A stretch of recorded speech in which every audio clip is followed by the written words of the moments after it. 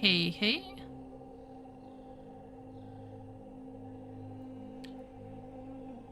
We got a few people in here. Let's see.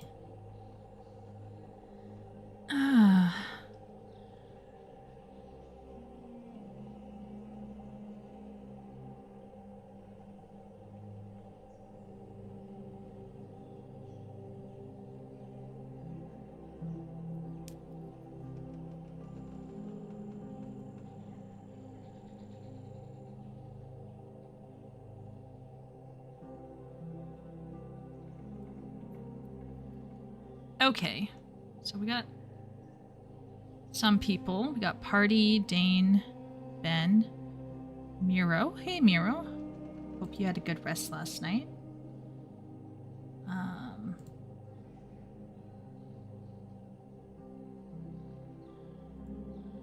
Party and I were talking about how I'm like, I don't feel like streaming today. It's going to be a wash. And then I go in and then I enjoy myself.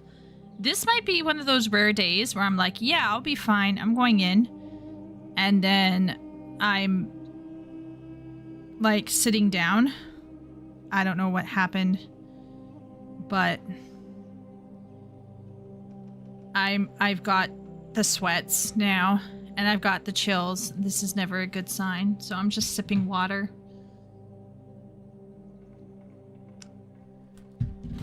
So we'll see. Ugh. Miro's mostly okay. Oh, that's mostly had a rest. That's good to hear. Better than no rest. So, yeah. Yeah.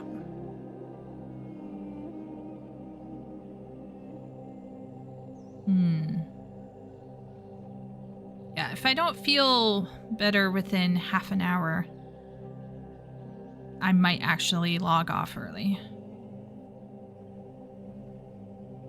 Yeah. Get you some soup? No, it's,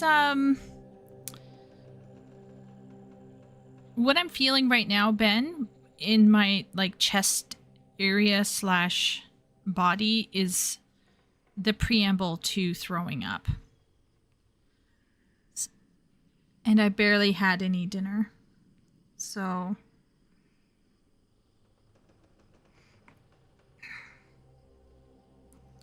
yeah. So before I start throwing up, I usually break into like a cold sweat. And yeah.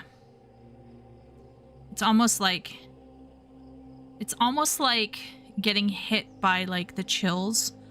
My body just goes into like this cold sweat and then I just, everything just comes up. I didn't eat a lot of nachos, so Party, as soon as I started eating a bit with the salsa, I was like, I regret everything. I don't know what it's been, but the past 2 nights have been kind of bad, so maybe I was just pushing it, eating nachos. I think I'm starting to develop like a intolerance for certain spices and like tomato-based stuff, and it's making me really sad because I grew up with pasta, and yeah, but anyway. Hey Simp, how's it going? Just chilling here. You know what we're going to do? We're going to sit and chill for a second or two. Then I'm going to play a video that Miro requested called What is Spotted Dick? So we're going to find out about Spotted Dick. And then if I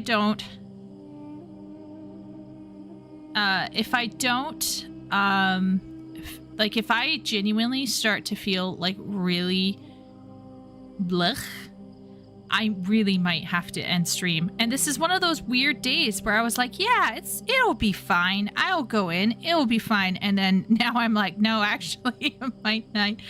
Dino Cool, tune in for 2 seconds.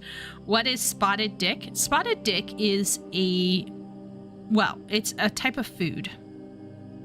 But it's not the food that everyone is thinking. Miro knows what spotted dick is, but it's kind of, Miro, would you call it a cake or a pastry? Ben, after watching this video of spotted dick, I expect you to be able to make this, okay? But this bro, he's going to make spotted dick based off of older websites. And it looks kind of cool. So we're going to watch a spotted dick video. We're going to react to it.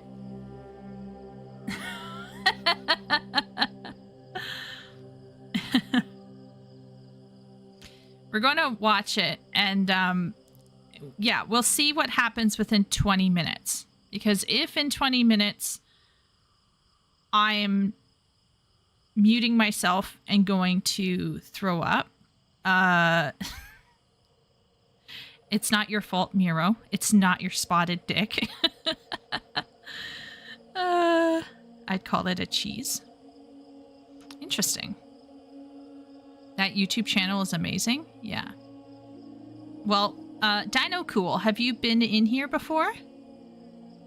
In the Victorian sense? I am willing to learn about spotted dick. I'm very willing to learn. I hope everyone is willing to learn about spotted dick.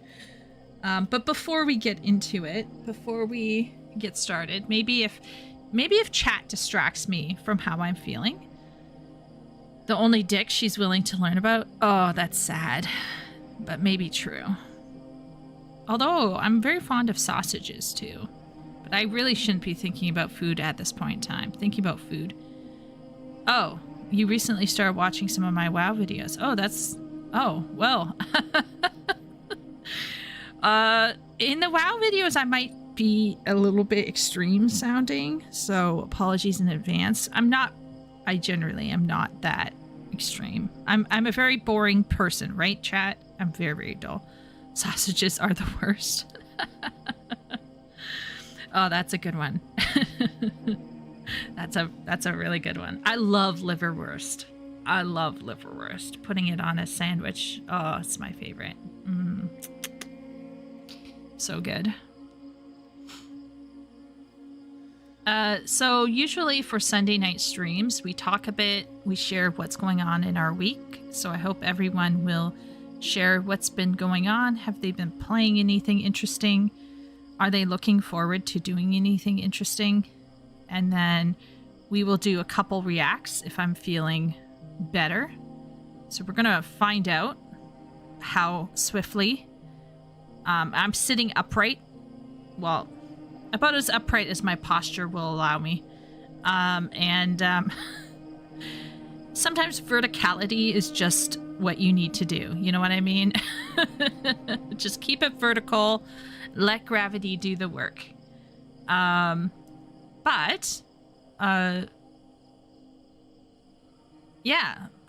before we get started, let's ask, what is chat up to? What anything interesting happened in the past week, or is anything going to interesting going to happen this week? So we should start with our mod. What is our mod doing? Oh yeah, we lost Dane to V Rising.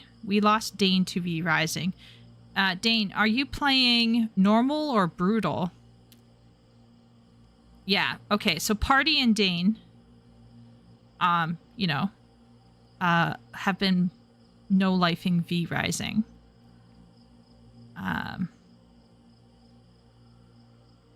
Brutal on his own, yes. So Dane and Party have a normal game together, and then they have their own separate games that are brutal. So that's interesting.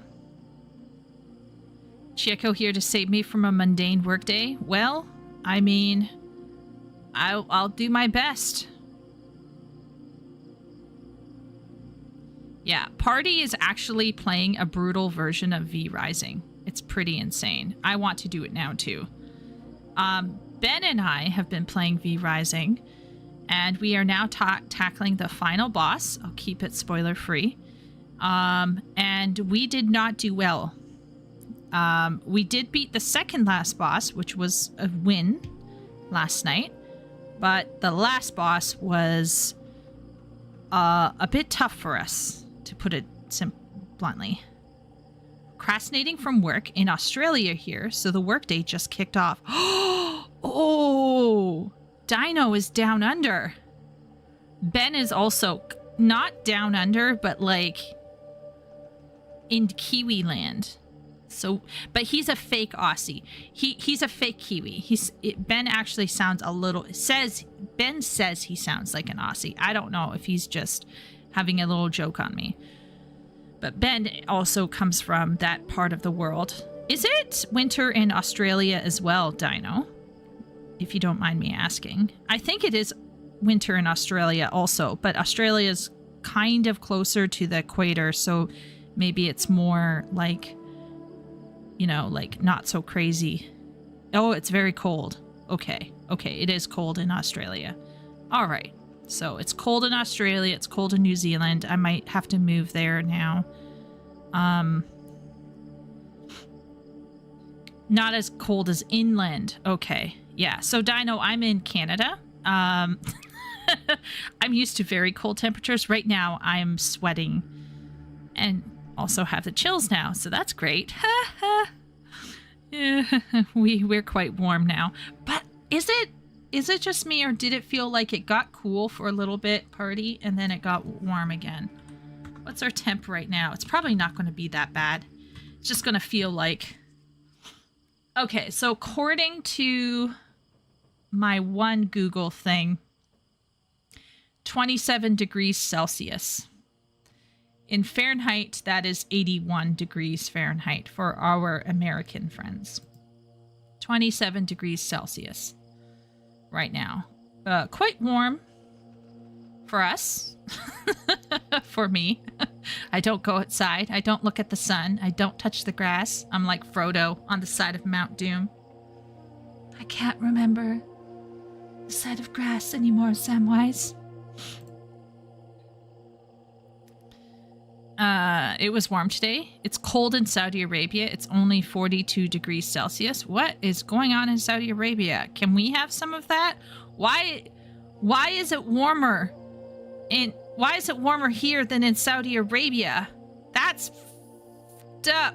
I tried V Rising when it came out, played for about a week, and just sort of never touched it again.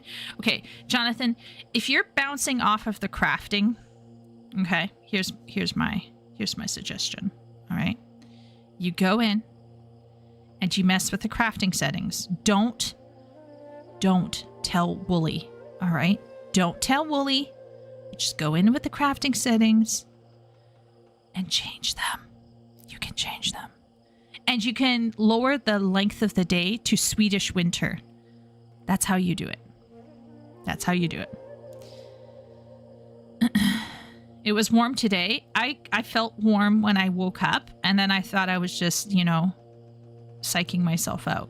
But yesterday it was 46. Yeah, we're at 81 degrees Celsius. We're at 81 degrees. It's a little disgusting here, in my opinion. That's what I'm going to say. It's disgusting. 27 degrees, though, could be worse, right? It could be 40. It could be 45 degrees. Wait a minute. Oh, wait a minute. It's cold in Saudi Arabia. It's only 42 degrees Celsius. No, wait a minute. No, wait, sorry. No, I'm getting confused. Karn is 42 degrees Celsius. That is disgusting. That's terrible. I will never go near the Middle East ever again. Yeah, that's no. Yeah. Yeah, no, guys, I'm confusing myself. I'm trying not to think of my esophagus. That's what I'm trying to do. And by trying not to think about my esophagus, then I'm just thinking more about my esophagus. Canada would melt. Yeah, if we have gone up pretty high, okay? We have, with the help of like a humidex, all of that bullshit. But yeah, when it gets super hot, Canada just melts and can't do anything. I thought the desert was cold at night. Actually cold? I thought that was Sahara. It's because of the stupid measurement flowchart. Ben is inciting the flowchart. Warm or cold would just depend on where you grew up, for real. I heard that depending on where you were born, that can affect your blood and how you interact with your environment. And at least you have AC, unlike Europe.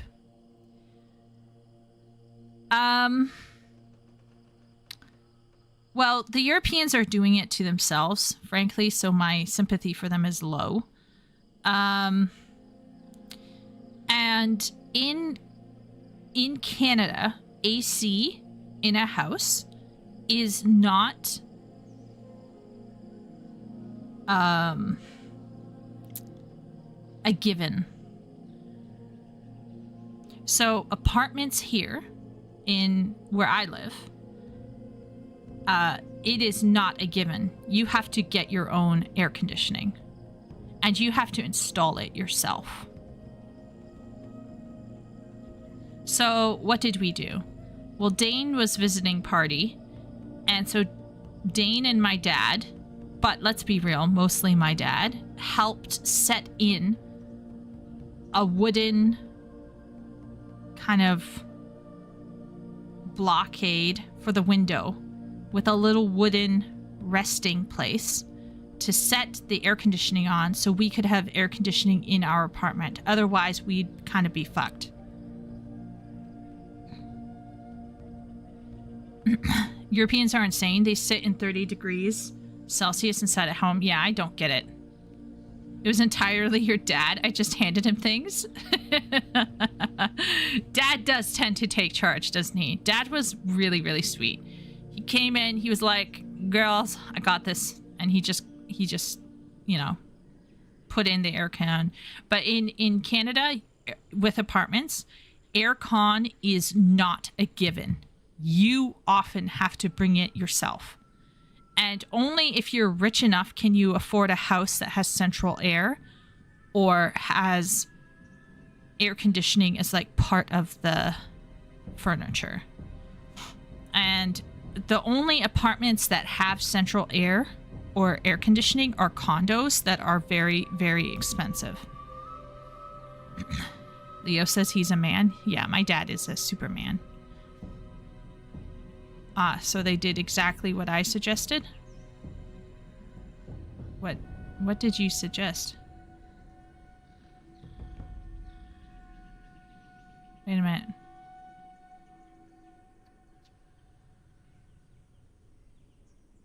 Jonathan, what did you suggest?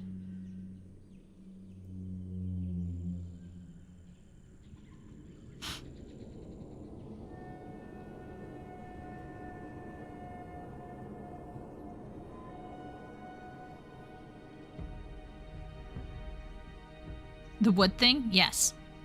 Yes, Jonathan. If I could give you a thumbs up and a heart and everything, I would. But I can't because this is YouTube. But yes, we did the wood thing.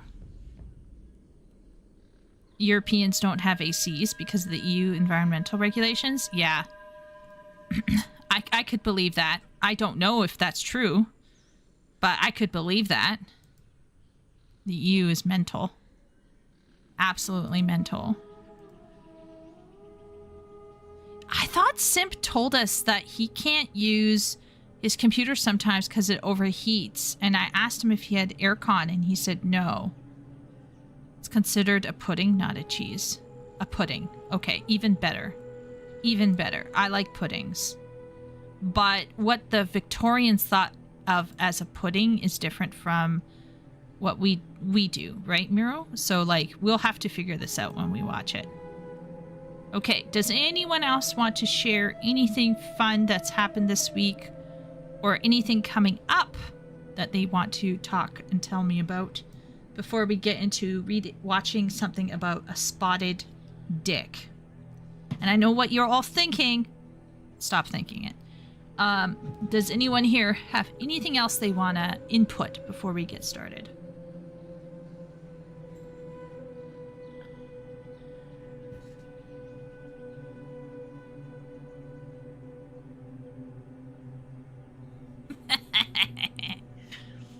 spotted dick. Dick. It's like blood pudding, which is blood sausage, or morcilla in my country. I think that sounds disgusting, and now I want to throw up even more.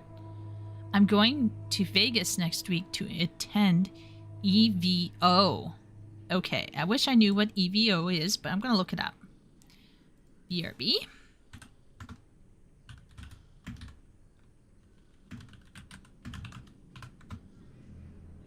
Ultimate Fighting Game Tournament.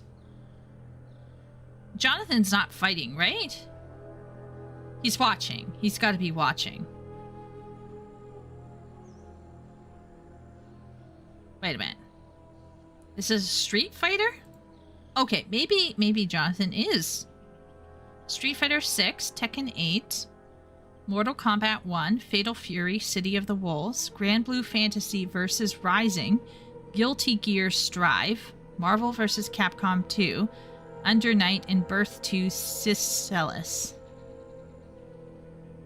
And then Rivals of Aether 2, The King of Fighters 15, BlazBlue Central Fiction, Guilty Gear 10, it's Zerd, Rev 2, Capcom versus SNK 2, Virtua Fighter 5 Revo, Samurai Showdown, and Killer Instinct.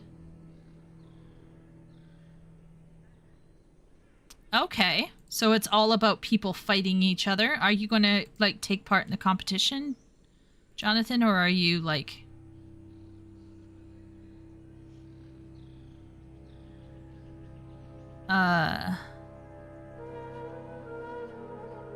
I'm signed up for Tekken 8 and Street Fighter 6. 6. Okay. Well, good luck out there, Jonathan. May the Force be with you. That's awesome.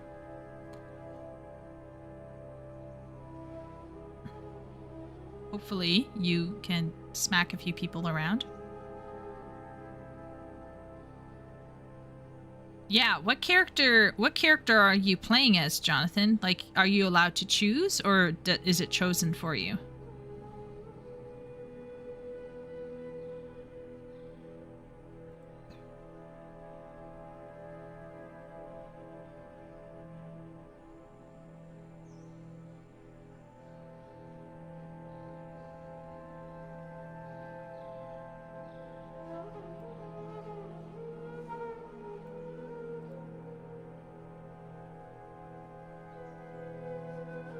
Hey, Wooly. Street Fighter 6, I use Chun-Li. And Tekken, I use Ling Xiaoyu. Okay. Chun-Li and Ling Xiaoyu.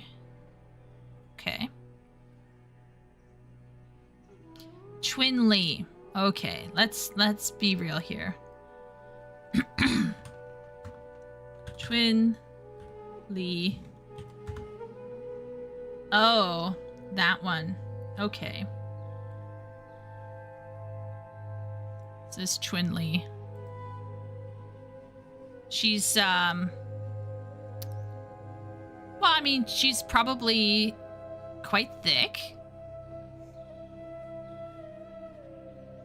At least she's covered to the point where I could see that her booba is going to get the proper support. So I like this character design. I give it the realism stamp of approval. The Chieko Booba realism stamp of approval. Okay, next up, Ling Xiaoyu. Okay, also, not bad. Her chest is flatter, which is actually more realistic. Because actually no big boobad woman is going into fighting for fun. Let's be real here. If any woman is going into an actual MMA type of shit, they're flat AF for reasons. But she's very pretty, and you could see that she probably could wear a bra underneath there. Like, you could see that she could potentially be wearing like a flattening sports bra. So, not bad characters. Is she giving anyone 1010 vibes?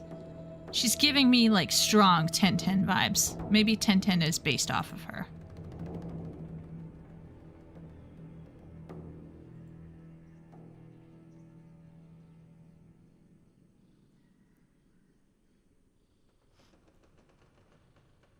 The kicking lady. One day, Chieko will see a female character not comment about the booba, but today is not that day. No, today is not that day. Today is not that day. Chun-Li as well, though. The bun thing? Yes. So these are very Chinese-inspired characters, obviously. Like, look at the name. Ling Xiaoyu. That is, like, super Chinese. Now, of course, they could be, like, Asian, but have, like, a pinionification of their names. But as far as it looks to me, like, if I was just going to go off of the name style, this is looking Chinese. She's basically wearing a qipao. She's basically wearing a qipao.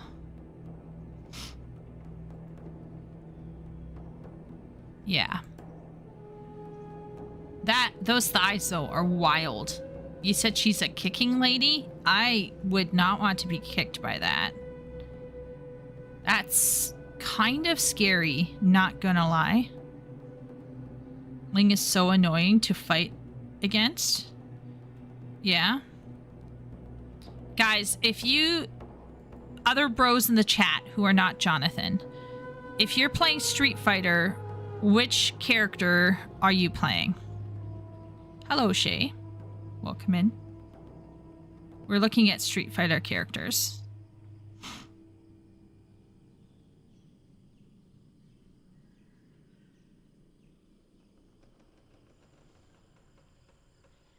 If you're playing a Street Fighter character,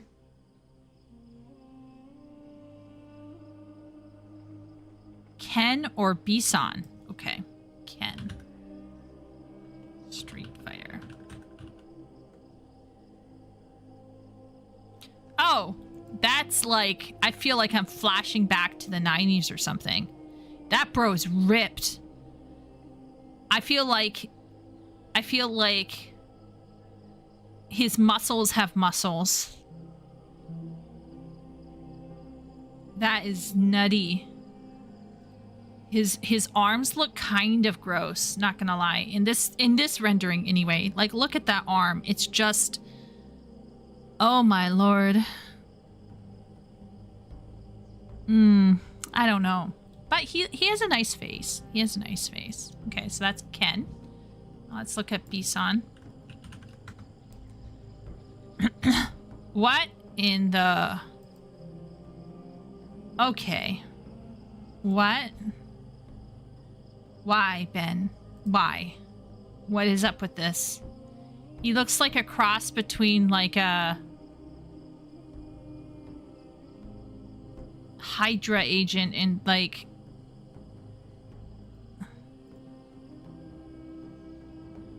What is he supposed to be? A super person? I haven't played since junior high, but I always played that one. Military guy with the Johnny Bravo hair? Yeah. I haven't played a fighting game since the PS4 days. Willie somehow manages to get to #1 suddenly. I don't know how that is. He must be paying Susan off. When I did play Sagat. Okay, let's take a look at Sagat. Oh my lord.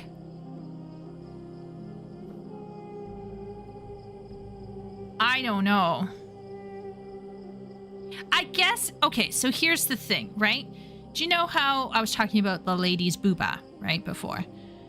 That's kind of the height of feminine appeal, right? And for the men, if you're a fighter and stuff, like the height of masculine appeal is to be absolutely ripped.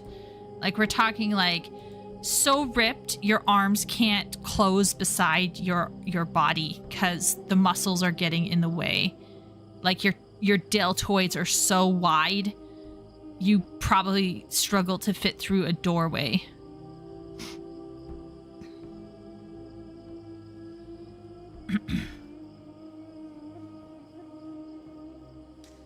IRL, if I saw these people IRL, I would probably not engage with them. I would stay far away. Tiger, tiger, tiger, tiger.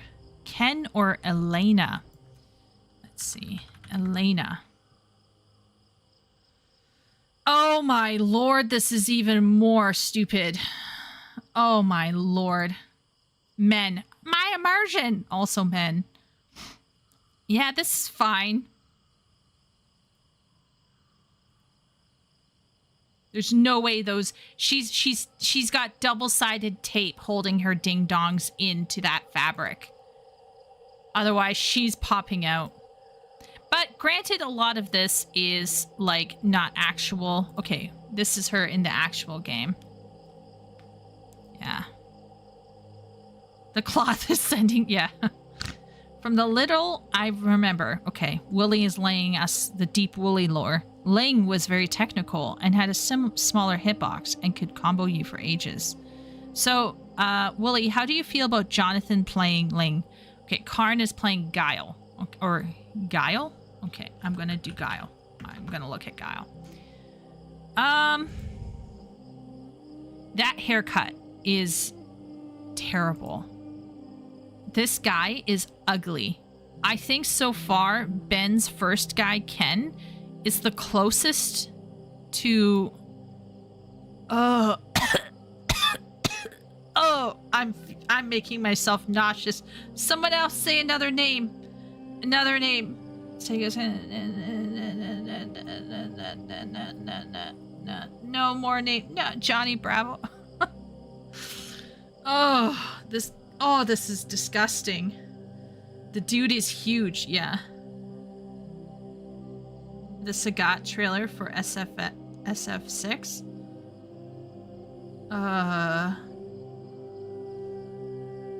The guy he's holding gave him the chess car. Oh. Her gameplay is fun, though? Okay. Okay. That's fair, Dario. I mean, let's all be real. When I'm commenting about the aesthetics, it's because I have no opinions about the gameplay. I just need to be very clear about this. I am not judging the gameplay. I'm just going to judge the aesthetics of the characters. That's all. Bianca? Okay, let's take a look at Bianca. I need to, like, rinse my eyes. Is it Street Fighter? Blanca. Okay, Blanca. It looked like Blanca Street Fighter.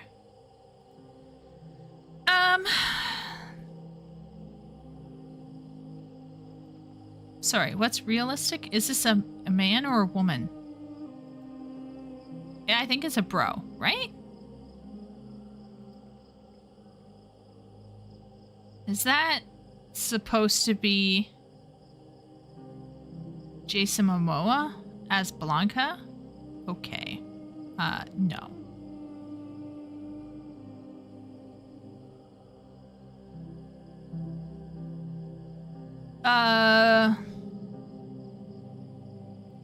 I mean, the level of muscle on this guy feels appropriate to me.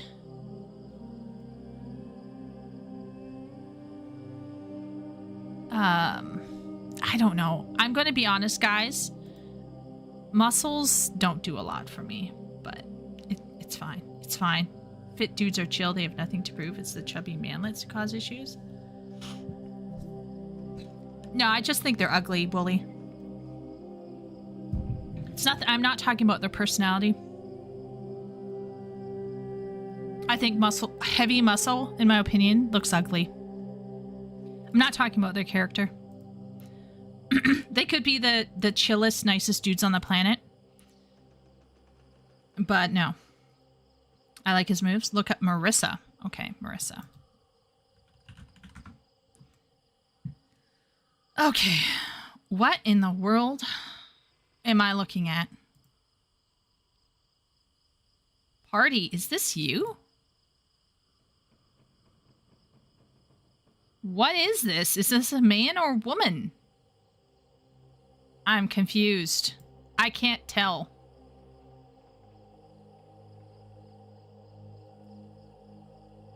Is this a bro? It's a woman. Okay. That's a big woman. Are you sure it's a woman? Because this makes it look like it's a man. I'm getting mixed vibes here, guys. Okay, let's click on this wiki. We gotta find out. She is an Italian pancration fighter. Pancration. Appearance. Yes, but is she an actual she, or was she born a different way? Is this a poppy thing? Strong woman. Okay. She's possibly bisexual. Who fucking cares? This is a fucking guy. Okay, her sexuality is later confirmed in the game. She chooses to marry both. This is very dumb. That's stupid. But setting that aside, it's cool to see, like, a very dude-like woman. But why does she look weird? She looks weird.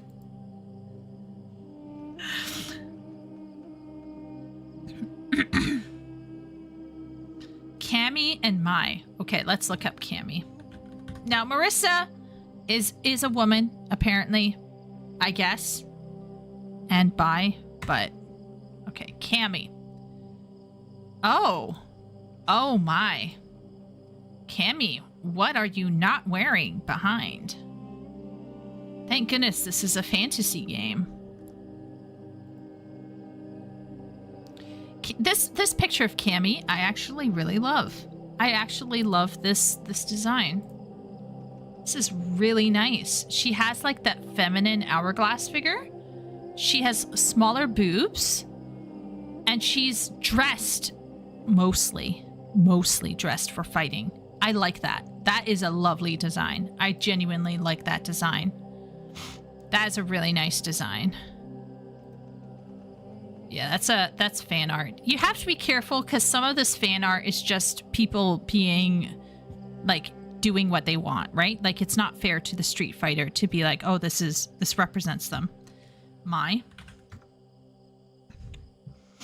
Okay, this is Tsunade in another world. Once again, don't know how everything's keeping in there, but she's really pretty. She's really nice looking.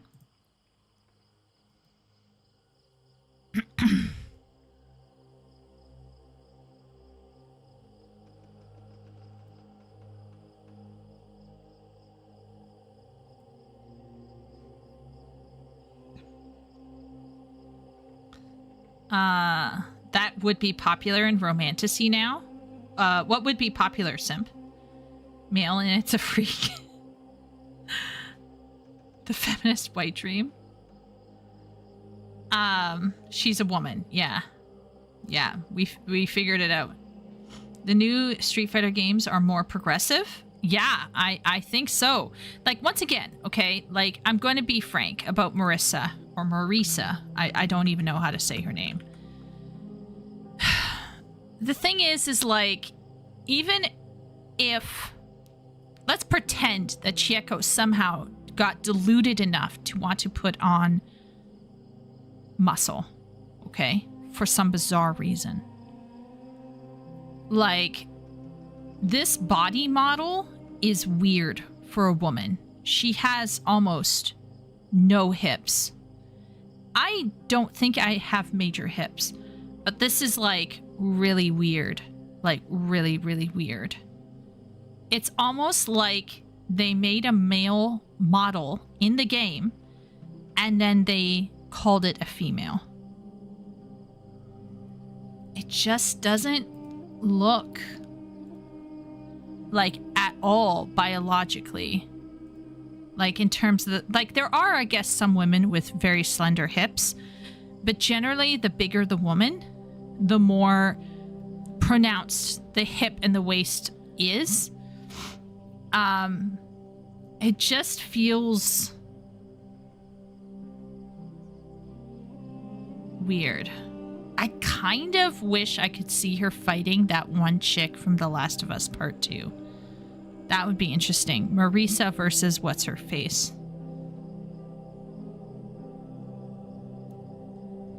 Her haircut is the shape of a helmet? Yes. I think it's because she's supposed to be a Pancratian, which is a Greek thing. So they're trying to give her a Corinthian helmet.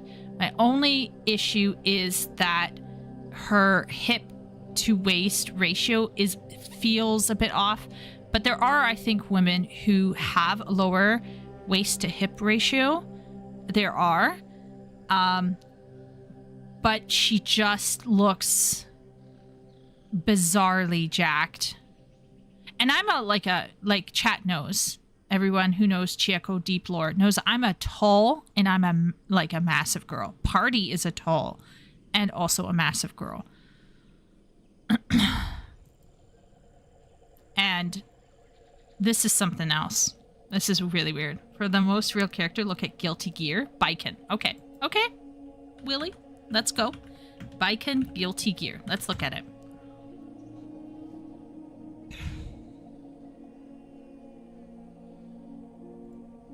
Willie, are you trying to enable me to help you get some weird, porny shit in here? Although I will say this. I love her aesthetic. This is very Japanese samurai. I genuinely I hate the color red. I hate the color white. But together it looks really, really nice. That looks really great. But what's this, Wooly? What is this? What is this? I think Wooly was having me on. I remember being like, where was her vulva? She's giving Tsunade. Yes. The Cammy design update caused so much rage they had to bring back that leotard. Really? Oh, I liked that original. I liked that one. But maybe that's because I have a feminine eye. Maybe that's it. Stapling boobs to a male model and calling a woman is all the rage nowadays. Get with the times, Chieko. Yeah. I as a woman, I'm offended. Hello. Street Fighter designs are meant to be exaggerated. Yes, I do agree. And it's great to see a woman with little hip being represented because they do exist. The problem is that the women who have less hips don't tend to be sturdy like that. I don't want to be mean to specific races here, but I remember in my time in China, hanging out with a lot of Koreans. Now, bizarrely enough, there were a lot of Chinese people that had a smaller waist to hip ratio, but where I lived, a lot of women had all the natural curves. It was the high-end, upper-class Korean women who looked tiny, and almost all of them had to get C-sections. Now, I'm not against a woman getting a C-section. You have to do what you have to do, okay? You know your body. Your body is specific to you, and we can't guilt women for not having birth naturally. But I don't think a lot of people understand what goes into removing a baby through C-section, because nowadays it's considered to be quite normal. But the reality is you have to lift out your small intestines and a bunch of other shit to get to the baby. And my one friend who had a C-section said that for a while afterwards, her digestion was kind of fucked. And the reason is because when they put back the small intestines into your body, it's not like they can just like lift them out and be like perfectly position them on the table and then lift them up off the table and perfectly position them back in your body, right? Anyway, long story short, C-sections can take a toll on you. And I remember talking with a lot of the Korean women with whom I tutored their children, okay? These women were so tiny compared to me. They were like half my height, sometimes 3/4 my height. Very few got anywhere close to my shoulders. And these tiny women would never birth a child naturally, easily. They had no hips.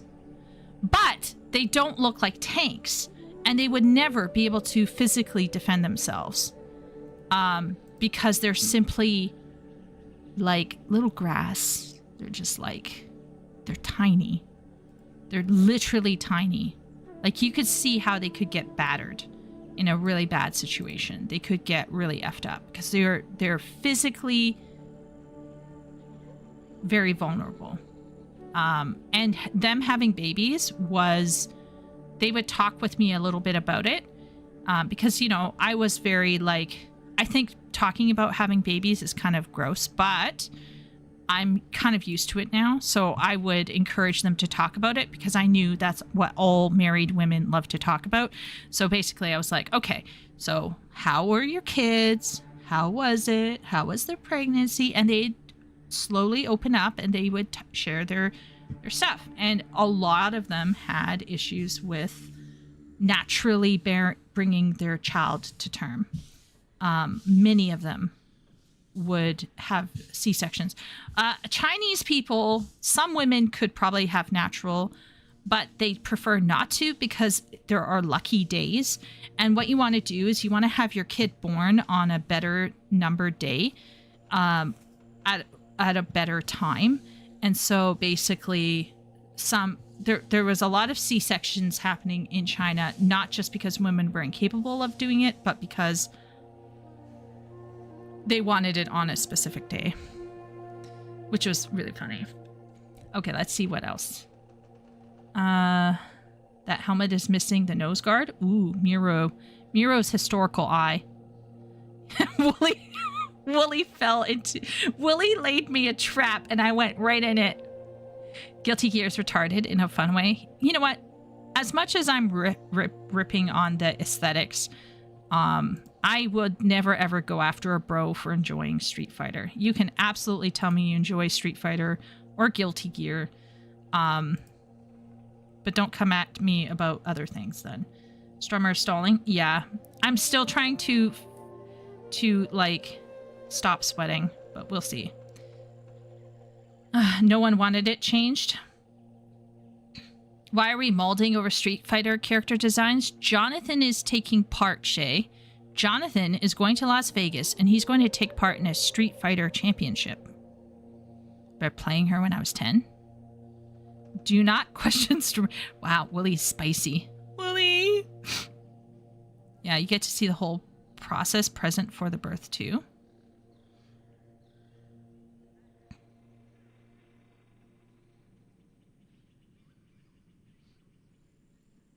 Definitely good topic when feeling sick. Yeah. Are we delaying or is this a thing tonight though? So Shay, when I sat down, I was feeling positive about streaming.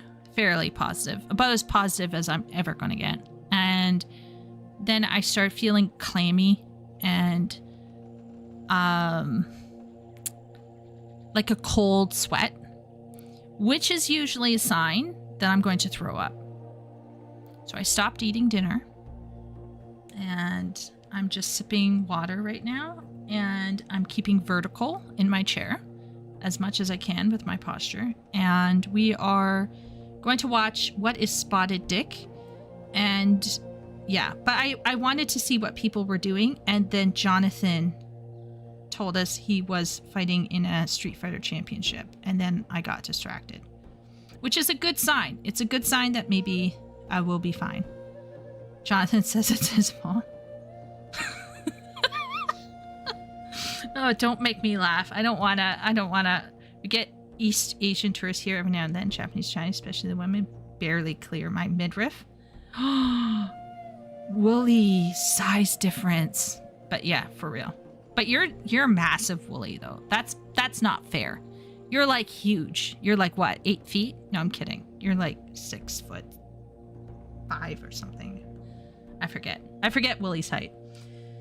But Woolly is massive. And he will come and he will find you. My old co-worker said back home in Morocco, they also scheduled their C-sections. They didn't even try to have the baby naturally. Wow. That's insane. You can train to be a broad-shouldered woman to a point, though. Yeah, I think, Shay, there are some races that have higher sexual dimorphism, like biological dimorphism is higher. So I think like white people, black people, probably some Middle Eastern women could probably put that muscle on. It's not that Asian women can't be muscled. It's just that they're petite. It is the way it is. Their men are petite too. Especially on an inverse triangle frame, yeah. The story and lore is a fever dream. Did you have fun playing it though, Wooly?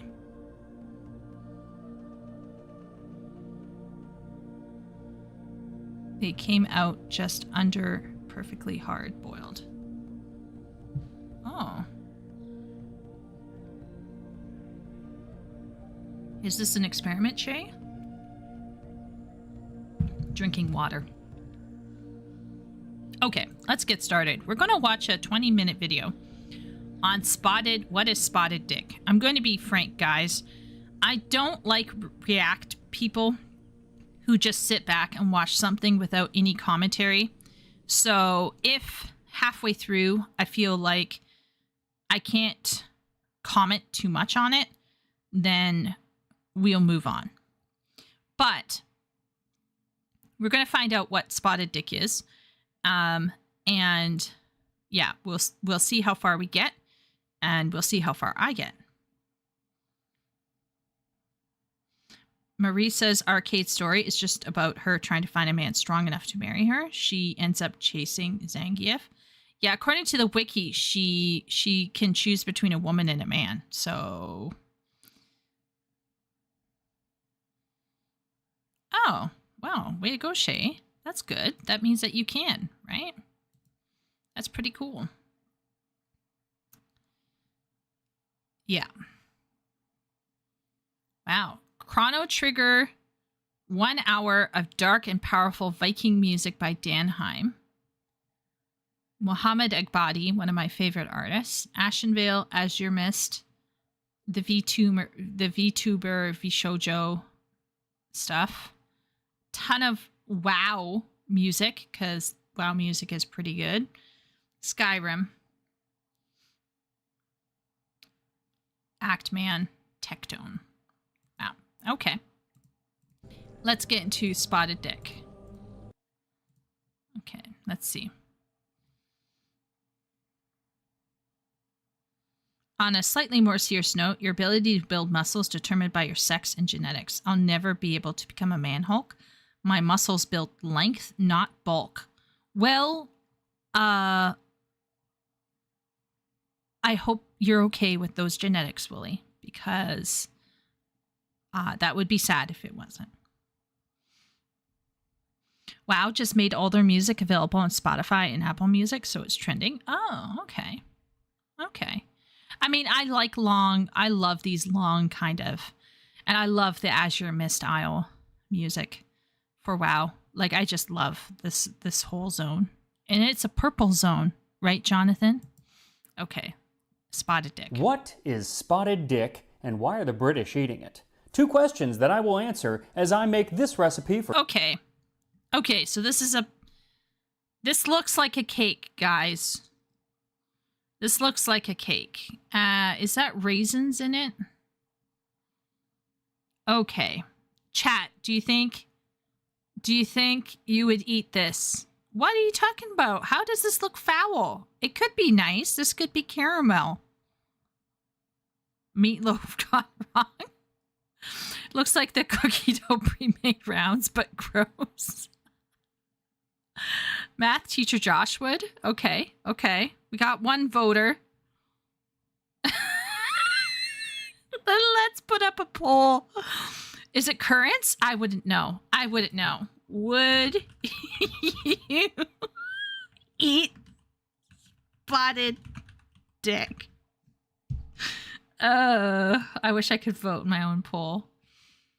Come on, guys. I don't know. Okay, so while we wait. For Spotted Dick from 1854. So thank you to Squarespace for sponsoring this video as we dive into Spotted Dick. This time on Tasting History.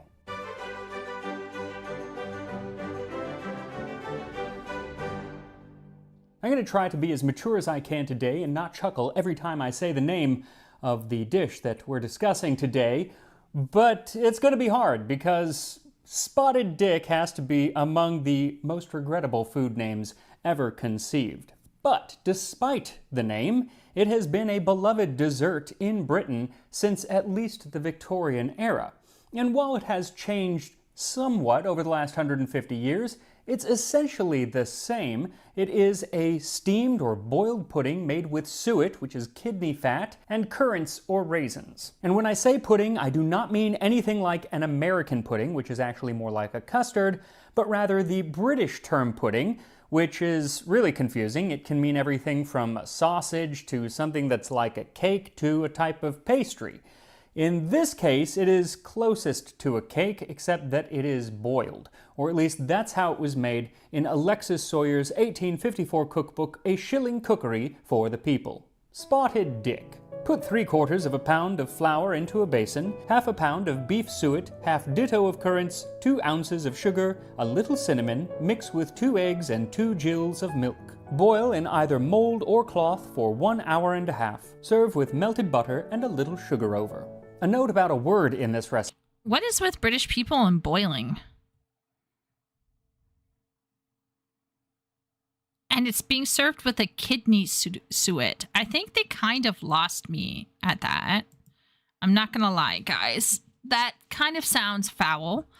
But what is with British people and boiling? Maybe British people in the chat can explain. Or British adjacent people. Also, do you think Spotted Dick is perchance related to, like, Richard? Like, Spotted Dick recipe name etymology.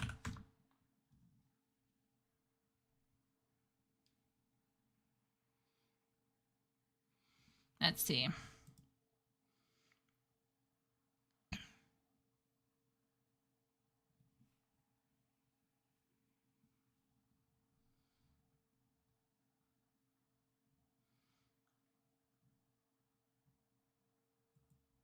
Oh, okay. We got it.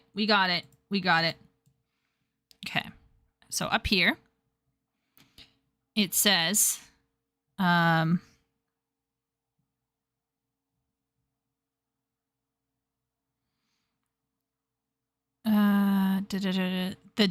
dick in Spotted Dick.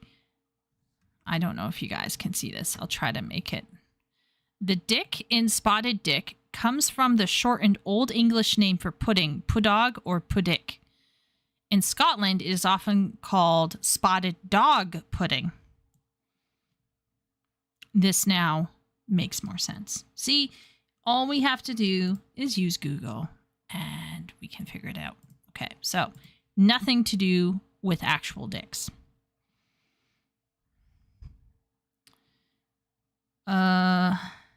If it is a British fruit pudding, it will probably be served with custard. Suet, if made right, has no flavor of its own. Yikes. British food sucks for the most part. Agreed. Wait, why is American barbecue... Is that why Americans barbecue so much? Because they hate boiling things? I'm not averse to boiling things. Well, I mean, it's Canada, okay? That means we boil some things and we barbecue other things. Canada is where it's at, guys. It's in the middle. It can't make up its mind. It's schizophrenic, but at least we get the best of both worlds. Pub snacks are top tier. Yeah. It's probably highly rendered purified suet, like lard.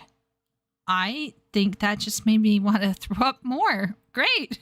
Also, since the Brits live in a damp country, it's only natural they boil everything. There's no point looking it up. I looked it up for myself, Leo, because I don't trust anybody. And I might not even trust that website, but that website will give us like a little springboard by which we can. Brits love dicks.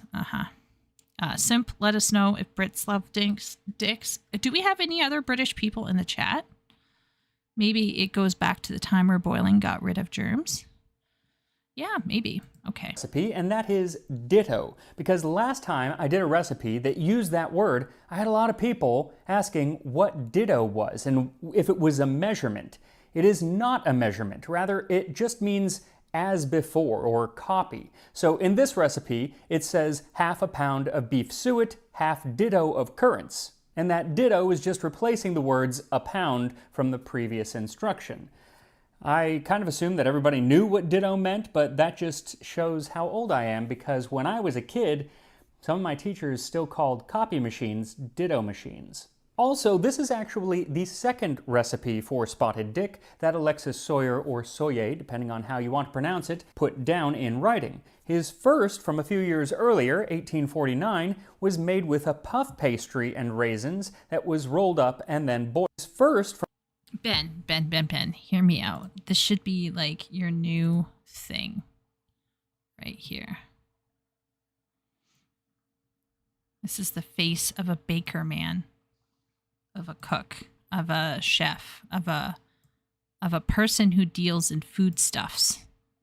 Kind of looks like James McAvoy. From a few years earlier, 1849, was made with a puff pastry and raisins that was rolled up and then boiled. But this revised 1854 recipe is more like what most people, even during the Victorian age, would have called spotted dick. So for this recipe, what you'll need is 2 3/4 cup or 340 grams of flour, 225 grams of suet. He calls for beef suet, but you can also use vegetable suet. Also, here in the US, it can be somewhat hard to find, except in bird food, so I'll put a link in the description to where you can get that online. Then 1.5 cups. Is it just me, or did the suet look like... Wait one sec. It kind of looks like maggots. I don't know. It looks not good. But anyway, let's keep going. 5 grams of suet. He calls for beef suet, but you can also use vegetable suet. Also, here in the US, it can be somewhat hard to find, except in bird food, so I'll put a link in the description to where you can get that online. Then 1.5 cups or 225 grams of dried British currants, eating a bird heaping food 1/4 cup or confirmed. 60 grams of sugar, 1.5 teaspoons of cinnamon, 2 eggs, and 1 1/5 cup or 285 milliliters of milk. And yes, 1 1/5 is kind of an odd measurement, but that is because I'm having to convert from the recipe that calls for 2 gills of milk. And a gill is 1/4 of a pint, but in 1854 that would have been an imperial pint, and so 1 gill was like 142 milliliters. It's a little confusing, but there it is. So to make our spotted dick, start by whisking together the flour and currants in a bowl, and then add the cinnamon and the sugar. Once everything is incorporated, you can add the suet and mix until all of the bits of suet are covered in flour. In a separate bowl, whisk the 2 eggs and then add about half of the milk and whisk it together.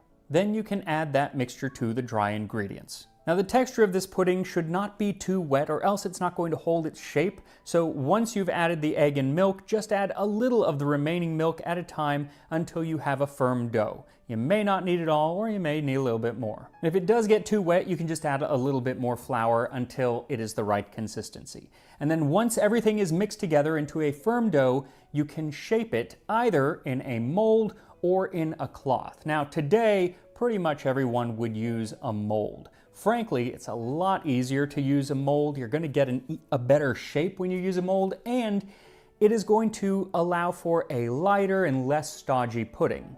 But in the Victorian era, most people were still using cloth, especially in a poorer household, and so that's what I'm going to use. Also, you kind of need to use a cloth if you want to get the unique shape that was a spotted dick at the time. As can be seen in this ad from 1940, it is supposed to be a cylinder. And this is why in Alexis Sawyer's first recipe, it is called plum bolster, or spotted dick. Plums being dried fruit, and bolster being those long cylindrical pillows that are really pretty but kind of useless, at least on a bed. Maybe on a couch they're useful. Anyway, I don't really like them, but that's all right. That's where it probably got its name. Confirmed. And that is the shape that we're going for, rather than the round cannonball shape of a Christmas pudding. For a bit more context on the shape and the feel that you're supposed to have in the traditional spotted dick, there is a wonderful recollection from 1949 in a newspaper where the journalist is thinking about the spotted dick of her youth. The only other cylindrical-shaped pudding we could remember took us back to childhood days, when something we used to call spotted dick appeared on the dinner table and was our never-failing delight. I have a feeling I might turn from a spotted dick today, for it was a somewhat stodgy concoction of suet and flour and currants. The equivalent of it the used to be charlet boiled and bread. in a pudding cloth, and when the dish came to the table, the imprint from the string which had tied up the pudding could still be seen on the glutinous surface. So that's what we want, a stodgy, boiled, glutinous cylinder. Yummy. And for that, you're going to need a pudding cloth. Now, typically, these were made of muslin, a close weave muslin, and that is what works best today. Yeah, because you don't want it to, like, the seep more through. you use your pudding cloth, the better it will be, because even after washing, it maintains just a little bit of the suet, of the fat from the previous pudding in there, and so it makes it more and more waterproof each time. But for this recipe, it actually doesn't need to be all that waterproof. All you need to do is boil it in some hot water for a few minutes and then lay it flat and dust the center with plenty of flour, more than you think. You just want to leave a few inches of unfloured cloth around the edges.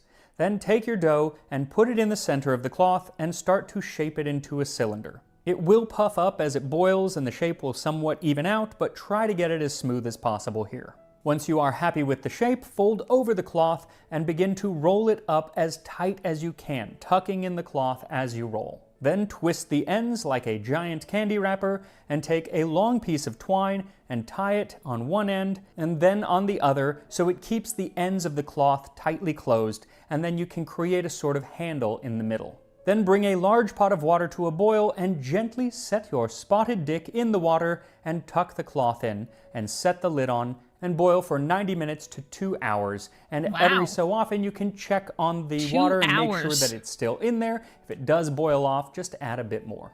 And while this pudding boils, make sure to like this video as we answer the question, why is it called spotted dick? Okay, now he's going to tell us.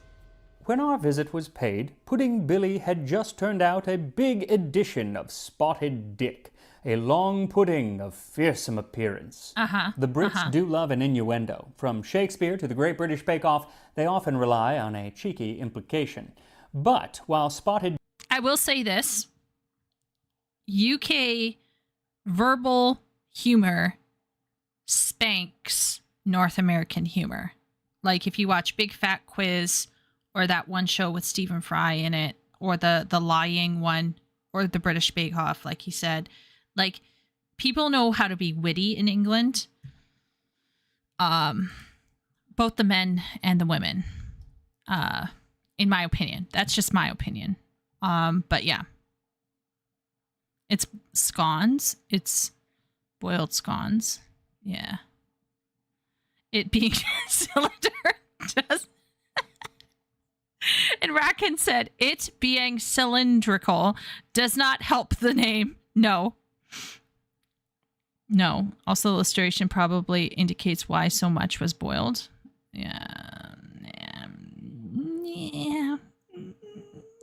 I like British comedy programs. Yeah. British comedy to me is... Now, once again, like, I don't watch tons of sitcoms or stuff. I find that kind of stuff a drag, but there's a wit about British humor that is wry and spicy and very word focused as well, which is it feels more intelligent. That's all. Sometimes it's hard to understand them when they talk really fast.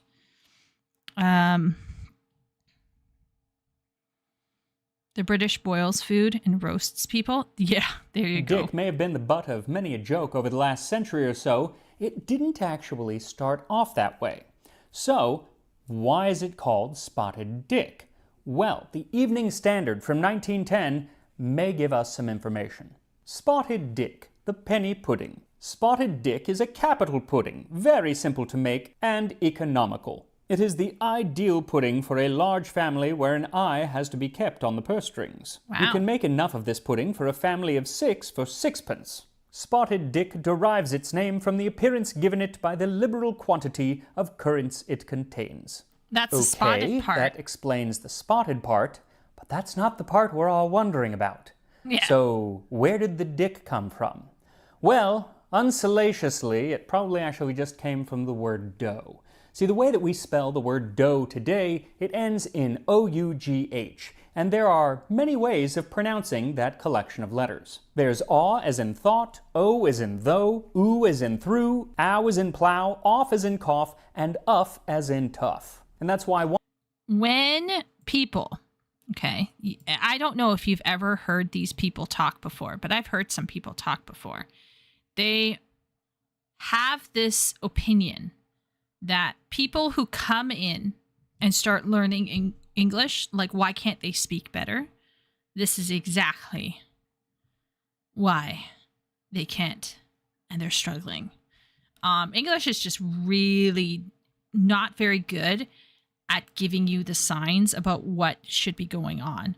And to a large degree, it does just come down to habit and memorization. And this is one case.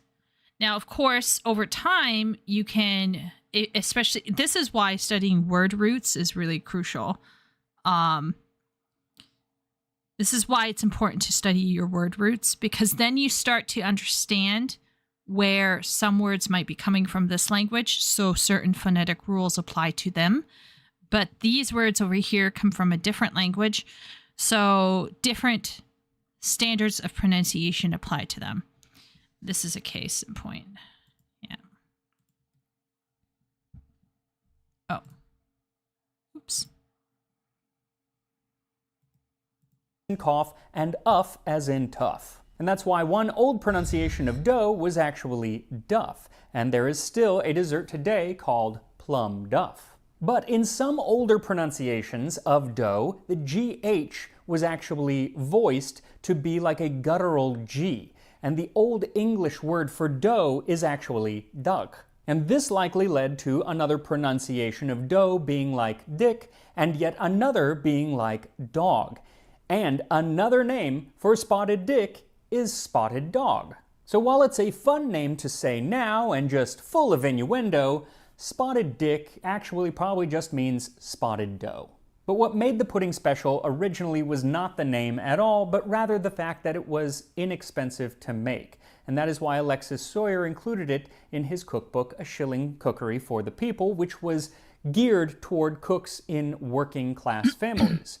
Wow. He even talks about it in an earlier cookbook, saying that before he made his fortune, it was part of their weekly regimen of food. When I was first married and commencing business, and our means were limited, the following was our system of living. Tuesday, broiled beef and bones, vegetables, and spotted dick pudding. And the reason that it was so much less expensive than many other puddings of the day was because it didn't have a lot of spice, it used less sugar than most other puddings, didn't have any alcohol, and it didn't have nearly as much fruit, it just relied on the dried currants. Isabella Beaton's Book of Household Management has a recipe for spotted dick, which she actually classically called boiled currant pudding, and she says it costs 10 pennies for about 8 servings. Compare that to her Christmas plum pudding, which for the same amount of servings cost 4 shillings, or 48 pennies. And because it was an inexpensive pudding, it was common amongst military cookery, especially on naval vessels at the time, where it was usually called spotted dog, and then later for students as part of school lunches.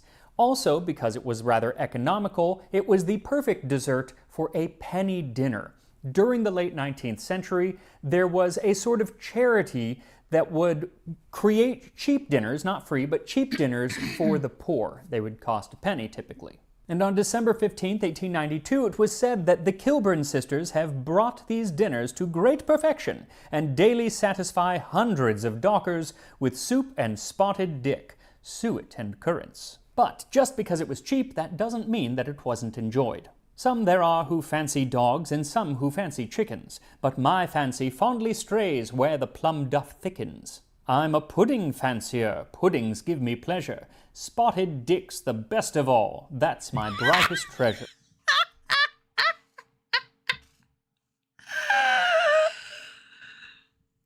Bring me puddin', swift and sudden. Let me take my pick. Some jam tarts cannot refuse, some like something that softly stews. But the best thing in the current news is a plate of spotted dick. Cottage pudding has its friends. Some stand up for sago. Sago. Tapioca cheers the soul. I agree. Atod makes the blues away go. But when I'm down and out, there's nothing there's nothing does the trick like a great big thumping plate of good old spotted dick.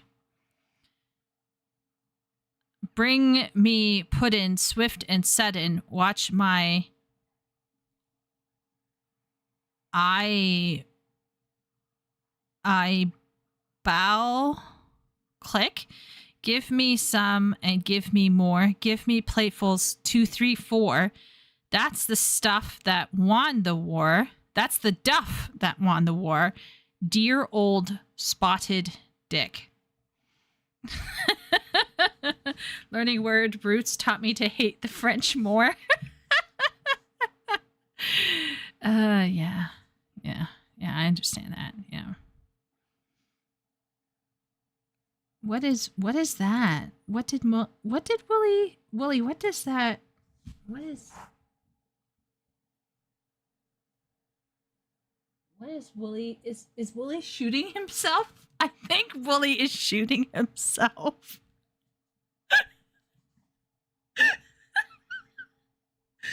Well, guys.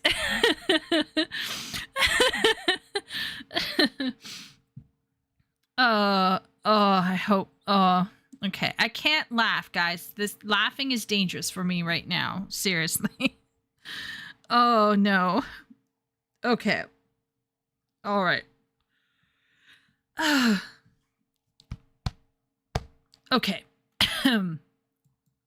No Bring laughing. me puddin', swift and sudden, watch my eyeballs click. Give me some and give me more, give me platefuls 2, 3, 4. That's the duff that won the war, dear old spotted dick. Though beloved as it was by some, it was still considered a simple and cheap dessert and something that was not worthy of a cookery school, at least according to one rather upset reader of the New Zealand Times in 1889. I know I am risking being told to mind my own business.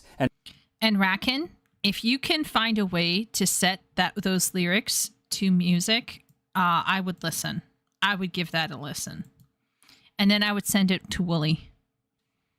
At least according to one rather upset reader of the New Zealand Times in 1889. I know I am risking being told to mind my own business and leave cookery questions to the fair sex, but I will dare a little further. What I would ask is, spotted dick? Is this the delectable viand, the confection of which is to be the high water mark of the instructor's culinary teaching? Spotted dick, indeed! I wonder, my friend, the Post has not seen in this some awful taint of sedonism. Wow, the New Zealand Times is going off in 1889. Yikers. That is the kind of person who would just live in the comments section on Facebook today. Anyway, there was one word in there. Yeah, what's up with that, Ben? Sedonism that I didn't know, and I actually had a lot of trouble figuring out what it meant. But luckily, someone on Instagram, I posed the question to Instagram, and someone was able to send me a definition from a newspaper in 1902. It seems as if a new word is clamoring for place in the English dictionary. The word is sedonism. It means pompous ambition, absurd pretension. Though while it may have been... Okay, let's go back here. So New Zealand hankers after representation in the British Parliament. Okay. New Zealand wanted to be represented in the British Parliament. It's a tiny country, though. So they probably thought, who needs to represent New Zealand? She wants one member in the Lords, the Duke of Seddon, presumably, and one in the Commons. Oh. No taxation without representation has its obverse. No representation without taxation. And if New Zealand thinks over the matter for a few moments, New Zealand is a female, might come to the conclusion that the game would not be worth the candle.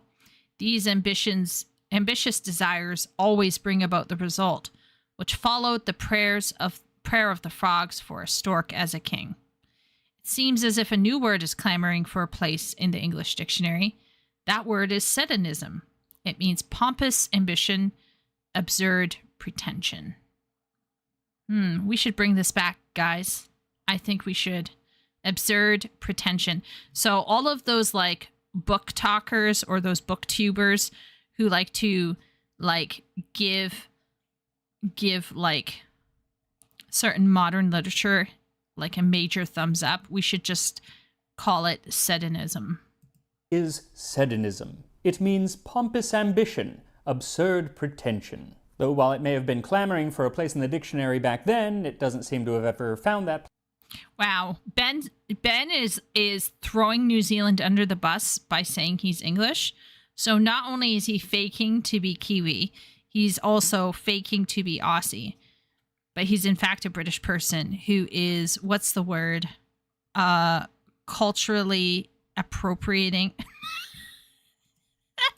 Place because it's not in the dictionary, at least that I could I'm find, kidding. but I think we should bring it back because it's a pretty useful word. Yeah. It actually has to do with the Prime Minister of New Zealand at the time, and he's the longest running Prime Minister in New Zealand history, I believe. His name was Richard Seddon, Wow. and many Look believed at he this had a guy. penchant for authoritarianism, hence Oh. the definition of Seddonism. And that brings us full circle back to Spotted Dick because, as his name was Richard and he fancied himself somewhat of a monarch, the press dubbed him King Dick. This is why I love history. Everything eventually connects. You're looking up the history of an old economical dessert with a funny name, and you get to learn a little bit about the politics of 19th century New Zealand.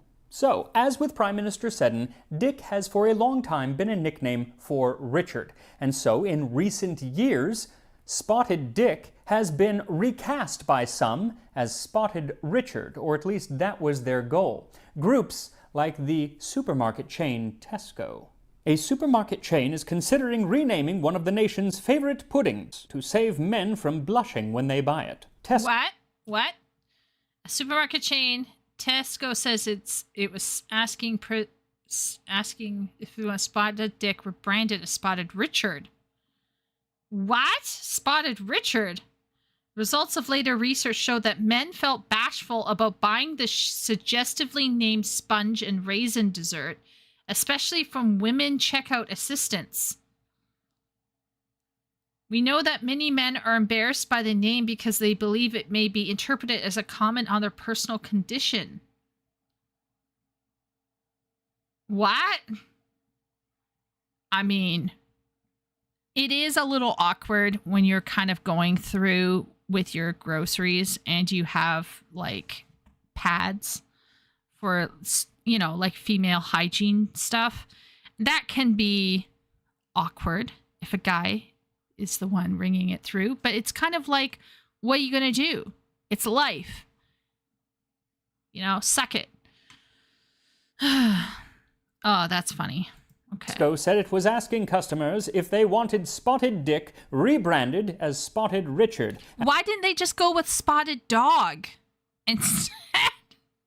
After it noticed that sales of the pudding lagged behind those of other traditional They should desserts. have gone with Spotted We know Dog. men are embarrassed by the name because they believe it may be interpreted as a comment upon their personal condition. I'm actually not sure if they ended up changing it in the store Wow. or not, but the NHS around this same time did change it on hospital menus for a short period, but then they changed it back with some fanfare, as newspapers declared, Spotted Richard will become Dick again. though this softening of the name was They should nothing have new, gone with because Spotted as far Dog. back as the 1930s, a poem was published that claimed, "Some sing of fruit and custard, and some of apple pie, but lovely Spotted Richard will always catch my eye." But regardless if you call it Spotted Richard, Spotted Dick, Spotted Dog, or Plum Bolster, the dessert has definitely remained a popular part of British cookery since the Victorian era, and perhaps even longer under other names. And that is why I am so excited to try this Spotted Dick. So once your Spotted Dick has boiled for at least 90 minutes, Okay, it should be ready. it's swollen You'll know now. that it's ready because it will have swollen up and become quite firm when you take it out of the water. Then set it on the counter and carefully cut the twine and start to unroll the cloth. If you have floured it well, it shouldn't stick too much. And just as the recollection discussed, the outside is glutinous and you can see the imprint from the string.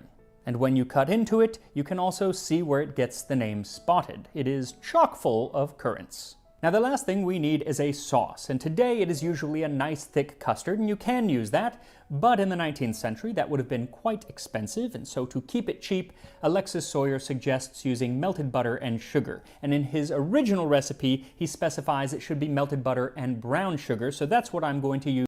Oh, okay. So it's basically what I initially thought it was going to be, a caramel-ish, like a brown sugar-ish sauce. Okay. Equal parts by volume. A half cup or 115 grams of butter and a half cup or 90 grams of brown sugar. Just melt the butter in a saucepan and then add in the brown sugar and slowly bring it to a simmer, whisking it all together, and in just a couple of minutes you'll have a lovely sauce which you can drizzle onto your Spotted Dick.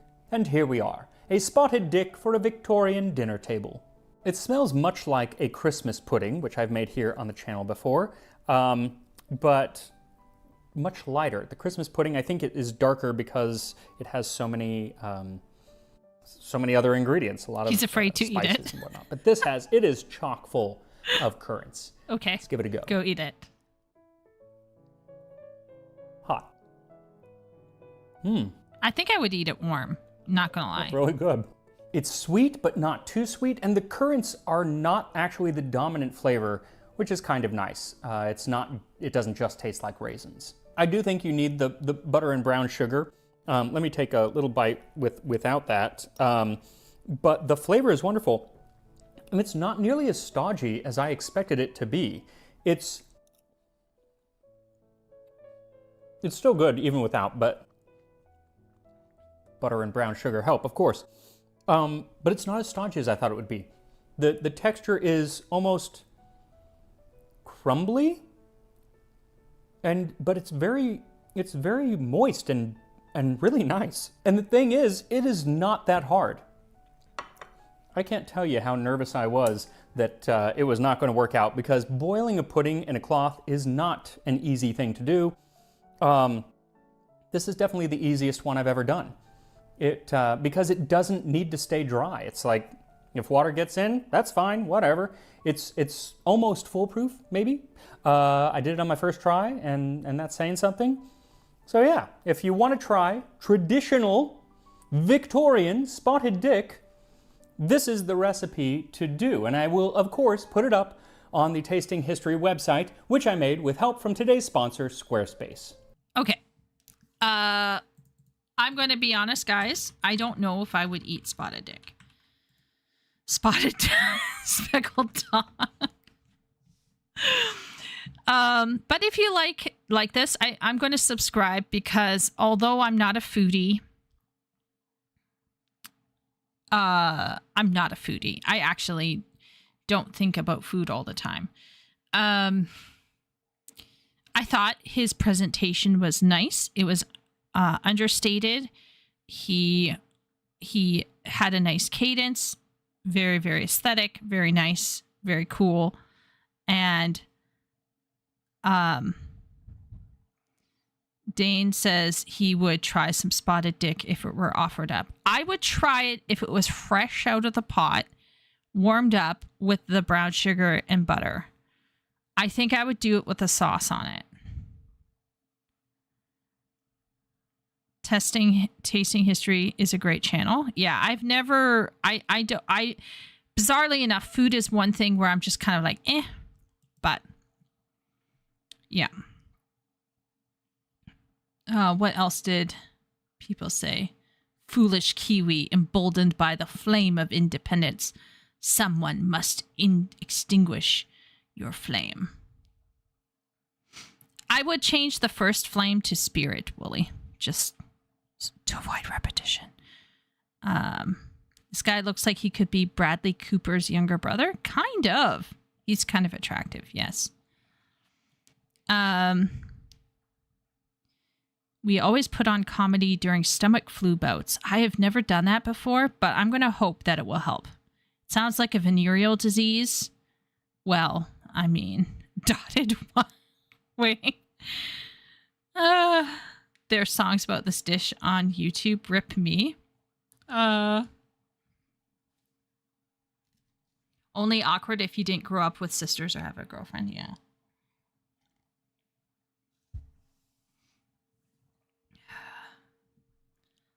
This is a record time for a 20-minute video. Well, here's the thing. There's not so much I can talk about Spotted Dick. You know what I mean? It is what it is. But it was a fun jaunt, and I stopped feeling clammy, so there's a very high chance that everything that went down will stay down. So this is a positive thing. So we're gonna aim. We're gonna shoot high today. We're gonna watch 2 videos, and then I might end a little bit early, just because of a certain other things going on in my life right now. But yeah. This is a record time for a 20-minute video. Yeah.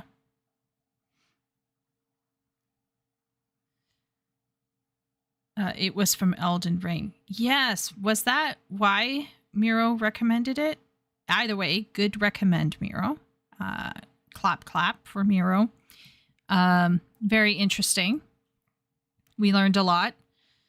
I don't know if I would have Spotted Dick, but yeah. So we have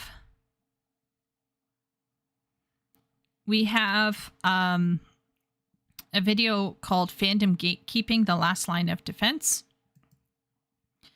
and why I enjoy games more than movies now. So I think one is from Leo. I think one is from Wooly. These are fairly short, so hopefully we will get through them. And then if I have time before midnight, I don't know what I'll do. I don't know. We'll see.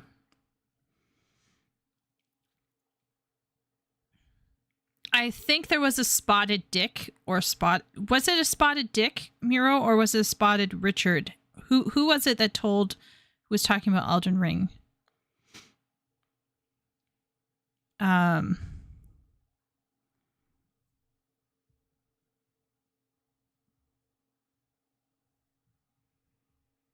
Let's see.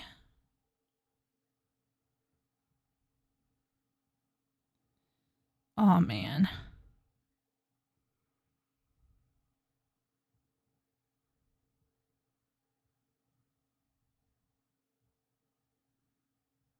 I have like eczema on my knuckle and one of my finger, like my finger joints, and it's like low key driving me crazy. What is wrong with Leo? Why stop picking at it? I'm trying not to, but it's like starting to worm its way into my subconscious. Okay. The Foolish Kiwi line is a paraphrase of Margit's introduction. Oh my lord. Oh, that's really good, Wooly. Oh, that's great. I didn't recognize it. I spent most of my fight with Margit trying not to die, because if I died, my brother would be kicked from the game. Let's be real. That was a mess. That's an embarrassing mess. My non-existent pride as a female gamer disallows me from remembering. She got it eventually. Yes. Only because Wooly tells me these things, okay? Wooly is like, I never had an older brother, but I imagine if I had an older brother, it would be like Wooly.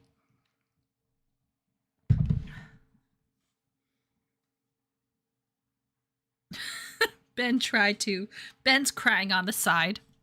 No, Ben, you gotta type more. You gotta be like really, really specific. I'm kind of, like I said, I'm a little bit out of it, but I'm going to persevere. While I'm persevering, I'm going to also... Oh, thank you, Party, for posting in the Discord. Ooh, Ben, did your last Ronin book come in? That actually looks kind of cool. That does look kind of cool. Kevin Eastman and Peter Laird. I'm not a huge comic book girl. I feel like I'm going to add somebody in here.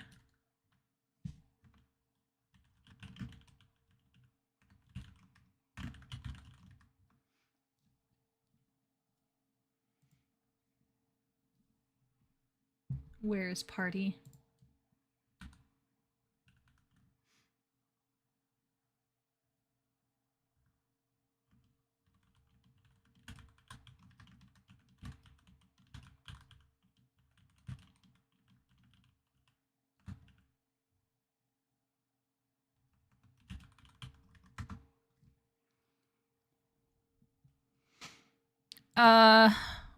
Any news while I'm sitting and thinking here?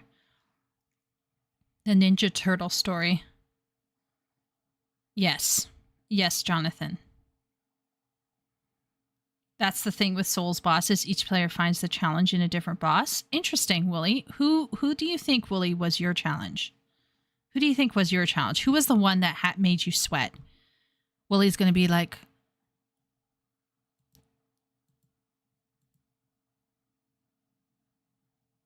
I actually don't know what Wooly will be like. I'm trying to imagine what Wooly would tell me. Okay, everyone who played Elden Ring in chat, quickly write down the boss that really challenged you, and it was a wall, and you started molding, and you had to put it down for a bit, and you had to walk away. Quickly write down the name of the person while I'm waiting for...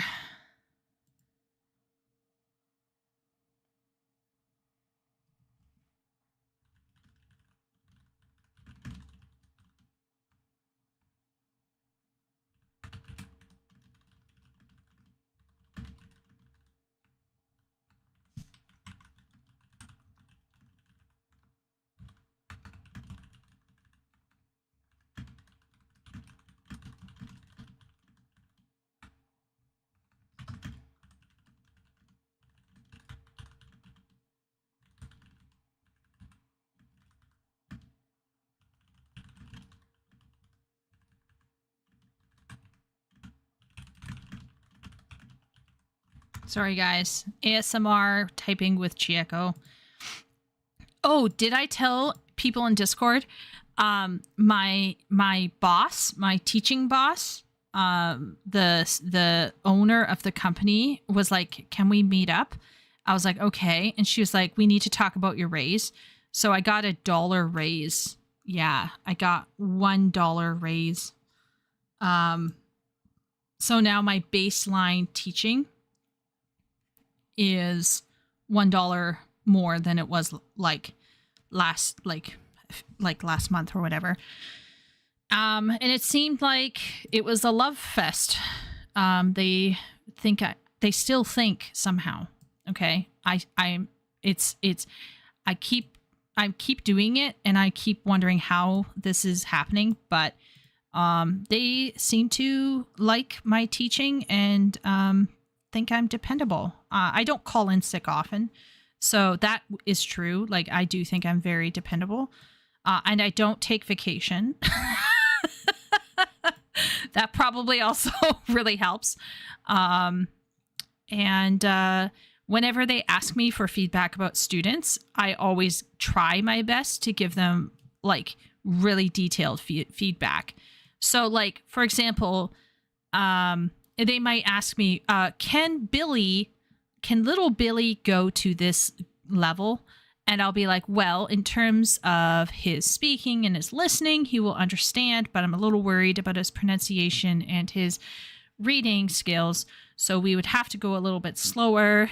And another thing he needs to consider is the fact that that curriculum requires more writing, and he's not written a lot to date, so he might struggle with that.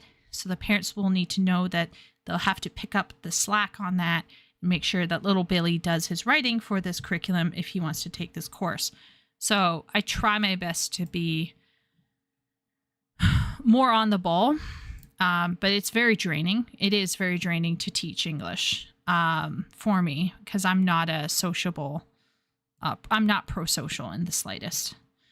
Okay, so let's see what people said. Radigan said math teacher okay, is Radigan like the meteor bro who comes like in the red zone and he comes out of the sky? He's like a meteor. Melania and Mog stopped me hard. Everyone else was manageable. Wow. Okay. Bosses on horseback are the worst for me. So the Tree Sentinel. The tutorial boss in Dark Souls 3 was my wall. It was my first Souls game ever. Radigan is with math teacher Josh. So Ben agrees with math teacher Josh that Radigan. Ooh, Monet. Dogs had to go out. Okay. Welcome back, Shay. Honestly, the fight I hated the most was Twin Stone Gargoyles in Elden Ring. Crucible Knight Duo in Ariza Hero's Grave Morgott was easier. I was reflecting on the early WoW zones and Elden Ring narratives because of your last vid. I think they can also be described as modular. Congrats on the race. Thank you. Yeah.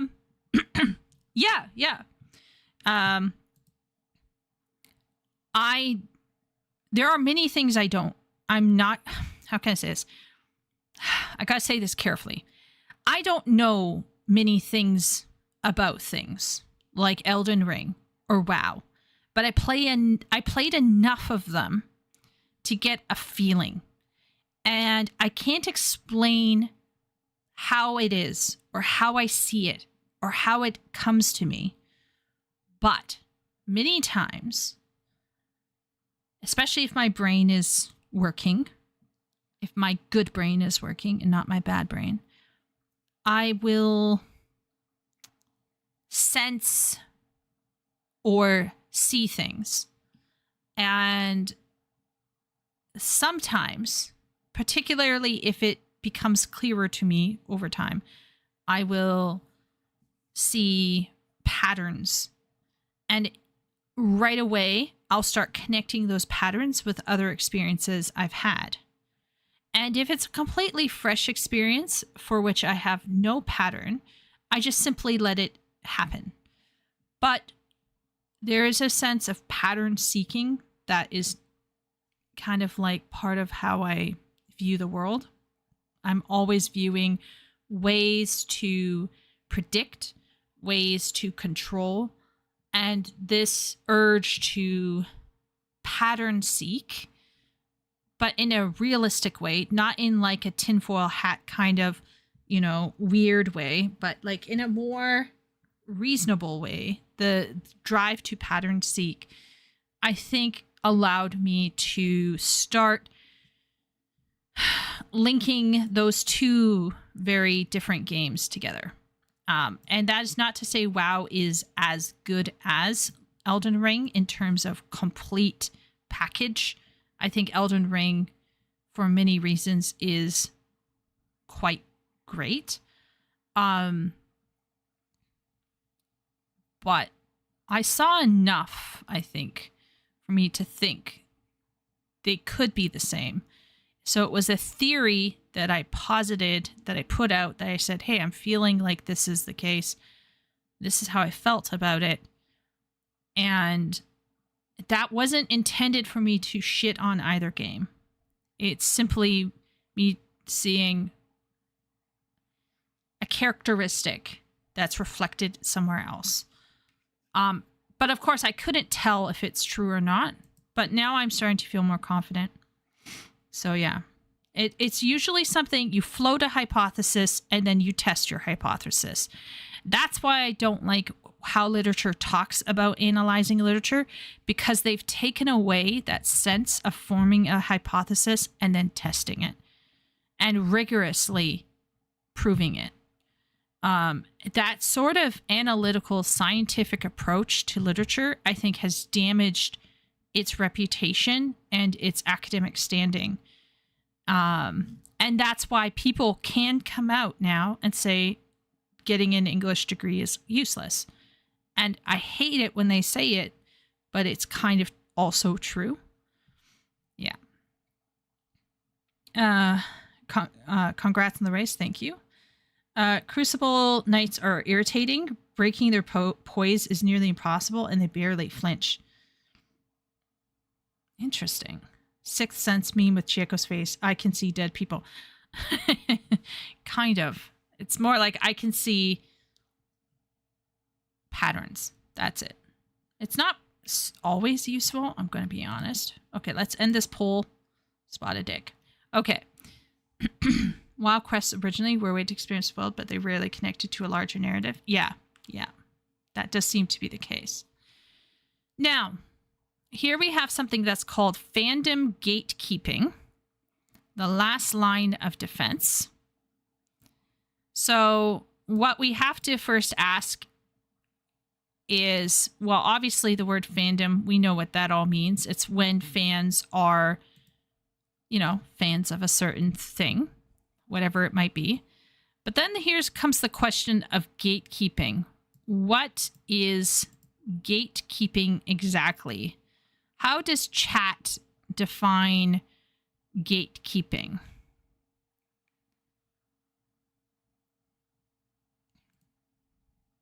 Because I think in my head, there's a negative view on it, and then there is a potentially positive view. We can also maybe access some dictionaries. So we got Oxford Language Dictionary, which is the active of controlling and usually limiting general access to something. That's kind of what I saw it as. So for example, people could potentially gatekeep, let's say, writing books, right? So they could say, oh, you don't have a degree in creative writing, or you don't have a family lineage of creative writers, or you are not from a certain social group, so then therefore you cannot self-publish, or you cannot embark on whatever activity it is that you want to do.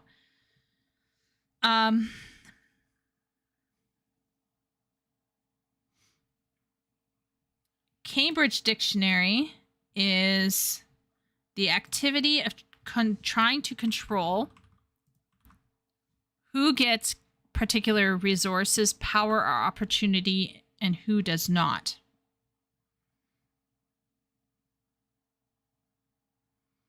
So that's another one. Merriam-Webster. A person who controls access. Okay. A person who controls access. So a gatekeeper.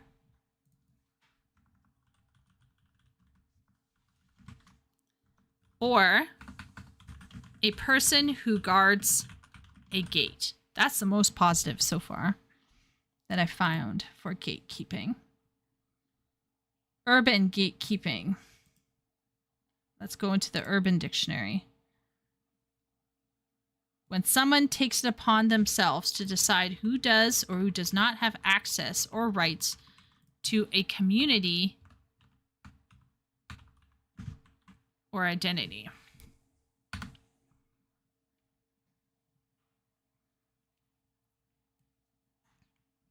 This one states, gatekeeping is to make your interests exclusive in order to protect them from becoming mainstream. That's very particular. Wow, Urban Dictionary is kind of going all the way out there. But I think going to Urban Dictionary is useful because it shows how the understanding of this word is morphing.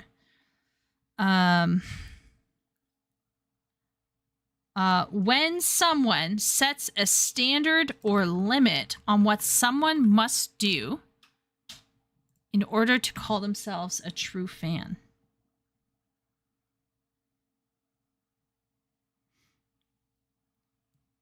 When someone uses a hobby or interest as a means of elevating themselves above others. Wow, that's taking the definition quite far from the original, but okay. Okay, now here we go. 7. The practice of preventing the entry of bad actors into the fandom. So I have a feeling that this one down here is going to be what this video is going to be about.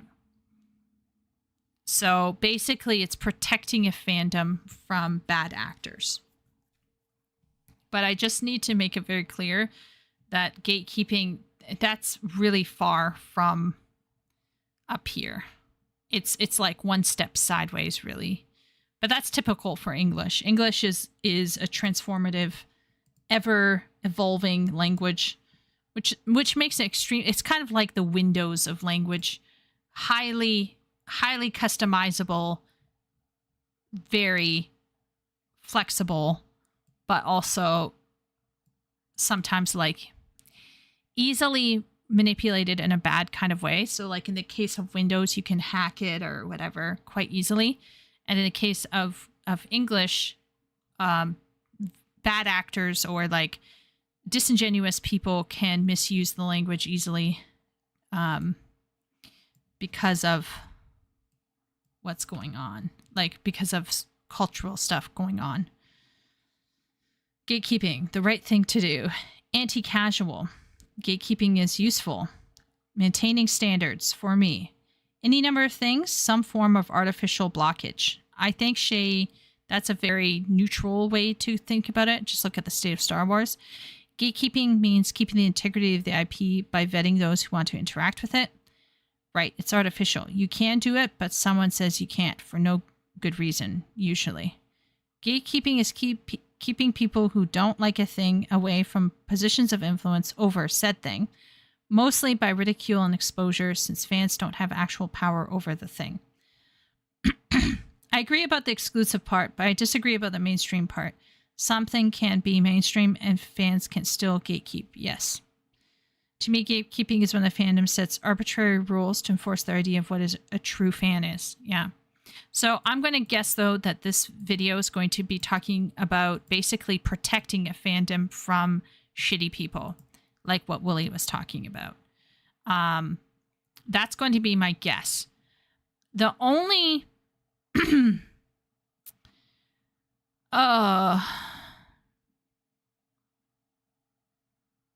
Okay, I'm going to try to encapsulate my thought on this.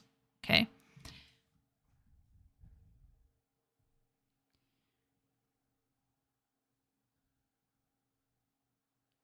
Star Wars, one of my favorite IPs of all time, had a massive wrecking ball occur on the release of The Last Jedi. And it was so shocking and horrible and terrible and sad and depressing and enraging that I haven't really engaged much with Star Wars since then. And I love Star Wars. I love it. And if I could have gate kept Rian Johnson out of the community, I would have. But at the end of the day, I also sometimes wonder about people like myself who complain about what happened. And I wonder at the end of the day if people talking about gatekeeping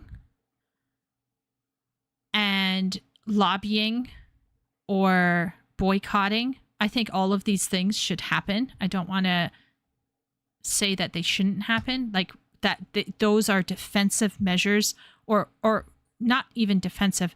They are a form of an aggressive measure that should be taken before things get too bad, right? But what happens if things spiral out of control to the point where bad actors have come in and have taken over an IP, and there's nothing you can really do about it? And I think at that point in time, most people move into what I call the defensive posture of kind of just voting with their wallet and not interacting with that media at all. And I support that, and I recommend that. I respect that. But my only thing is when it gets to that point where the IP is so cooked and people are just walking away, there's a practice of people who then hunker into small corners of complaining, and they sit and they bitch and moan about what happened to the IP, when there are websites like Tumblr and fanfiction.net and Archive of Our Own and Royal Road, where they could go and for free in their spare time make content with those worlds. They wouldn't be able to make money, but they would be able to perpetuate that community or that IP in their own way. They could transform it themselves. They could take it and rebel. And I think there is a huge portion of people who are absolutely fine with sitting at home in their armchair, bitching and moaning about something having been changed, and they do shit all to reclaim it for themselves. And I'm not saying that everyone should get up and start writing. That's not what I'm trying to suggest. But I think there are some people who could.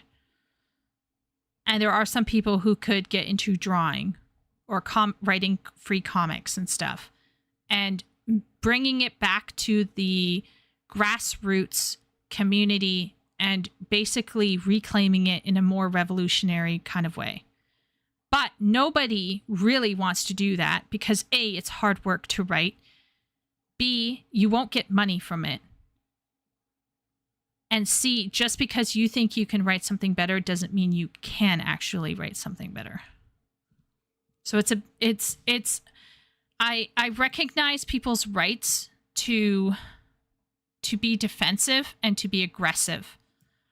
But if things get to such a degree that the fandom is lost entirely, at what point do you just shut up and move on? Or do you start doing something about it to preserve it in your own way?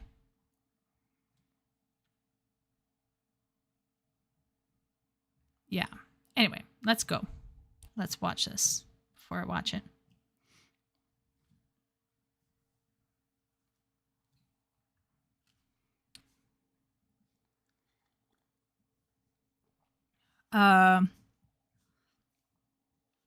Prequels was sort of toxic too.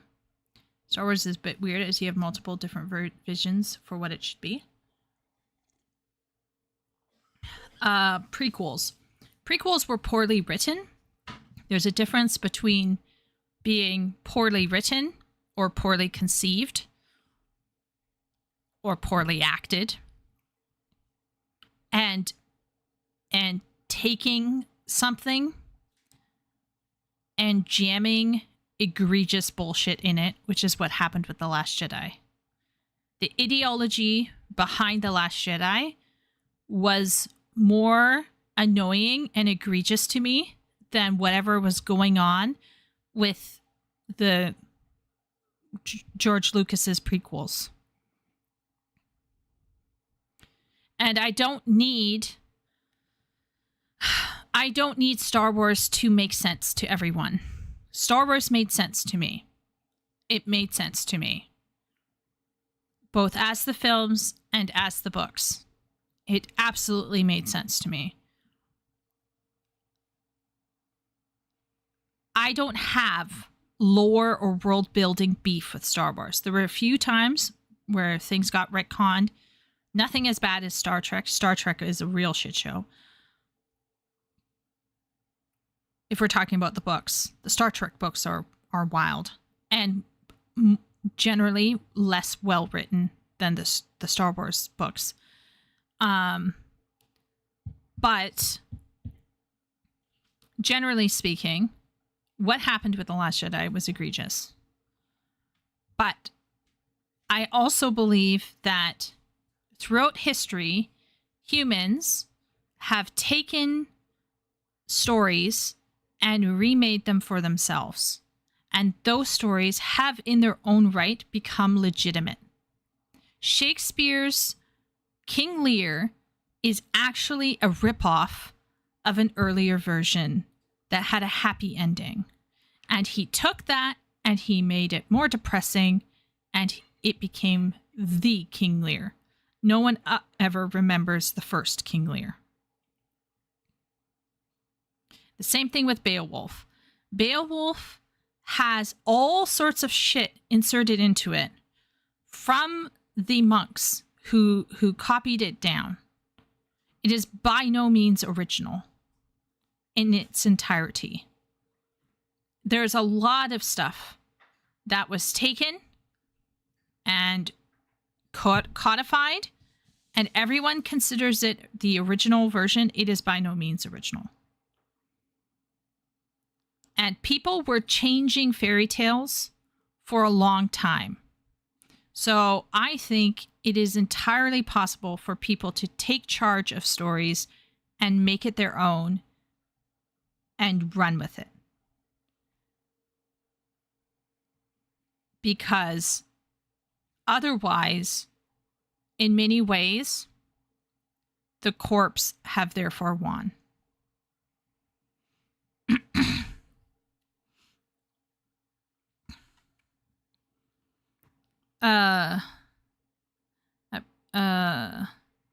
I've been reading from some Star Wars fan fiction on Royal Road. It's mostly just bad writing.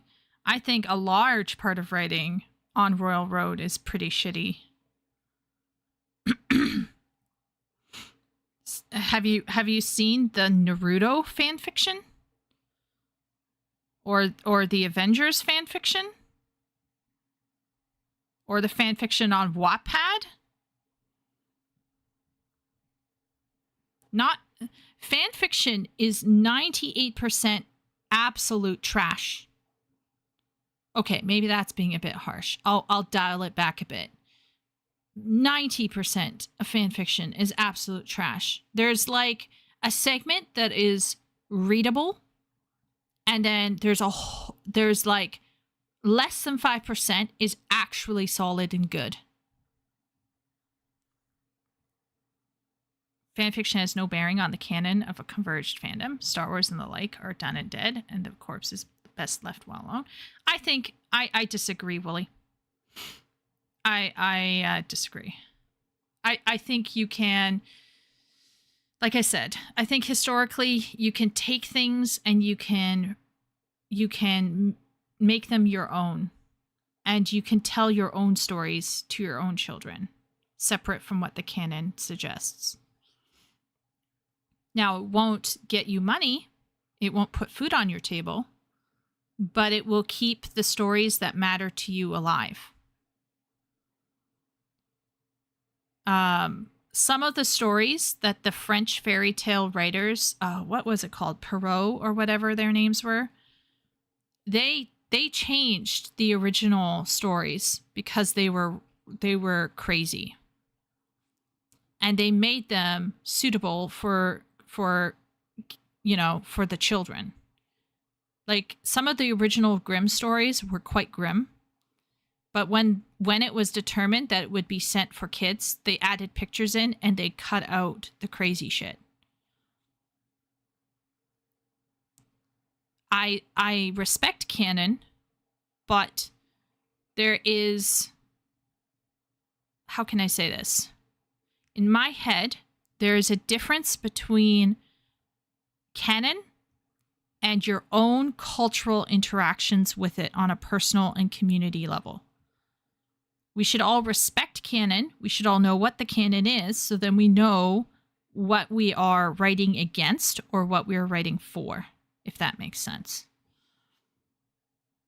And we should analyze and recognize canon when it exists.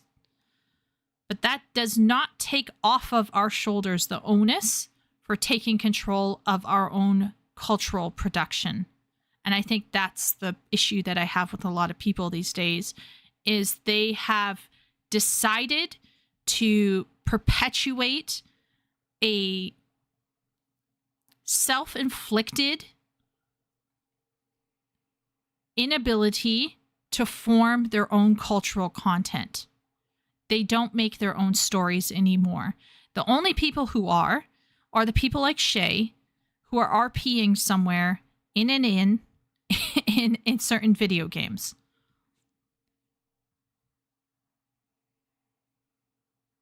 And some of that stuff is kind of just creepy, right? Like it's ERP or whatever. But some of it's not. But some of it is. But there is a self-inflicted disability or inability to create personalized cultural content, and people are just happy with sitting around and complaining about it. And I'm fine with the complaining. I'm not saying we can't complain, but if all you do is complain, there's a problem. If you complain and you are doing art, if you complain and you are making music, if you complain and you're writing a story, if you complain and you're programming your own code, if you complain and you're doing your own role play sessions, that to me is more balanced.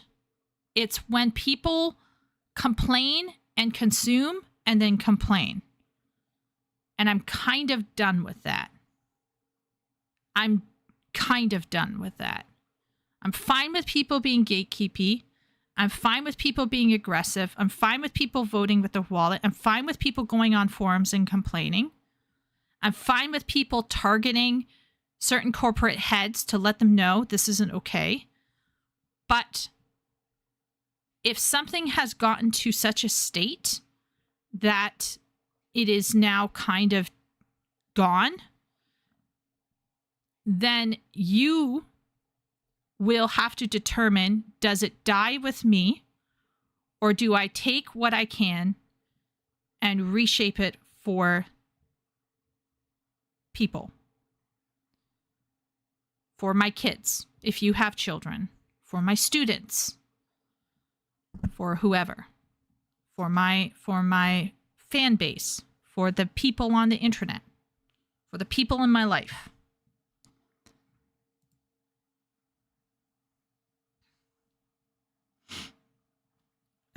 Complaining might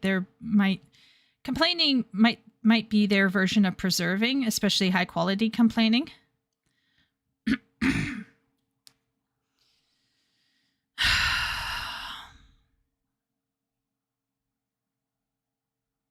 If it is repetitive online complaining that borders on grifting, the answer to me is no.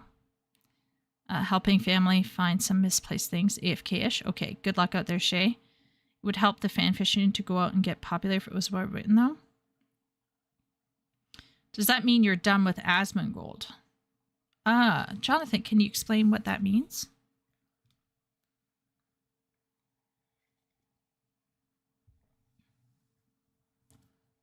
Oh, I think I know what Jonathan's inferring. Jonathan's inferring that since Asmongold is simply a consumer and just a complainer, Therefore, I would be done with him. On that level, yes. Yeah. Once again, I think I've told you guys repeatedly, I am absolutely capable of liking someone and not agreeing with them 100%. I know. Mind blown. Woo!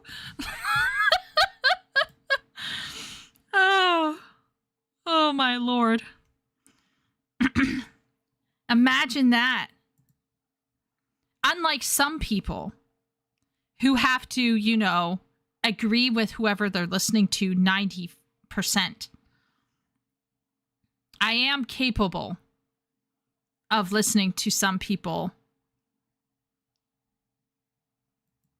who I may not 100% agree with. And Asmongold is one of many, many people out there who sit and complain and then do nothing themselves. On the other hand, I believe Asmongold was linked to helping develop a game, but I'm not sure if the game went anywhere. So he would be kind of like, if he's putting money into if he's investing personal funds into certain specific indie games, then I consider him as having done his bit.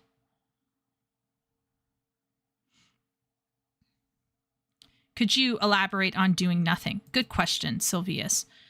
I think if you are personally investing or supporting creatives, if you are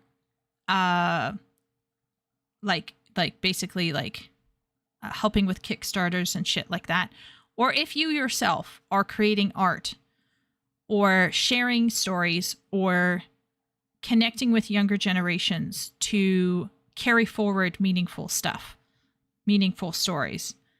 Maybe you are yourself a creative.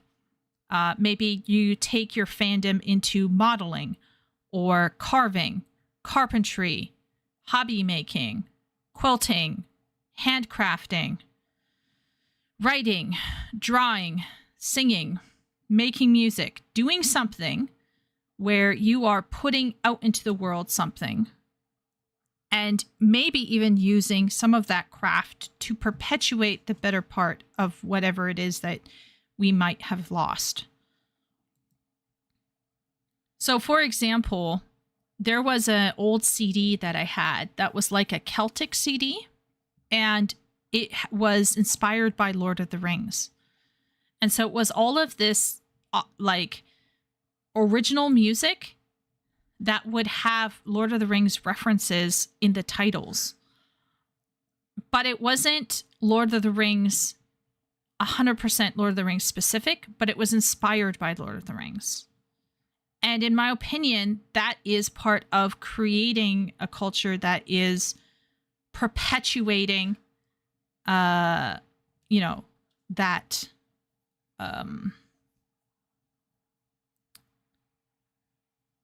cultural product. Good night, Simp. I don't feel like Asmon does nothing. Attention drawing for the issue isn't nothing, is it? He is a catalyst for change. Asmongold is a catalyst for change, sure. And I will say Asmon is one of those people who uses his weight to bring eyes to creatives who might need a leg up. And he is much more fair to indie games than some people can be.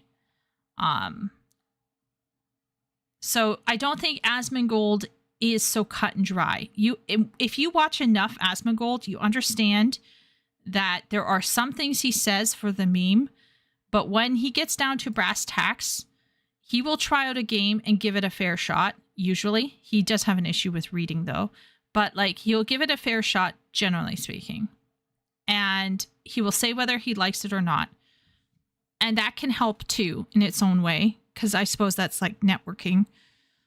But I'm not a fan of people who try to justify repetitive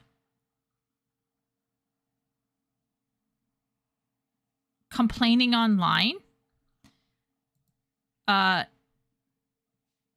when they themselves have essentially thrown in the towel about something and aren't doing it anymore. At which point, I think you should say your piece and then walk away. Like, I think there's just a line. I don't know. I just think there's a line. There's a line between giving feedback and just turning into an online keyboard bitch. And I'm not even going to call them a warrior, because that's it. They're just being bitches.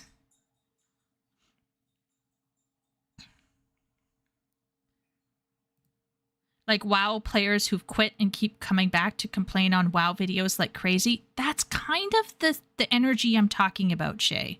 Okay? That's kind of the energy that I'm talking about.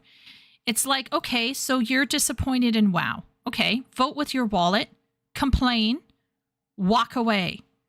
Don't engage with the content, move on.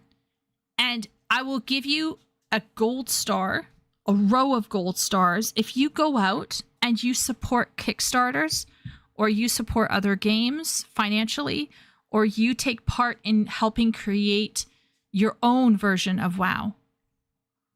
Do you see what I'm saying? Like, there's a line between I'm complaining and I'm unhappy. Thank you, party.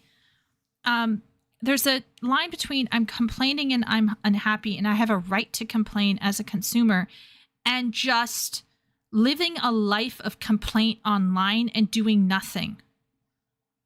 That's, I guess, what my concern is. But anyway, let's go into gatekeeping, because we should gatekeep, by the way. We should be gatekeeping. We should be speaking out. We should be voting with our wallet. I hope I've made this clear. I am not against gatekeeping.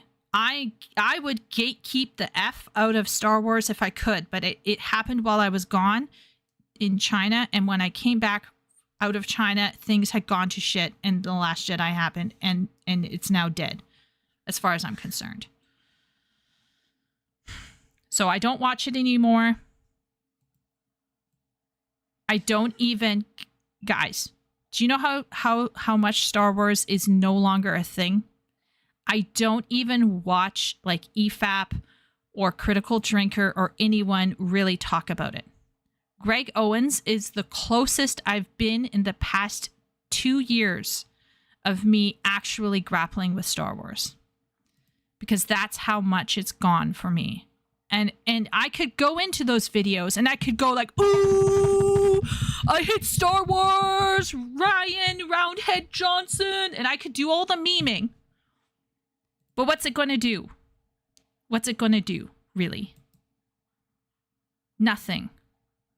So either I get a life and I go write my own shit and I go do my own things, or I could sit online and just repeat all of the stuff that everyone else is repeating about something that, as far as I'm concerned at this stage, is dead, like Wooly said.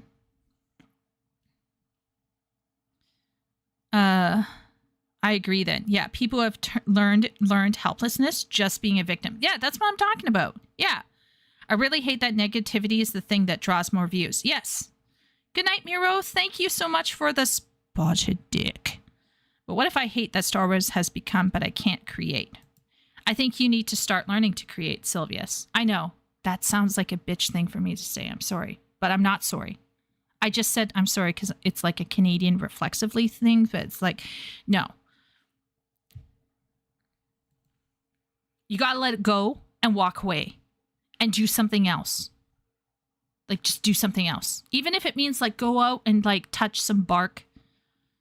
You know, look at the sky. I personally wouldn't recommend that, but, like, some people recommend it. They say going out in nature helps you. I'm not a nature gal. But you can learn to do something. Everyone has an ability, whether it's painting a model or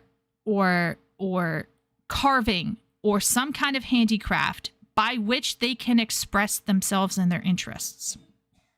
So, for example, when I was into Star Wars and Star Trek, I would draw. I'm a shitty drawer, but I would sketch and do little chibi pictures of Spock, for example, because I love Spock. So I would draw little pictures of Spock, and I would make them into little tree ornaments, so I could put them on my tree. So when people came into my house during Christmas and they looked at my tree, they would see a fangirl's tree. And they'd go, oh, this is what Chieko's about. These are the things she likes. And maybe somebody small in my life would go, you know, Miss Chieko, who's that on the tree with the weird ears? And I'd be like, oh, glad you asked. Let's tell you about Spock. And that's how you start talking with kids. That's how you just name drop these things. You normalize the good stuff that was old and good. And you inculcate them. Inculcate them. I love that word.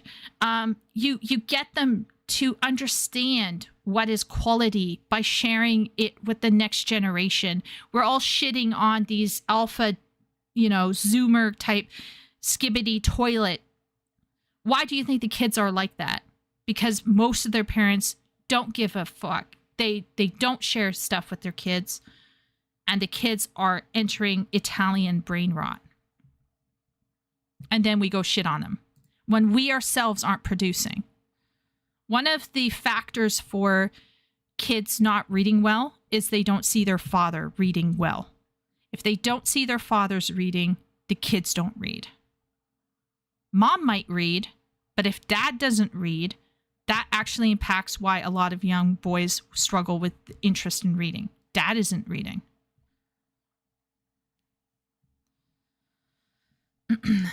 You certainly don't believe that everyone has the potential to create something that induces change, let alone something as in a franchise as big as Star Wars. See, that's the problem, Sylvius.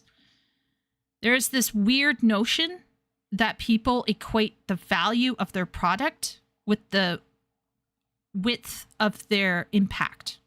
It's like those weird Witcher people. Do you remember like the writers who were shitting on Andrzej Sapkowski, right? All of those kinds of writers who think that they're going to make a change with their writing. Oh, I'm going to change the world with my writing. I'm going to impact lives. Oh, it's my aesthetic. Right? Nobody should ever go into writing thinking I'm going to change the world. That kind of Satanism is actually what will destroy your own creative product. Right? True creativity is going to start small with just impacting the people in your life, just making beauty in your home and in your life. And from there, it may trickle to much larger.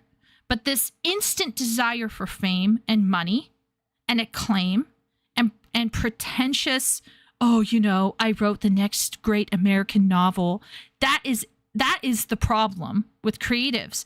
They're coming into Star Wars, they're coming into Star Trek, they're coming into The Witcher, they're coming into all of these IPs with these big notions of creating something that induces change. They're ideologically activated by their professors at university to prioritize that over just making something that can be experienced, that can maybe just simply let someone experience something else. That might be fun, that might be sad, that might be challenging, but it's an experience. And so many of these people have this weird notion of like, oh, I'm going to inspire this change. And that's dangerous, in my opinion. That's actually silly, in my opinion. It's pretentious. And it's destructive. Because as soon as you get those people into anything, whether it's something they made on their own for themselves or it's for another IP, their stuff is not even enjoyable because their heads are literally up their ass. So when I say create something, I am not suggesting that when you put that thing out on the internet, that people are going to flock to it and you're going to transform the Star Wars fandom. Oh my God. Oh. Right? Like, no.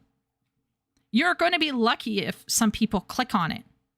The point isn't the outreach. The point is your spirit and your character and what you have done for yourself. Because in creating, you have gained personal agency.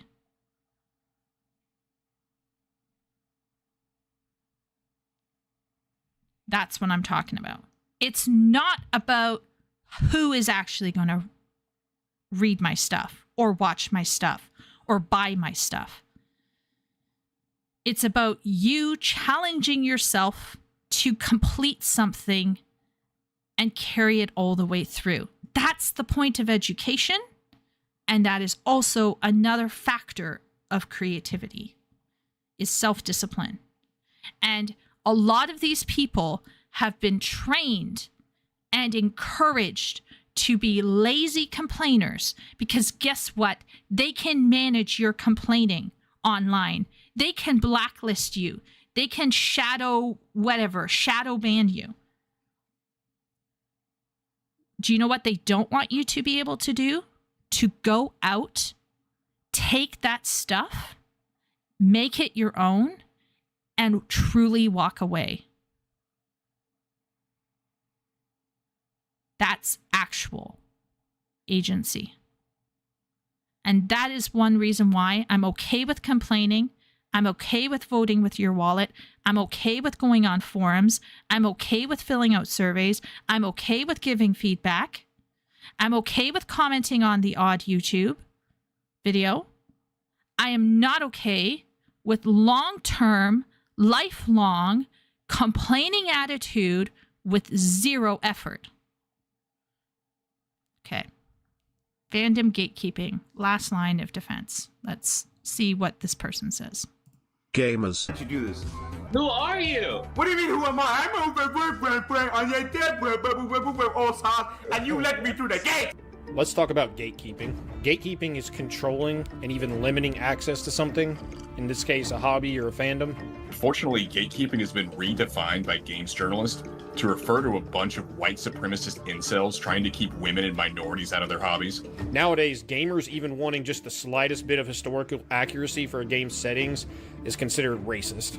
You have something like Kingdom Come Deliverance, which is set in 15th century Kingdom of Bohemia.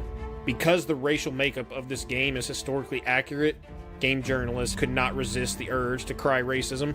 Gatekeeping can be a good or bad thing depending on the way it's applied. I mean, on the good side, one positive way we could gatekeep would be minimizing female influence in overtly masculine games or media. A lot of franchises that started off hyper-masculine have lost their identity due to a focus on inclusion. Please just let men have God of War, Halo, and Mortal Kombat, and I'm a huge proponent for preserving male-focused media. Women should not be going in here and policing what men enjoy. Now, does that mean I can't have an opinion? I can absolutely have an opinion, right? Just like the people who are gatekeeping can go online and have an opinion. But at no point in time should some people's perceived notions of what is safe or okay to do really impinge on entertainment unless that entertainment is obviously and gratuitously illegal. And we all know what kind of entertainment I might be thinking about. But there's a whole bunch of obviously illegal entertainment that you should not be perpetuating at all. We're not talking about that. We're talking about your average male fantasy of being a bro and going out and killing a whole bunch of animals or things or people and having fun. If a woman gets into the industry of something, whether it's a book industry or a video game industry, she has to be respectful of what that industry is giving its consumers. In the same way, okay, here's like an equal example. In the same way, if you're a vegan and you've decided for some weird reason to work at a grill, You better not be slipping tofu into my ribs. Do you see what I'm saying? It would not be okay.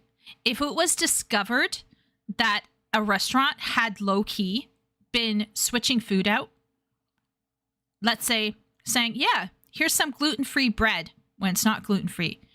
Here's some vegan dish and it's not vegan. Here's some ribs and it's not ribs. In the food industry, for example, people would absolutely trash that restaurant online, and they would go elsewhere. They would make their own food, etc., etc. And the restaurant would go out of business, and it would die out, as it should. So at no point in time would it be okay for somebody who works in these industries to try to undermine them. Is it true that there are women and men, the white knights, who are specifically going into the industry with the aim of undercutting it or of making a point or of making a statement? I think from my previous rant, you know that I believe that to be true. Now, that does not mean every liberal or progressive dev has that imperative, but I think there are some who have that imperative, and they can damage an IP if given too much power. And so, yes, we got to make sure that those people don't get hired in. Yeah, obviously. And another thing that's really crazy is how the journalists over here were basically straw manning the gamers who were complaining and saying things like, oh, they don't want to have women and, you know, other minorities in gaming. That's absolute bullshit. I've played in male-dominated spaces before. Men are absolutely fine with having a woman in that space. The problem is when the woman makes it all about them. The problem is when the woman starts stirring up drama. The problem is if the woman is underperforming, because a lot of those games, let's say we're talking about Eve Echoes, Eve Online, for example, it's about meritocracy and just being good at your job. So if you're a woman, if you're a man, it doesn't matter. You can press the button. You can do the thing. It's fine. It's when a person, whether it's a male or a female, that gets into their emotions, into their fifis, who starts talking in local, all of this kind of bullshit, obviously, you're going to find yourself in hot water, obviously. But it's nothing, as far as I know, that is specifically egregious. Is sexism a thing? In some guys, I think there are some bitter men out there who are sexist. Yeah.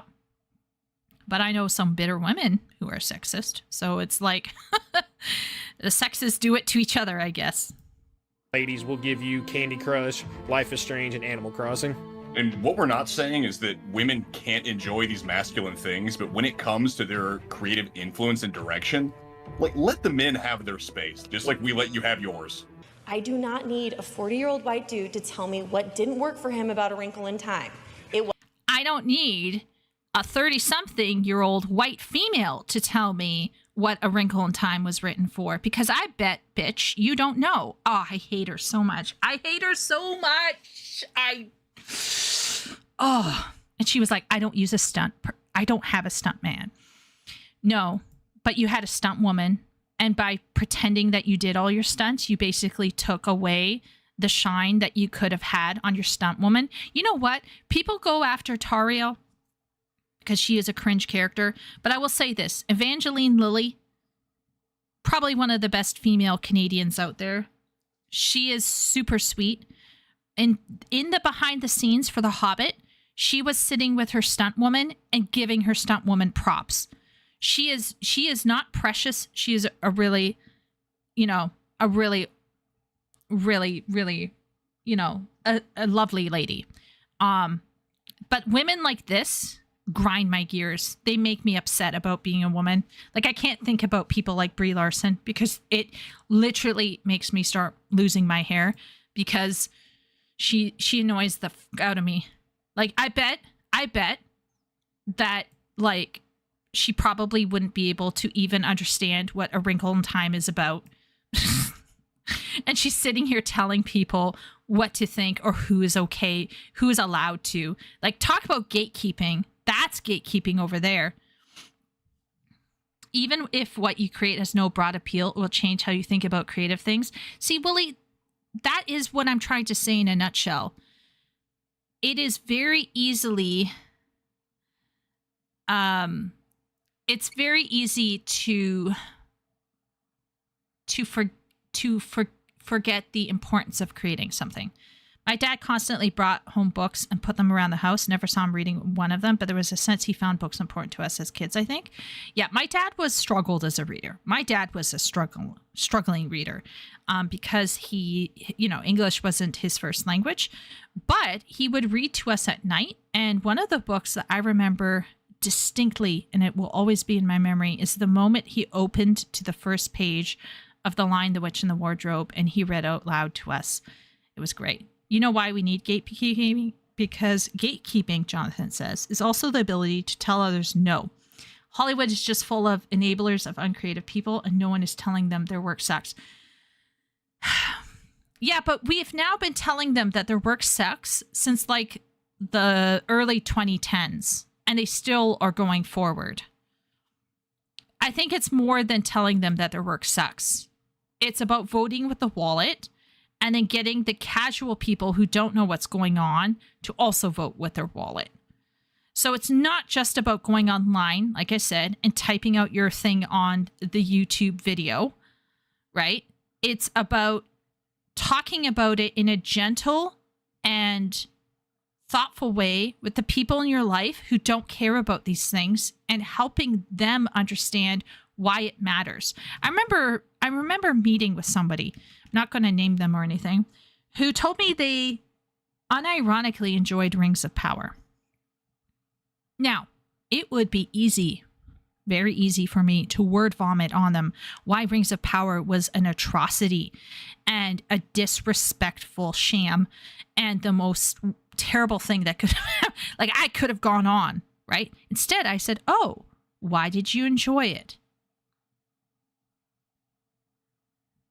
What did you find great about it? Why did you keep watching? So I asked some questions. And they mentioned, oh, well, there's lots of people who don't like it. I kind of don't understand. And I said, I can explain. And I explained it kind of in terms that would represent their thing. And I said, imagine, if you will, someone took the mythology of your country, because this person was not white. I said, imagine, if you will, someone took the mythology of your country and bastardized it. How would you feel? Do you feel like it would be respectful? What would you think? And that person had to sit and think about that for a bit, because they hadn't viewed the IP as having any connection to anything. They just saw it as another show. They didn't understand the cultural weight that Lord of the Rings represents for a lot of people. And it could be so easy to dogpile that person and just be like, oh, what a moron. But you gotta temper your language, and you gotta lead these casual people to kind of understand, oh, hey, yeah, I didn't think about that. Now, I don't know if I changed that person's mind, but at least I got them thinking about it from a different perspective. I understand what you're trying to say, but I wasn't talking about fame, says Sylvius. I was talking about your explanation of doing something rather than just complaining about these franchises being ruined. Okay, good question. Good question. So it's really, really simple, okay, Sylvius? What you first have to do is find out your talent. Now, you might say, I have no talent. That's not true. Everyone can do something. The problem is that many times we limit what does talent mean to being a good writer or being a good musician or an artist, right? Because although I'm a huge supporter of having standards for what I call high art, I believe standards exist as a challenge, but they should never exist as an excuse to not do something or a deterrent to not doing something. Canon and standards exist as a challenge, not as an excuse. And so what that means is you have to determine to yourself, first off, am I capable in any kind of way of doing some kind of art? And if the answer is no, don't worry. There's more than that, right? So there's a reason why we call it arts and crafts. So the craft part is where you make things with your hands. And it could be something as simple as origami to something as complex as making 3D models with a printer and painting it. It could be something as simple as quilting. Well, quilting isn't simple, as crocheting or quilting. It could be something as, unique and niche as, learning how to carve soap or making candles, right? All of these forms of self-expression that could go into, for example, the decor of your house, for example, or something that you could even share at local bazaars, local craft, or local meetups of your local community, where you could sell some of your stuff if you wished, but you don't have to. The point isn't to make the money or even to become famous. The point is to expand your ability wherever it might be. And it could be something very simple as making a craft or making an art. But I don't want to limit to just that, because there are some arts that are what we would call the more expressive arts. So we have dancing, singing, oral storytelling. Once again, I'm trying to call us to culture here. Okay, I'm calling us to a gentle culture. And I will even put down in here, okay, role playing, cosplaying, right? This is still a step up over doing absolutely nothing.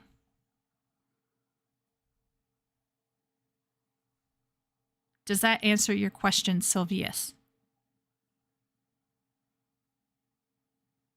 Let me know if you want me to embark on it. Also, Sylvius, if you think this would be an appropriate video to make, I can make a video for the channel talking about this. And I could make a list of things that you can do, like literal hands, boots on the ground ways to start considering what creative thing can you make and how can you bring it to the world or to your community or to your family or to your loved ones.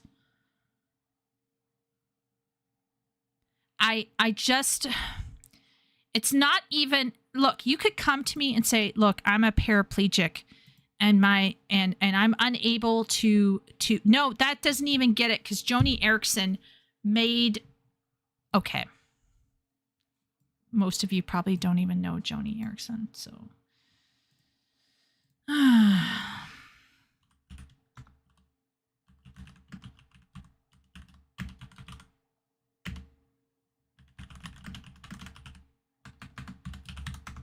Let me explain. Okay, I'm going to show you a picture. There was this young girl.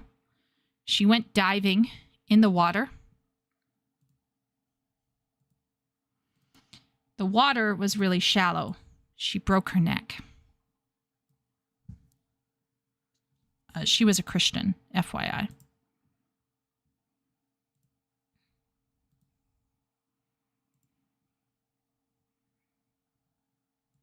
And she couldn't move her body from her neck down for years.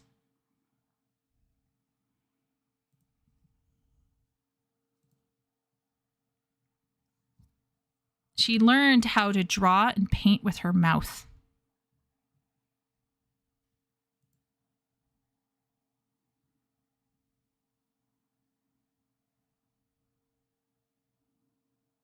Yeah, she still can't move her body from like her neck down, or I think like her shoulders down. And she's drawing with her fucking mouth.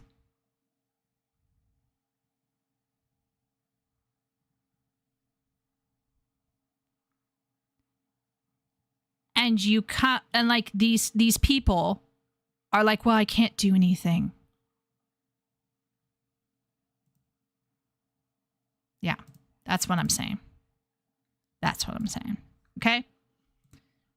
Like, I respect that people might feel confused, might feel overwhelmed, might feel like, oh, I can't do anything, might feel like I'm useless, might feel like I don't have anything. That is a lie that you've been told. And you should never, ever feel like there's nothing out there for you to do. Yeah. Sylvia says, feels my point. Sorry, Sylvius. I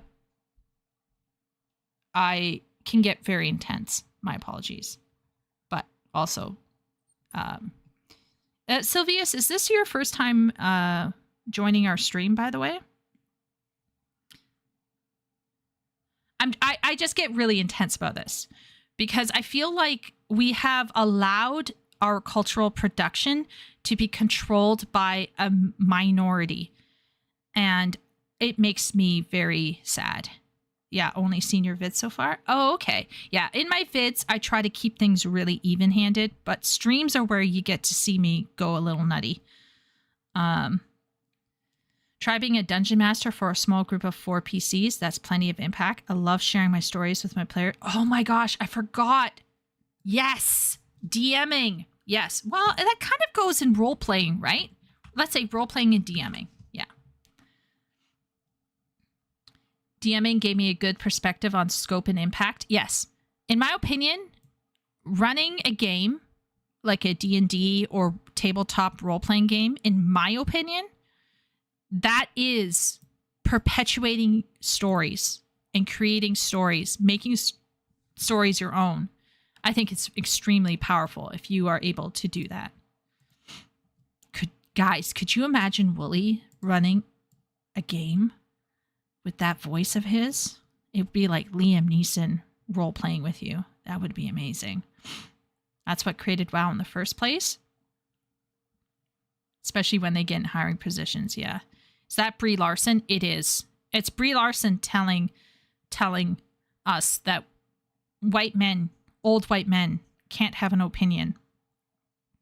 She's old news. Zegler took over. Yeah, but isn't Zegler gone now? She's like decided she needs to step back. She felt the heat. Still bitter though. Yeah, she learned to shut up. Look, I think actors and actresses, you know, like thespians, can have their opinions. They can have their opinions. It's just when you're doing something in a professional capacity, keep your mouth shut. Brie is actually coming back. She realized she needs to shut up and act. Yeah, just be professional. Be professional and maybe keep your... I don't want to take away their voice entirely, right? So like maybe keep your opinions to your Twitter or your Blue Sky or wherever it is that you're chilling at. I actually don't get mad if people say certain things on their socials. But they can't expect not to get flack for saying what they say on their socials any more than anyone else does, right? So you can't be marketable in Hollywood if everyone avoids your films. That's, yeah. She was great in Room. Party says she was great in Room. Was the response to her by fans a form of gatekeeping response as well? Probably. The C is always right.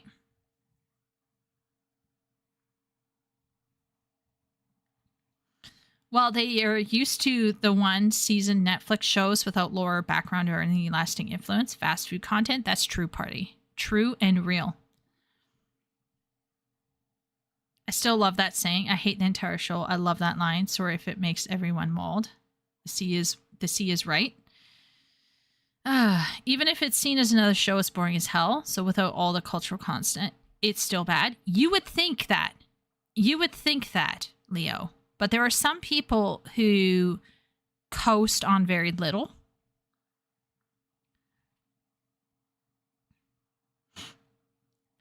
Yeah, maybe I think about open water too much that way personally. I know that it's inanimate. There's a rebuttal man there. The oceans are demonstrative, divine, powerful, therefore always right. For me, Shay, it's actually not the sentiment. I actually like the idea of Numenor. I think I stated it in my video already. I have no beef with Numenor worshipping the sea. I think it's the ultimate betrayal that the sea destroys them if they worshipped it. It's a fantastic concept. I like the idea of it. I just think that the line itself is the way it was performed and the way it was presented in the context it was presented was so bad. It didn't feel spiritual at all. It felt like a limp dick attempt at a religious mantra. It felt like a phoned in AI religious mantra. And it showed that the writers who are very, okay, I'm going to take back the word very, who are pretty good at writing modern stuff, had no real ability to adequately express a religious or spiritual text. They just can't write it. They're too modern.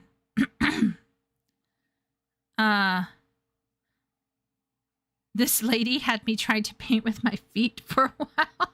How did that work out for you, Shay? That's a talented mouth. Oh, my lord.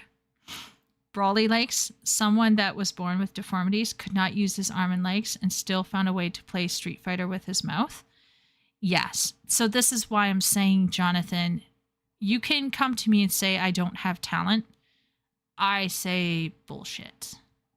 I say there's something out there that you can do. Yeah. But anyway, sorry about that, Sylvius. I kind of went off. I go off a lot. Like Tally, officering in MMO or gaming client settings is a thing too. I probably have mad management skills to unlock. Shay in Whiteout Survival.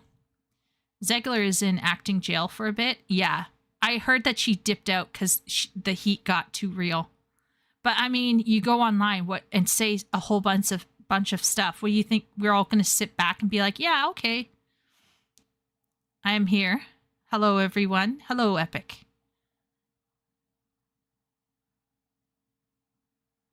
I'm not sure you would enjoy a D&D game run by me, said Willie. Imagine playing Dark Souls or Elden Ring, but the world is not being run by an impersonal computer. Okay, but hear me out, Willie. Like, it's the voice thing, right? That's what I'm talking about. We'll just... Yeah, anyway, I'll keep going. I'd speed run that world with a loincloth and a broken sword. Yeah, Harkin is also in... Willie, Harkin is my...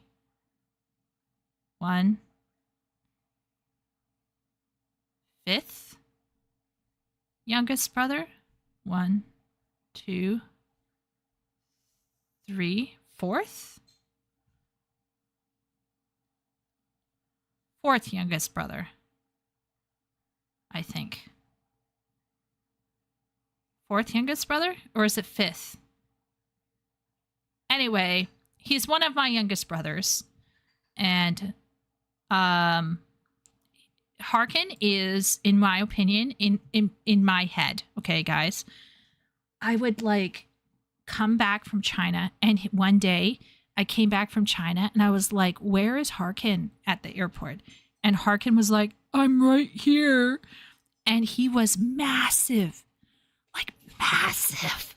I could stand behind him and you wouldn't see me. And guys, you guys know I'm a taller girl. He's huge. Like, I couldn't put him by Epic and Ben because he'd just run those lalas down. So anyway, Harkin, I would like peek into his computer room and he'd be playing the coolest stuff. He was like playing Elite Dangerous and Hold Fast and Dark Souls. He's a Dark Souls bro. So if anyone in chat likes to chat about Dark Souls, always reach out to Harkin. He will probably not answer you because he's busy, but he loves Yeah.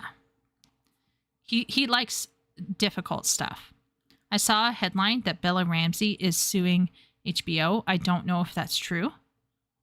What is she suing them for, Jonathan? Can you tell?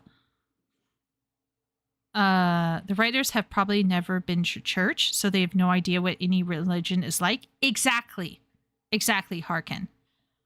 Yeah.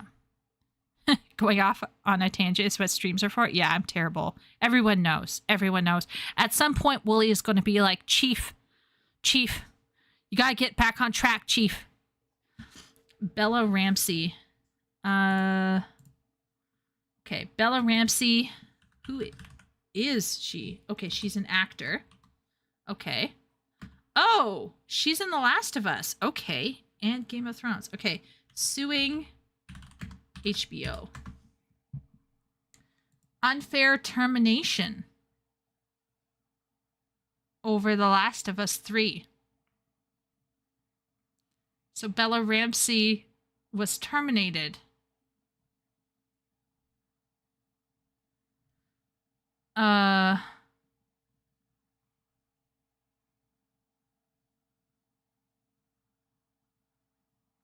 So she was dropped.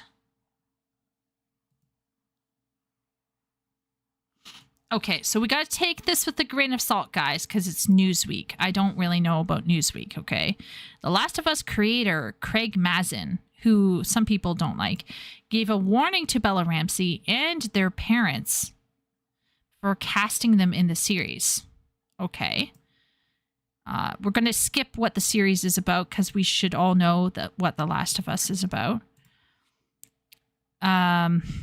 Season 2 premiered on April 13th, and the viewership outperformed Season 1.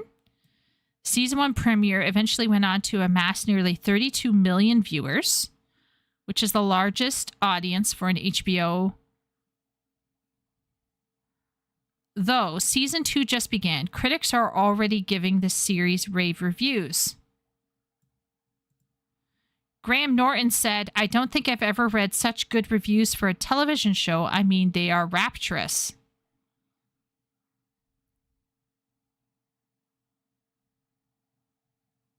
Wait a minute.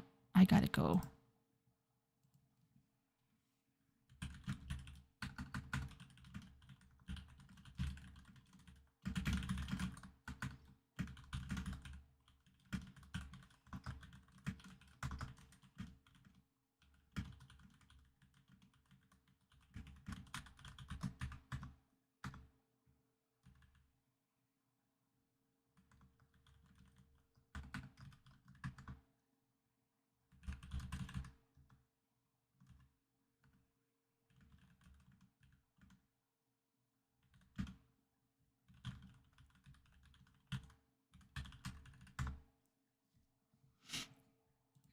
Okay, sorry, I had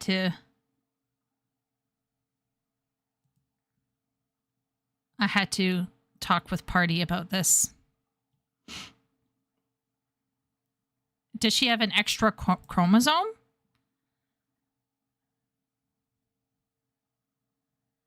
She has an extra chromosome? Okay, let's see. During an appearance on Happy Sad Confused podcast, Mazin said he shared his concerns with the Ramseys about the potential attention surrounding the show. Notice that he's extremely protective of the actor. There's also, I don't want to say guilt, but concern. He told host Josh Horowitz. Oh, I remember Josh Horowitz. He did some really great skits with Tom Hiddleston. "I did say to Bella and her parents when we made the original casting decision, I said, look, there's a world where nobody cares about the show and it just disappears. I don't think that's what's going to happen. I think there's going to be a lot of attention, and I think there's going to be a lot of attention on the casting, yep, and a lot of attention on all of it, yep, and some of it will be negative, yep, because that's how attention works in our world. I said, I want you guys to be aware of it before you say yes, and I'll do everything I can. I know HBO will do everything it can, but in the end, it's nothing we can control." Now, here's my question.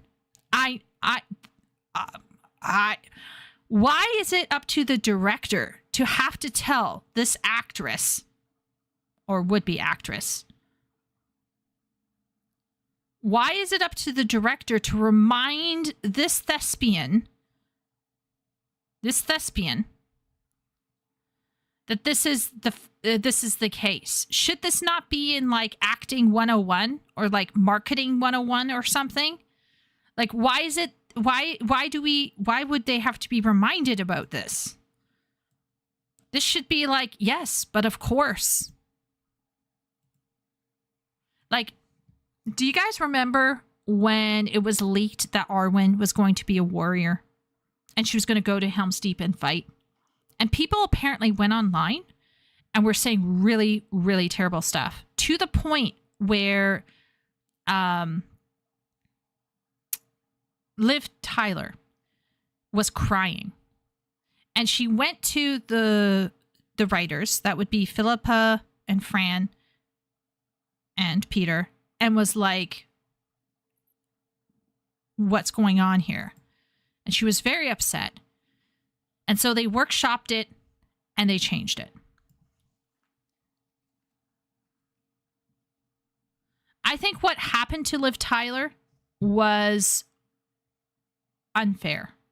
But at the very least, Liv Tyler, as far as I know, wasn't going online and picking fights or like, you know, setting up fires. Okay, so she was diagnosed with autism. Okay. They, I guess, identify as non-binary. They prefer they, them pronouns, though they said it is impossible to misgender me and they're good with any. Okay, well, all right. So not completely wild. 21-year-old called the diagnosis freeing. Okay. It enables me to walk through the world with more grace to myself about not being able to do easy everyday tasks. Ramsey said they had an oath with Mazin to not look at comments online. Oh, you're gonna see some though. You're gonna see some. What are you doing? You might as well just throw your phone in the toilet. And just go without a phone. Get a dumb phone. We have a happier time when we're just not spending all day on Reddit posts. I mean, I'm happier not spending time on Reddit. Like, there are some days where I'm like, I'm PMSing. I'm having a woman moment. I can't go online. I gotta stay away, or I'm going to start like fighting with people or crying. Okay, during an interview, and I hate crying. Ramsey further addressed The Last of Us criticism, speaking out of misogyny. Misogyny? What? We're not chatted about it directly. It's more just this mutual understanding of knowing very much that we have each other's backs. I definitely feel like she doesn't even have protection and advice, but I feel we're most protective of all the new cast coming in. What does this have to do with suing, though? Okay, that was in April. So I guess she's suing them now. But why? Why is Bella Ramsey suing HBO? Okay. According to AI, so let's take this with a grain of salt. The claims that Bella Ramsey is suing HBO is false. There are reports of online harassment and criticism directed at Ramsey, but these reports do not mention any legal action against HBO.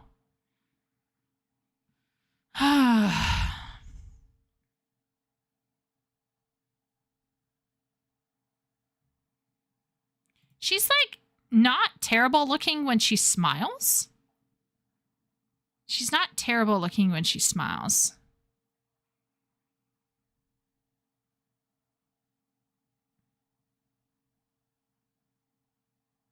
She's not terrible looking.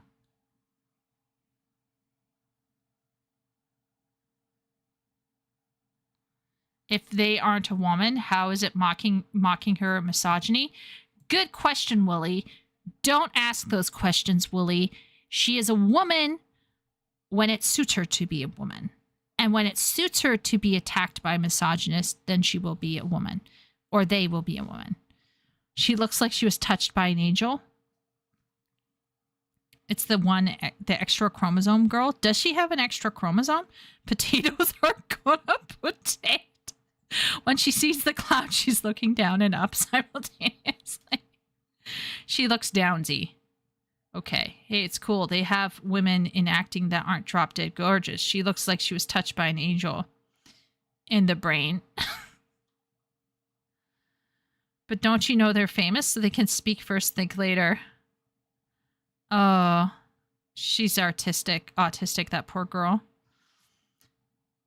She was awesome in the role. Wait, is this Bella or Liv? Bella. It's Bella. I mean, Wooly not wrong. Wooly not wrong. If Bella is a they, no misogyny happened. Keep moving on.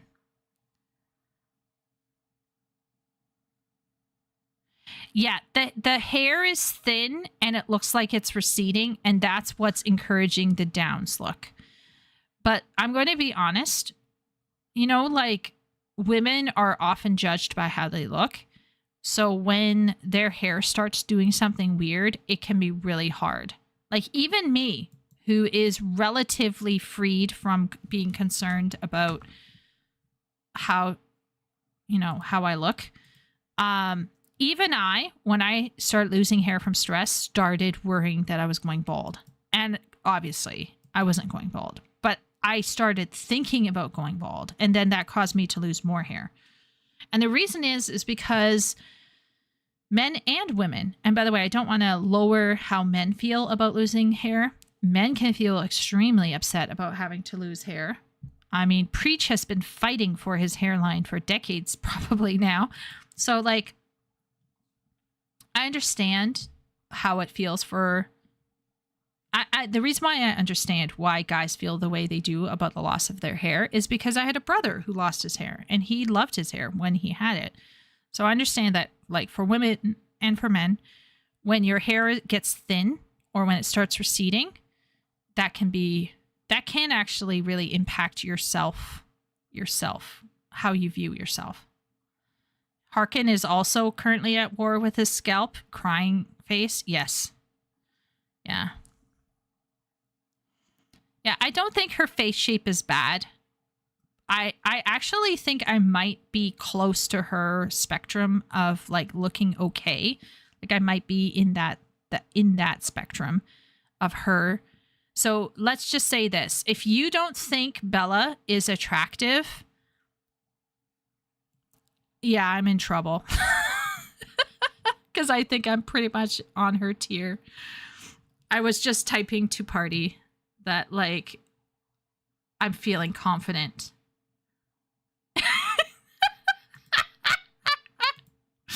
Oh, Party, that's such a good comment. Yeah. Yeah. Anyway. The hairline is lost. Need to get out. Bald is coming. She looks really pretty when she scrunches her hair to curls. Yes. And when she's smiling, she looks really great too. Like, she doesn't look bad. But to a lot of guys, she probably looks like a potato. And is unattractive. Which is why when I tell chat, like, I'm very, very normal, maybe even below normal, people, I'm like, I'm not joking. But anyway, let's keep going. Let's gatekeeping. Wasn't made for him. Brie Larson. I want you to keep that same type of energy. That 67% of the top critics reviewing the 100 highest grossing movies in 2017 were white males. Only 2.5% of those top critics were women of color. The bad side of gatekeeping would be sweaty virgin. I think that kind of an argument is so stupid. It cannot devalue the observations of all of those men any more than a single group of women. Or let's say it was reversed, right? Let's say it was a situation that was reversed and there was a whole bunch of women and only a couple men, right? So does that mean that the opinions of that whole bunch of women are suddenly devalued? The answer is no. That's ridiculous. But of course, there's a double standard. Of course, because, you know, women used to be oppressed. So now it's fine for women to be absolute assholes. On League of Legends, We all know demanding you play only League and nothing else, and have comprehensive meta knowledge of all characters and items, even in casual mode. Let's not focus on specifically who we should gatekeep. I think we can all agree that the people who we should gatekeep out of our hobbies are those who intend to change it fundamentally by pushing agendas and politics. We work very hard to get marginalized talent into the industry. Stop right there, criminal scum! Nobody breaks the law on my watch! When pushing an agenda supersedes artistic integrity, the product often suffers. Now, boys, I'm sure you noticed this like I did, but Borderlands 3 sacrificed its entire narrative and lore around how sirens work to focus on and promote obnoxious female characters that no one likes, such as Ava. I'm gonna be a siren, and then I'm gonna mop the floor with assholes like you! Well, and another issue tied to what you were just talking about is oftentimes fictional media with a unique setting still somehow has modern American politics and ideology injected into it. Dragon Age Veilguard is set in a medieval fantasy setting that sees you trying to stop Solus from performing a ritual that would allow demons to pour in through the veil. And for whatever reason, one of the big breaking stories that's come out of this game is top surgery scars, as if that has anything to do with Dragon Age. But that's going to get its own video. More to look forward to on that. Another group of people that I think we should gatekeep are those that hate the existing fans of a franchise or even the source material of that franchise. Look at the Halo show on Paramount, where the lead writer of the show was quoted as saying, "We didn't look at the game, we didn't talk about the game, we talked about the character." Okay. I have very strong views about this kind of behavior when a writer comes in and says, we didn't look at the game. We didn't talk about the game. We talked about the characters in the world, so I never felt limited by it being a game.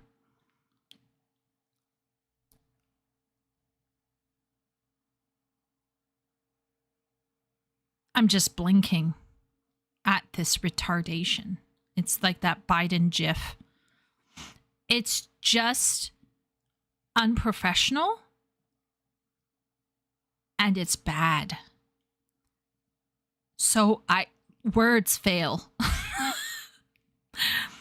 Words fail me.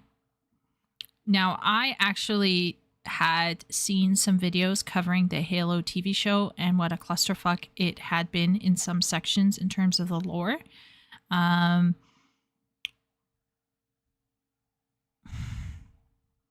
Between how the writers behaved with the source material of The Witcher and this guy,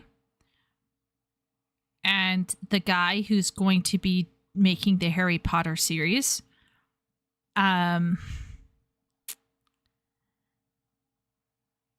let's just say this. If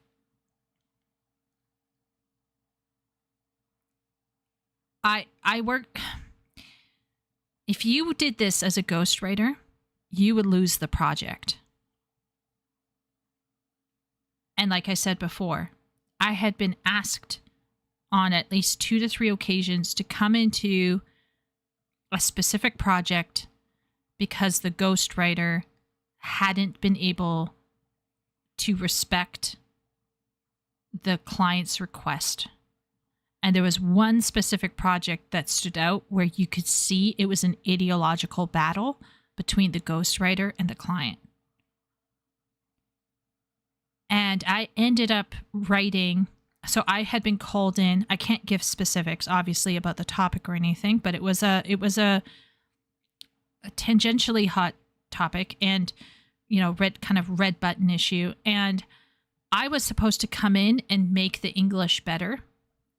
Like to basically go in and do heavy, not heavy revisions, but tweak things here and there.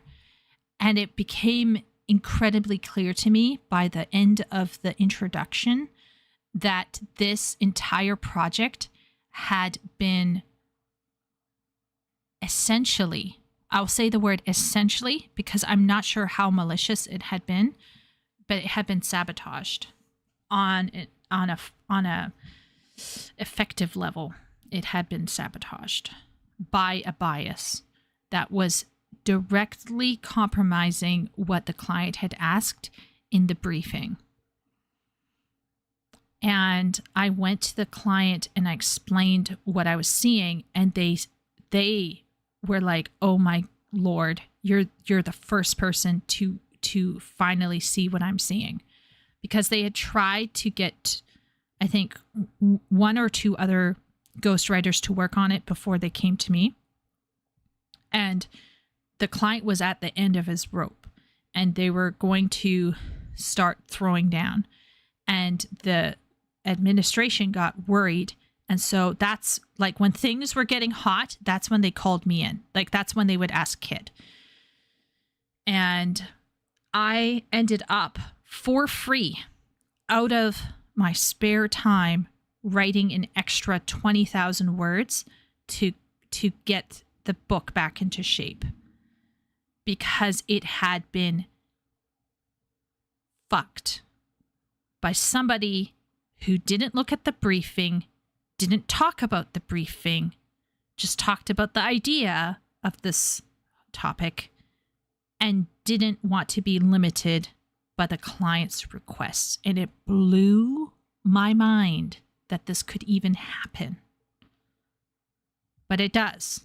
And this person here, Kane, is probably going to get paid tons and tons of money for being an absolute unprofessional. Terrible.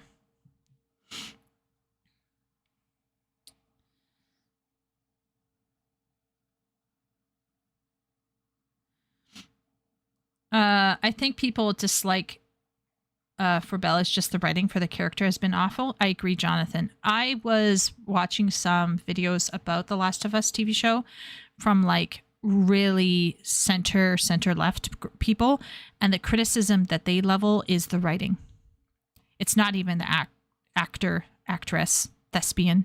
Brie Larson I always thought looked conventionally attractive. Yep, Brie is quite good looking. Oh, she was reading this off a teleprompter? Probably. Yeah. So someone wrote all of Brie's speech in advance, thought about it, agreed it was great, and kept it. Yeah, and she read it. Right? She read it. So as far as I'm concerned, she's part of the problem. She could have, at the very least, like, I don't know, like, just flubbed it from there onward.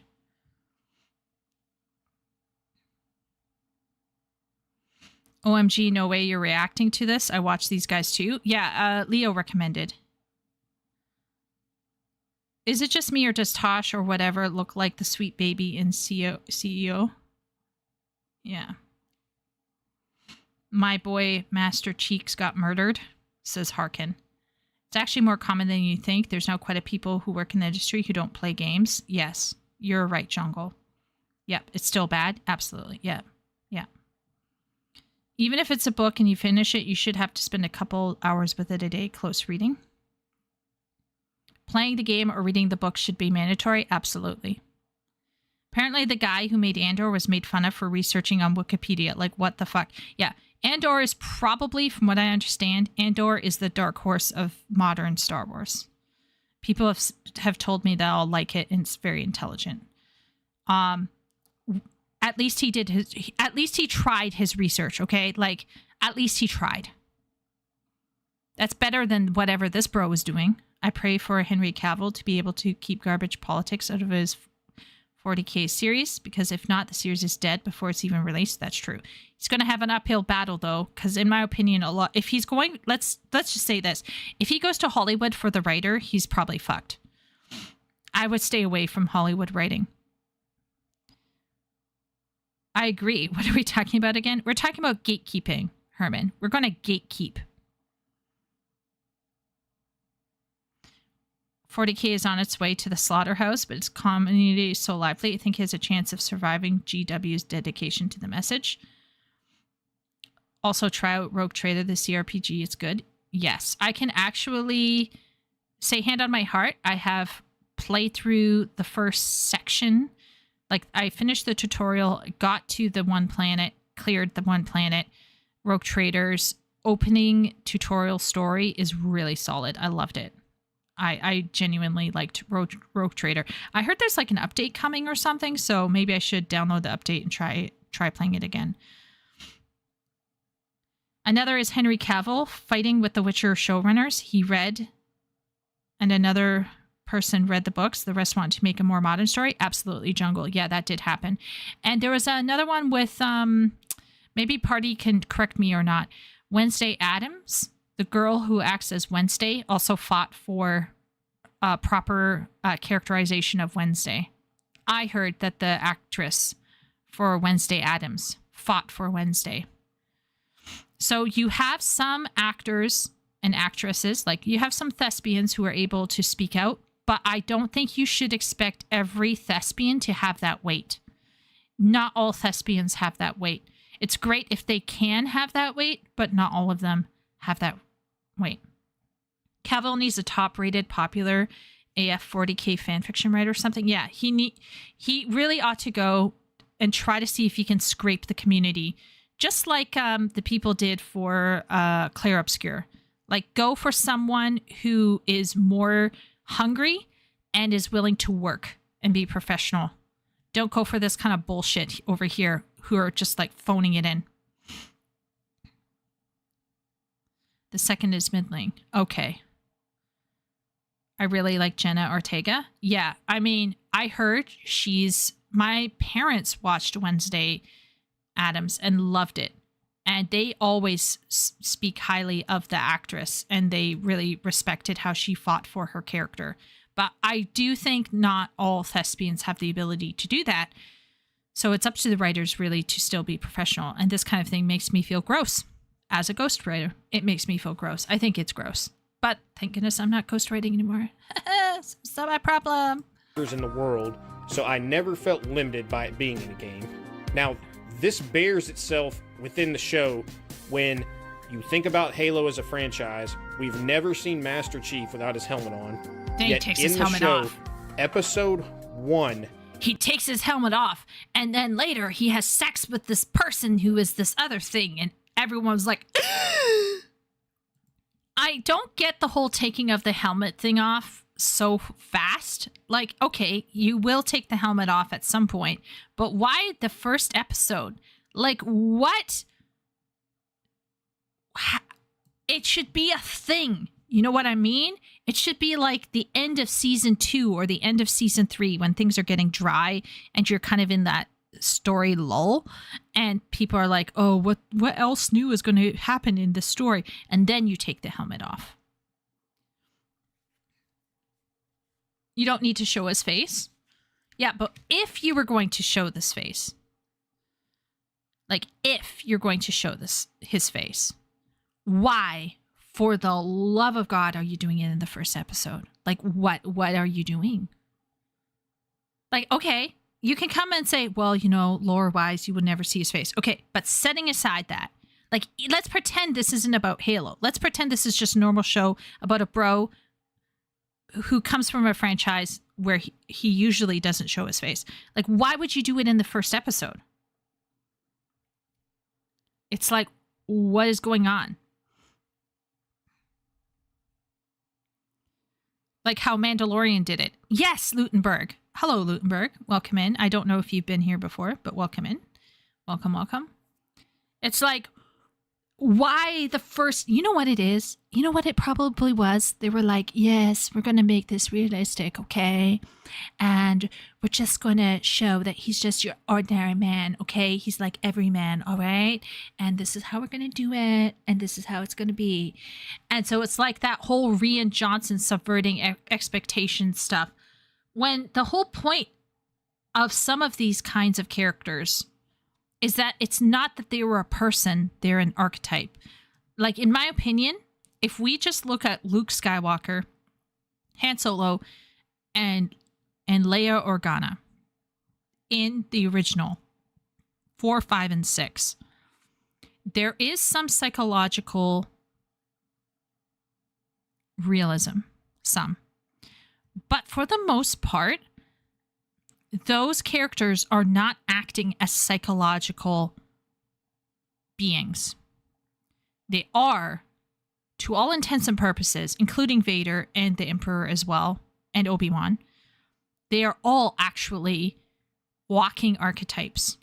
And that's why Star Wars cannot be entirely analyzed with a modern lens.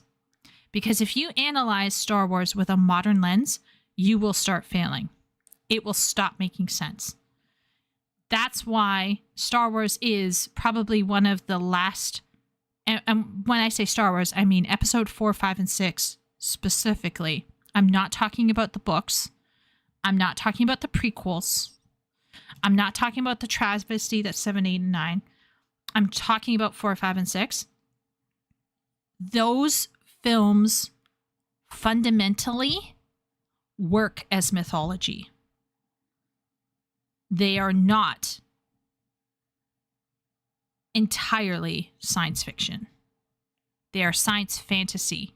And since they revolve in the world of science fantasy, much like Final Fantasy, by the way, these two, Star Wars and Final Fantasy, these two franchises have fundamental connections to what I would call the Jungian archetypes.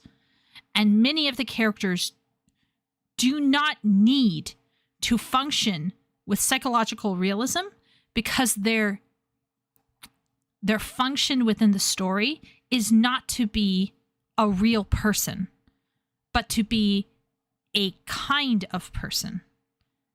Hopefully that makes sense. Let me know, Chad, if what I'm saying does not make sense. Matt Ward for Cavill's screenwriter. I don't know who Matt Ward is, but sure. I'll say yes. Cavill plays Adeptus Custodes for the Emperor. Yeah, she did a great job in the role of Wednesday. Lots of people seem to like her.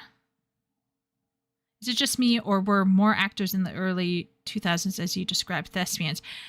In my opinion, Jungle, if you're going to ask me what is the major issue with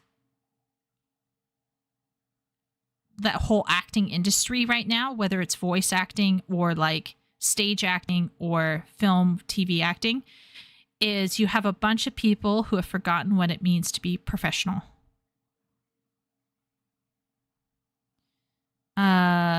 Don't forget to like the stream, says Shay. Thank you, Shay. Yes, do like the stream if you're enjoying the stream. I'm not really pursuing a full-on YouTube career, but liking the stream probably might help. I don't know. I wouldn't get over the disrespect he showed Cortana at moments. This isn't a White Knight thing. It's just abhorrent in the face of the novels. I couldn't get over the disrespect. I'm not surprised if the agents of the lead of Halo had something to do with taking the helmet off. It improves the brand value of the actor, unless the series bombs hard like it did. Yeah, in which case he might as well kept the helmet on so that no one knew who did it. Modern writers think they know best. Yeah, they do. There's this weird hubris, and that's why it goes back to what I was talking with Sylvius about, is there's this weird notion that my writing needs to matter. And don't get me wrong, I'm ambitious like everyone. Of course I'd like my writing to matter. But if you go in obsessing with teaching people or proving a point to your audience, you will have no one at the end of the day. Or you will only have your echo chamber of sycophants. They always show characters bonking. Female Halo fans don't want Chief showing his face or bonking anyone else either. Don't ruin our mysterious masked man kink. Thank you very much. Yeah, Halo. In that case, if that's how Shay is viewing Master Chief, okay, this puts him up there with like Zorro, the Scarlet Pimpernel, you know, like that kind of mysterious masked individual. Master Chief and other Spartans are warrior monks, dedicated to the survival of humanity and the downfall of the enemy. They're diametrically opposed to the everyman archetype. No one likes a know-it-all. No one likes to be preached at very blatantly. I think we're all okay with general universal messaging or even personal messaging. It's how it's done. And if it's done in a heavy-handed way and destroys the lore, then people just don't want it. They don't want it. Get out. I wonder if Halo will get a reboot. If they're smart, they will reboot it. So I don't know much about Master Chief, so I'm going to just trust Willie on this one. But he states They are diametrically opposed to the everyman archetype. So they represent a kind of masculinity, is what I'm guessing from how Wooly's describing Master Chief. And that's where I'm saying sometimes modern sensibilities in writing, this over-obsession with psychological truth, this over-obsession with realism, takes away from the power of having an archetype. Now, I don't want all of my stories to be archetypes, but once in a blue moon, having that little dash of an archetypal story is just, it's like, just like that little spice of life. Okay, let's keep going. Master Chief removes his helmet when a diverse 16-year-old girl points an assault rifle at him, and he does it as a sign of earning her trust. I will kill you. This is Mark 6 Mjolnir armor. The outer layer is enhanced titanium. You won't even dent it. Wow. If you want me dead, you'll need to aim up here. Also, let that quote sink in for a moment. I never felt limited by it being a game. That's code for I didn't feel bound by the source material. Like, these people, they hate the things you love and want to redefine them. We also need to gatekeep those seeking to remake the fandom or the IP into something it isn't in order to suit their preferences. You know, we use the point of Halo. I tried Halo, I didn't like it. It's just not for me. I let people enjoy Halo even though, you know, I didn't care for it. But there is one thing I care about a lot.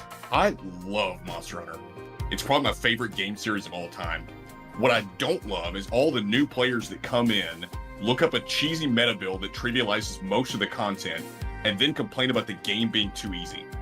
It seems like the devs have heard the complaints of these people, and they've responded by making these over-the-top monsters that have ridiculous movesets like Arch-Tempered Nergigante and his Papega Slam.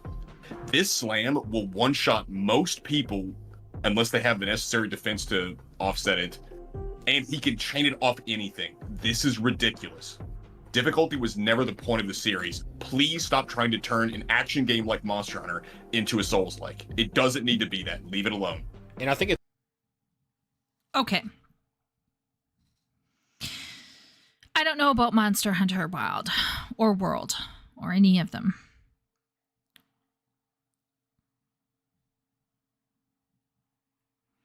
I think he's right.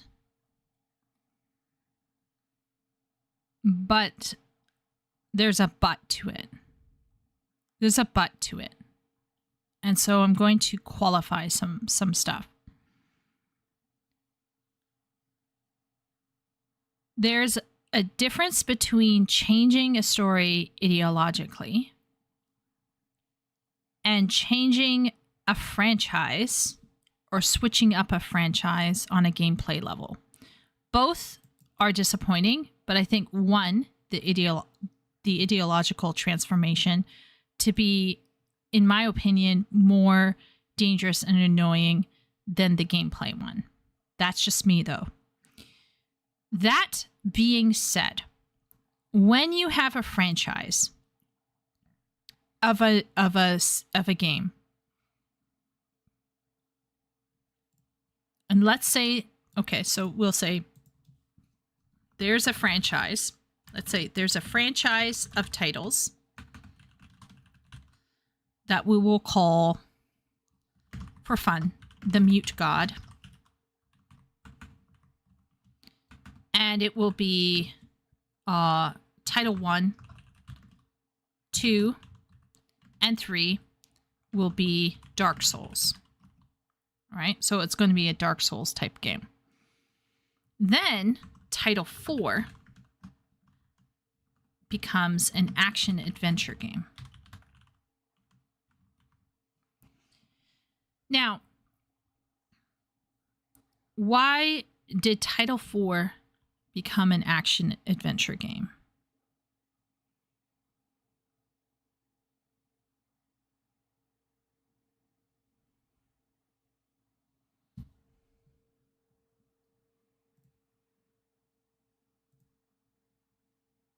So in this fake series that I just made up, okay, in this fake series that I just made up, we have 3 titles that are Dark Souls. 1 title is an action adventure. Why would a studio switch either difficulty or game type?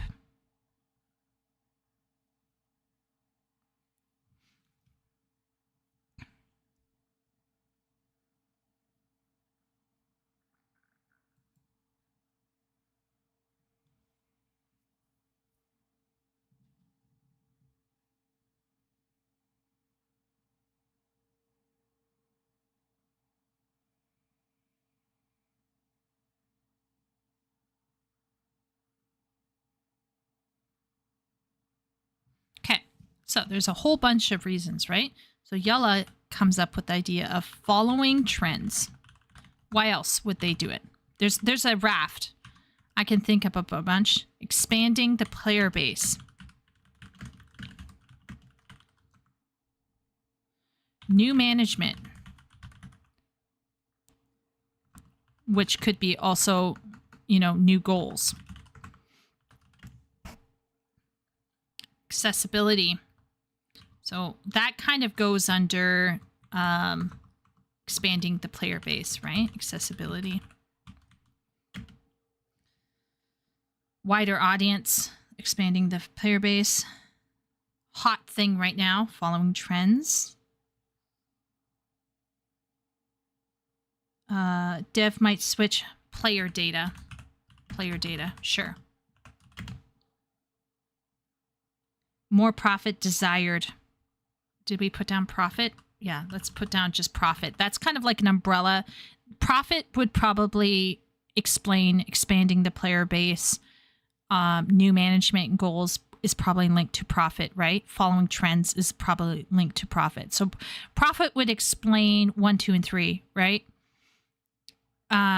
4 is interesting, right? So let's say they realized that out of the 10,000 players that played, let's say 9,000 of them spent time building a base. And then they realized, wait a minute, what are we doing here? This is actually good. Let's switch it. Another reason why is fan outcry, right? Or fan feedback. So either the genuine fans or these new influx of fans come in and request stuff.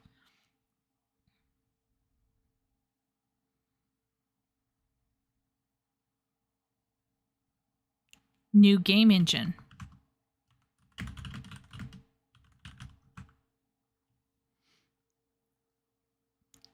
Ooh, Wooly.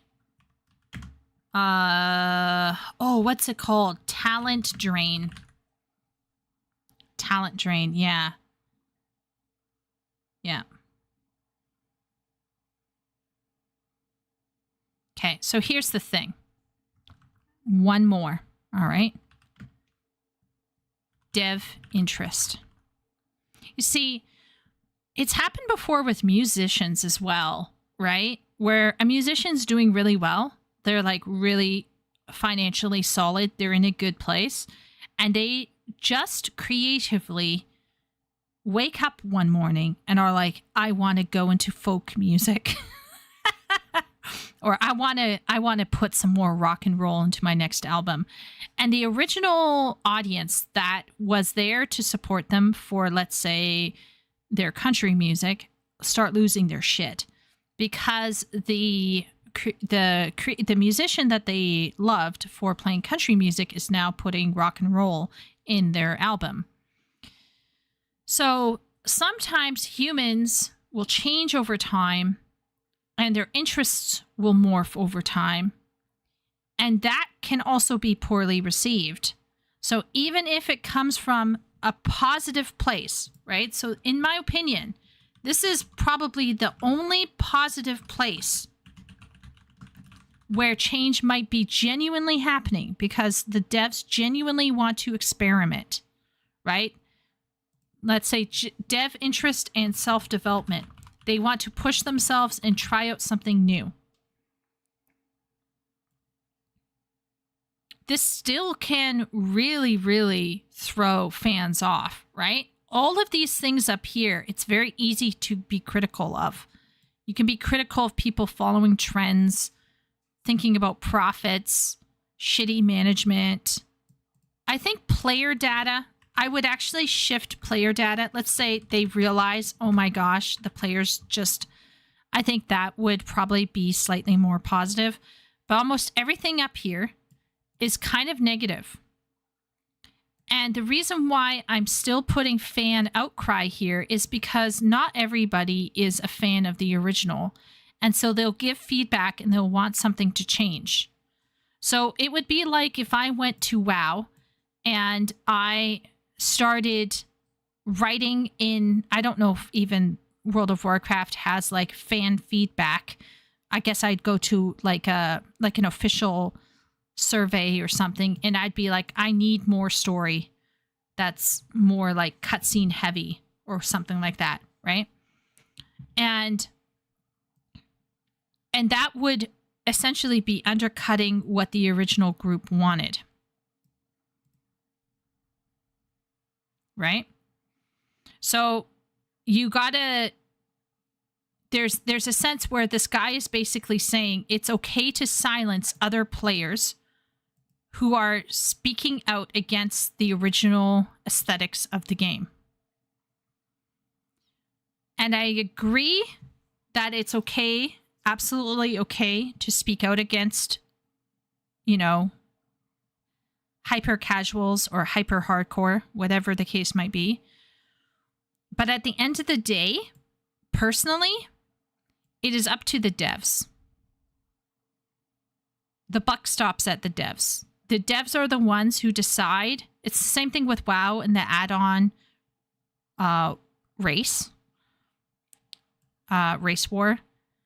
It's in the end of the at the end of the day, it's how the devs handle it that they're the ones who are responsible. The real fans or the fake fans are influencing factors, but the devs are the ones in charge. And they can either ignore or not. Now, unfortunately, because of the way life is, I do think profit does have to play a part. So let's say in titles 1, 2, and 3, they attracted 10,000 players. And then let's say by number 3, they had some fans who were more vocal, maybe even interacted with content a different way. And so they decided to switch to see if they could attract those people for the sake of profit. And since a lot of companies are designed for profit and not for actual, you know, creative integrity, in some ways that is the only responsible thing for them to do. So I am in general okay with fans fighting with new fans, but I at the end of the day, if a whole bunch of new people come in and they're the ones who are paying more money, then at some point you have to admit you lost. It's kind of like the book publishing thing, right? I don't like the fact that men have been shut out. It feels like they've been shut out of the industry. It feels that way. It certainly feels that way when you look at the wish lists of the, you know, the literary agents. It feels like men are being shut out, right? Especially white men, straight white men. It really does. But I don't like the idea of a male reader going after a female reader simply because the female reader is reading more and is investing more into the industry. Get out of my books. Get out of my sci-fi. Get out of my fantasy. Well, what if she's reading more than you? What if she's spending more than you? And if we're all about voting with the wallet, she's voted with her wallet. So part of me is like, okay, you can maybe try to get fans to come around to your way of thinking about an IP, but it is possible for some IPs to morph. Like even the Final Fantasy IP, for example, is highly amorphous because there's so many different types of versions of gameplay in that brand. So they definitely kind of gave themselves a leg up there because now they can basically do whatever they want and it'll be fine. It will fit. Because you can do turn-based, you could do action turn-based, you could just do action, like you could do an MMO, right? So Final Fantasy is really quite flexible as an IP, but if Miyazaki tomorrow came out with something that was turn-based, would people be molding? I think there would be. And Miyazaki could say, it's because we were interested in it. It's because we wanted to push ourselves and do something fresh and not burn ourselves out doing the same old thing every time. Or they could give a financially responsible answer and say it's because we're doing it for profit. But does this mean that you should then hunt down the turn-based fans and be like, this is your fault?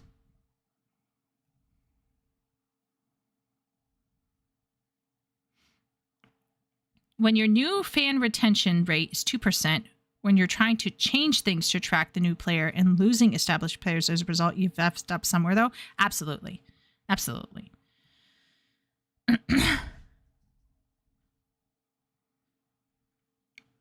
That, I guess what I'm trying to say is, at the end of the day, fans can speak out, or new fans who have ideas of what they like could speak out, but at the end of the day, the devs have to take responsibility. And you have to ask if the devs are looking to greener pastures for profit, what happened? Did the devs fuck up? Or is it that the fans are simply not there anymore because the fans are also chasing trends?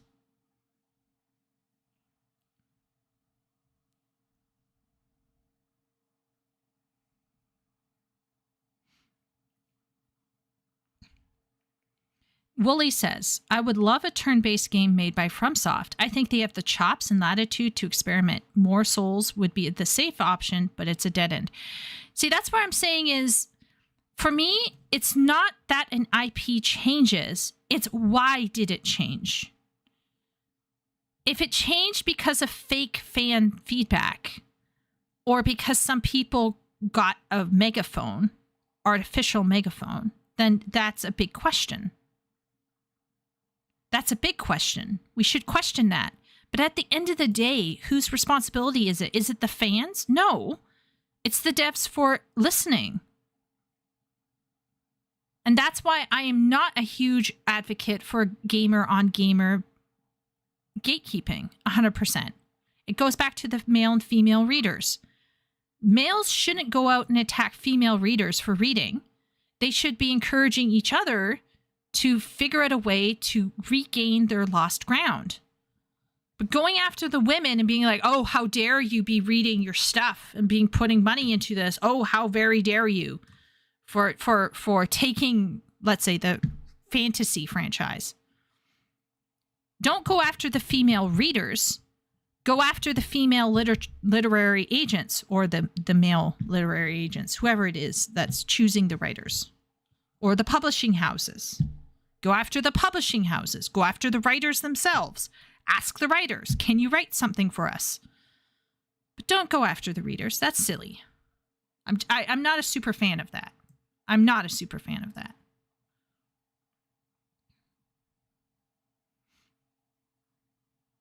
It's one of the reasons why, when I started reviewing World of Warcraft, I was thinking a lot about how can I tackle this without coming in and demanding things be exactly the way I prefer it with my narratives. I have a strong awareness of what I like narratively speaking. I have a strong awareness of that. But when I go in to attempt an objective analysis of a story, I have to leave that behind me as much as I can and try my best to view it as it is. And because I'm human, some days I will do a better job of it than other days. But at no point in time should I go in and should I bash a WoW player for just admitting I click through dialogue boxes. I don't care. Now, my gut instinct is to kind of bash them because I value narrative. And I think people without narrative it's kind of sad. But that's I can't 100% take away the experience that they want to experience. So there's room for objective analysis, but you have to be careful that you don't go in and you just trample what people enjoyed about the game to begin with. But if for some reason the gamers age out or transform over time, which happens to a player base, then the devs may shift focus to meet those players' needs, and that can over time transform as well. So that's why I'm saying is like this one here, I would be very cautious about it.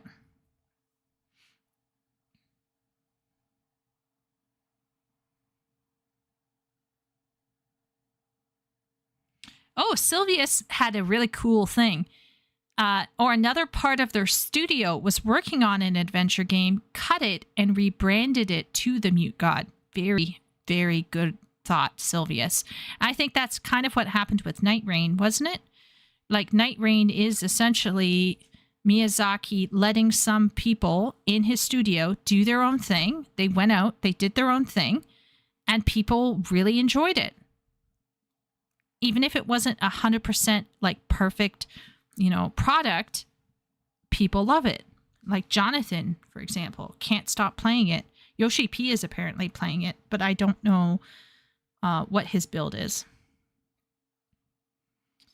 God of War also changed up at 4. I wonder, did they explain, Ben, why? Did they explain why God of War changed? Happens to comedic actors as well. Suddenly they only want to portray serious roles anymore. Interesting. Yeah, that can happen. Say, like, make a Final Fantasy that's not turn-based. Sweating. I would love a turn-based. Okay, yeah, we were talking about this the other night. Yeah, we were. I'm not sure other FromSoft fans agree with me that the Souls formula has reached saturation. No,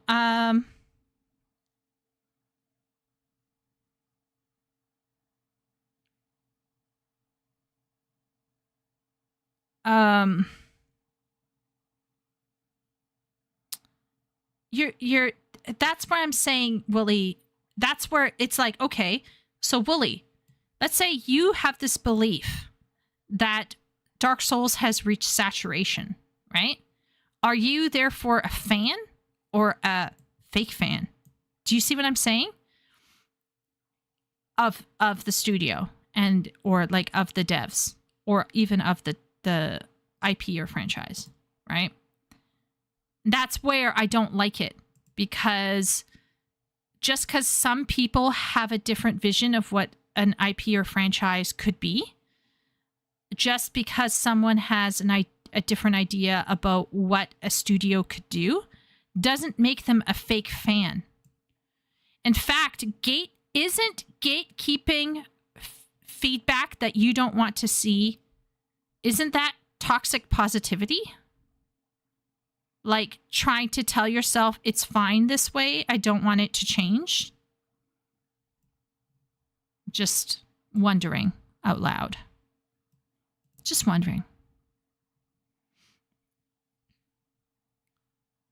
Can you do the pure lore, no story thing FromSoft does in a turn-based though? Leo, did you ever play Final Fantasy 1 or 2 or any of them? Because a lot of them are really light on story. Like really light. They're not pure lore, but I think you could do a light story that's still fun. And judging by how Claire Obscure hit the market, I think people are very ready to engage with a story. It just has to be good. The WoW analysis was really good. Oh, thank you. I was trying my best. I was trying. Sorry for subjecting you to my impromptu TED Talk, Ben. Wait a minute. Excuse me.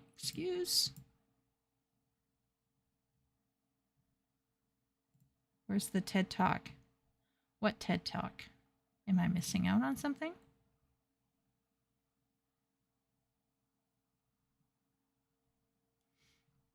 Vic is finishing Claire Obscure tonight. Apparently it's amazing. Oh, man, I gotta play that game. Sure, a turn-based FromSoft game could be even richer, as there's no time crunch in combat, no reliance on twitch reflexes, just your brain and the game systems. It was in VC. Yes, you missed out. Oh my lord. I raced to Discord to see if Ben and Willie were chatting together, and it's empty. And I'm like, wait, what's happening? I think the players in WoW value the narrative more than they think they do. Asma mauls about big story beats all the time, but doesn't read how things got there.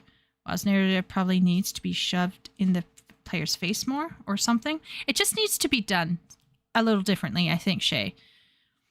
I think everything is there. Like I'm not joking. I wasn't being patronizing when I said I was legitimately chuckling when I dealt with Abercrombie Necromancer.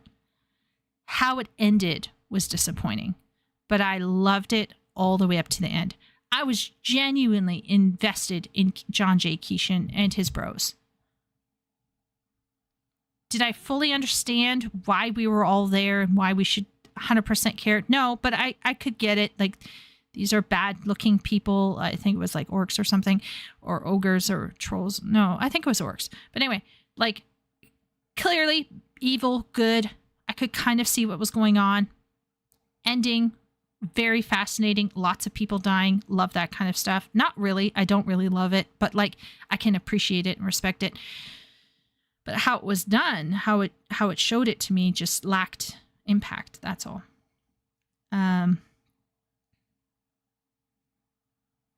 Brute force shoving it in their faces might backfire. That's true.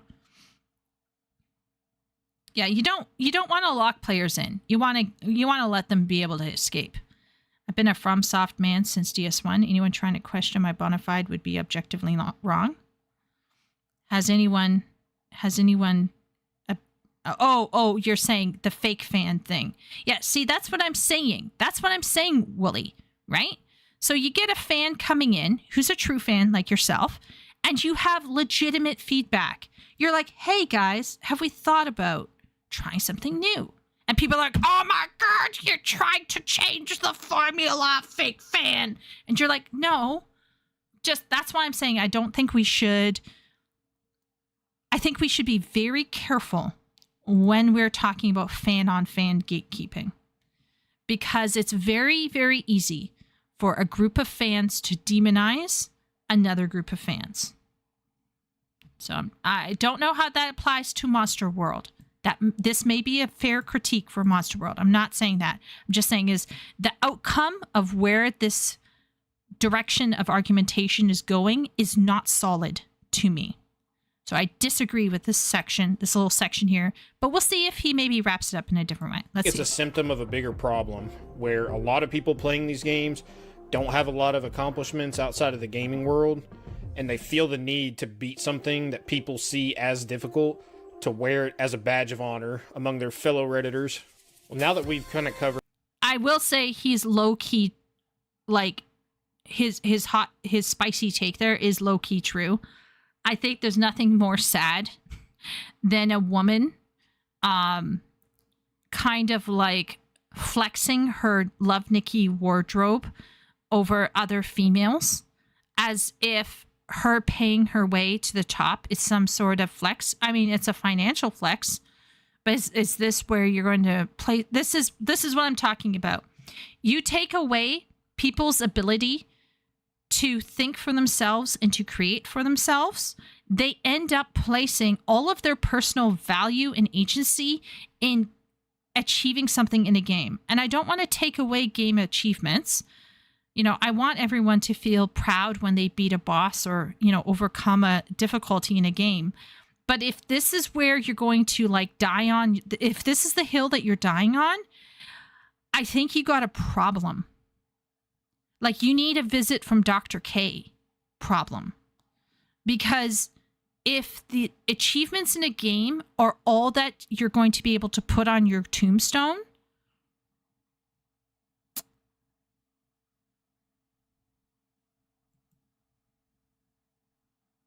yeah. So I do agree with him there. Like, I do agree with him on the idea that some people over focus on in-game achievements as some sort of personal real-world validation, and I think that's cringe. However, that doesn't give other people the right to just gatekeep, let's say, the hardcore voices. So there are people in Final Fantasy XIV who want Final Fantasy XIV to have a lot of hardcore content. I personally like more mid-core. I'm more of a mid-core player. That's probably as far as I'm going to go. I'm never going to probably properly... I mean, like, maybe one day I could do an ultimate, but I'm never going to, like, really go far. So I'm very much in the mid-core section, if not casual, high casual, of Final Fantasy XIV. But I would never, ever try to shut out the hardcore people and try to shove them in the corner and be like, shut the fuck up, sit down, you fake fan. And in the same way, I would appreciate it if they didn't do that to me as well, right? Because we share this world.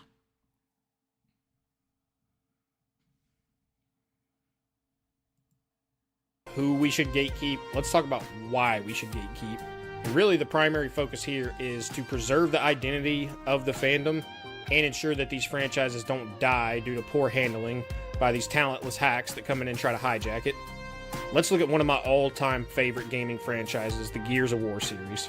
I absolutely love Gears 1 through 3, but what started with Marcus Phoenix, Dom, Baird, Cole, these hyper-masculine characters and a story about war and sacrifice, fast forward that to today, and the poster child of the franchise is now a girl in her early 20s that wears a beanie on the battlefield and knowingly puts her whole squad at insane risk because, in her own words, well, Captain, screw your order.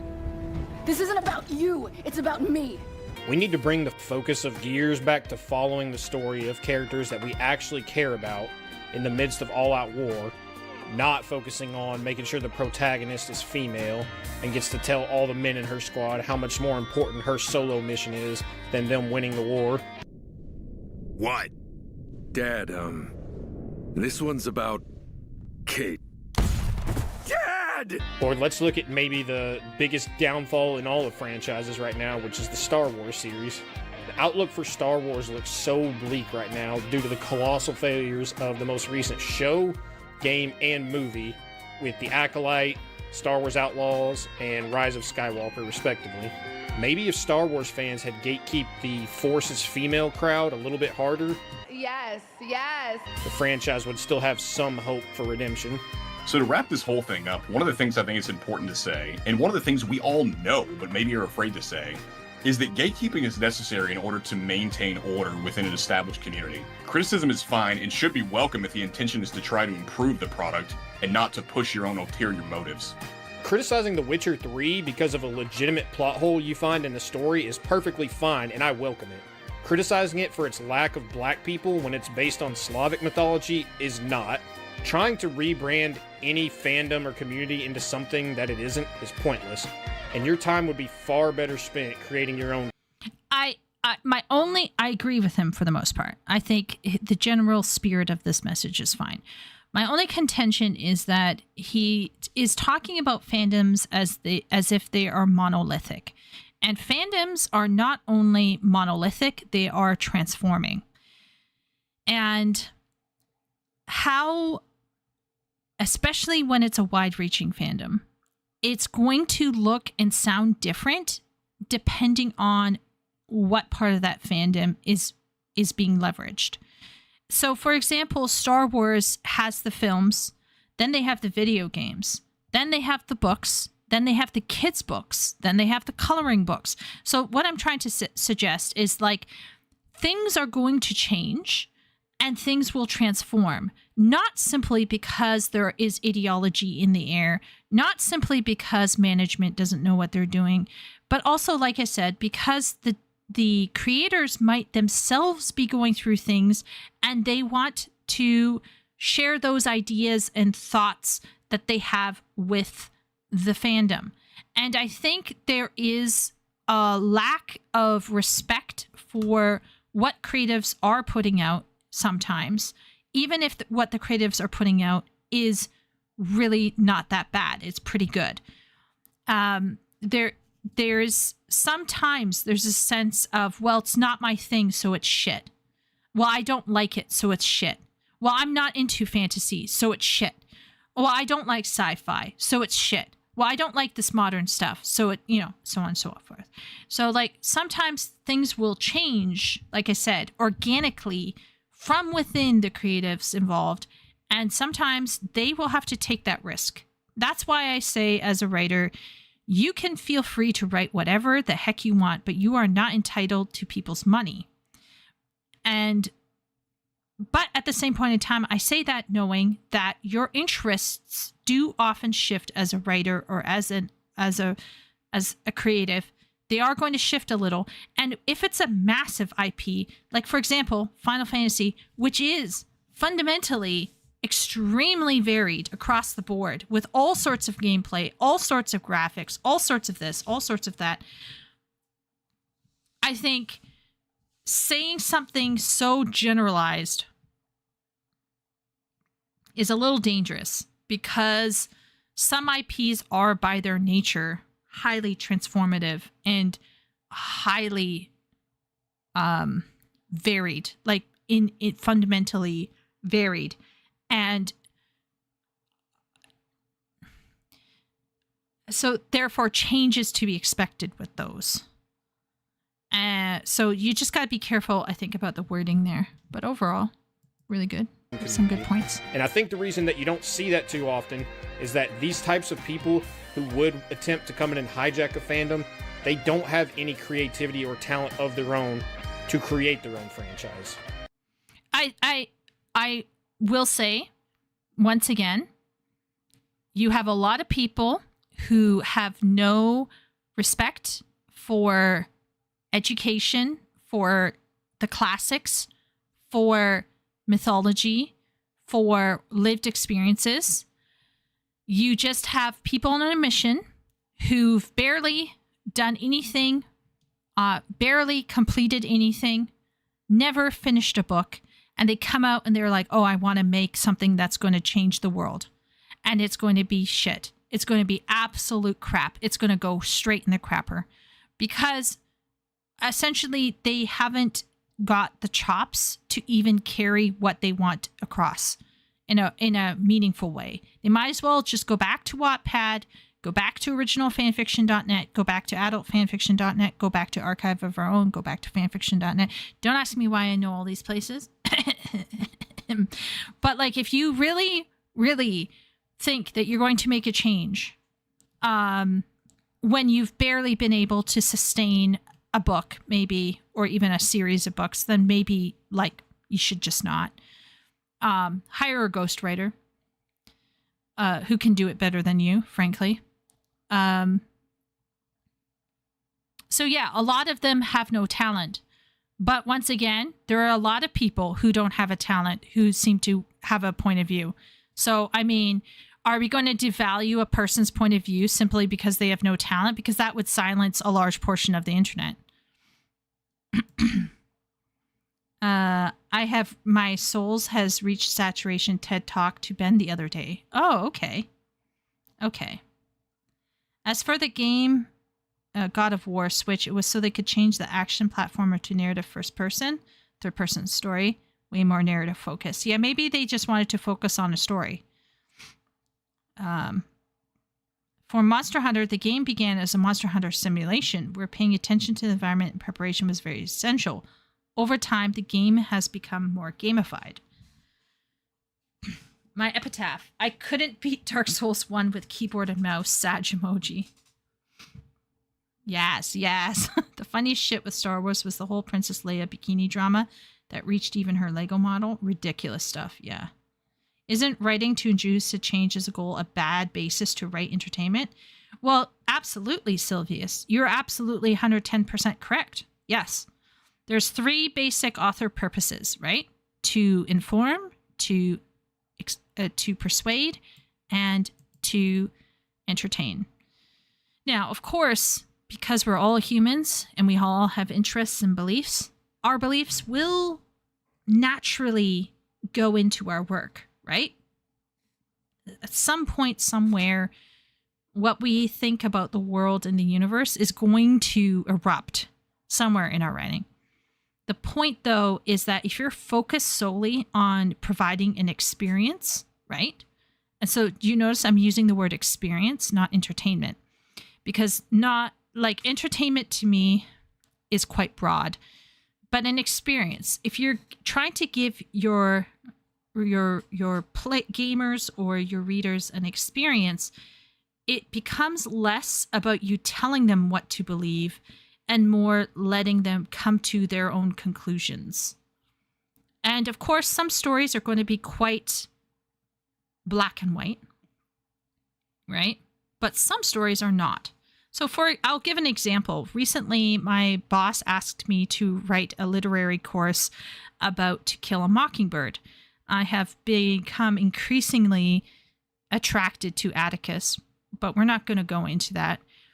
But as I was doing research for To Kill a Mockingbird, I came across increasing amounts of people disavowing the book and people disliking To Kill a Mockingbird.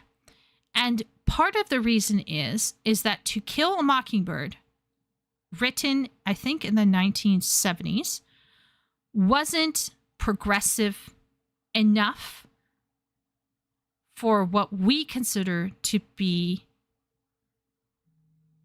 truly liberating and freeing. And there were no cap people doing disclaimers about To Kill a Mockingbird, saying it's a great book, but da da da da da da da da da. It was almost like the Hogwarts Legacy situation. It's kind of also like the Frankenstein stuff. So when I was in university, it was like Frankenstein was written by Mary Shelley, whose mother was a proto-feminist, but da da da da da da da da da. So there's a question, therefore, right? So is To Kill a Mockingbird a great book or not? My answer is it is clearly a great book. And what actually makes it great is that you are presented with humans who have complexity. There are humans who are prejudiced on both sides of the conflict. Humans who are prejudiced and good at the same time. It's mind-blowing. It's mind-boggling.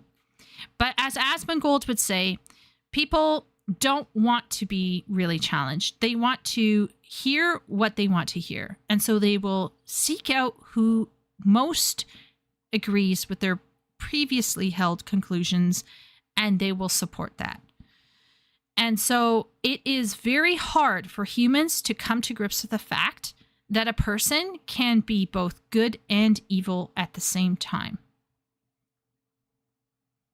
And as soon as that person says something that they don't like, or as soon as that person says something that they don't agree with, or as soon as that person has a legitimate human flaw, whatever that might be, everything else that comes out of their mouth suddenly is not worth.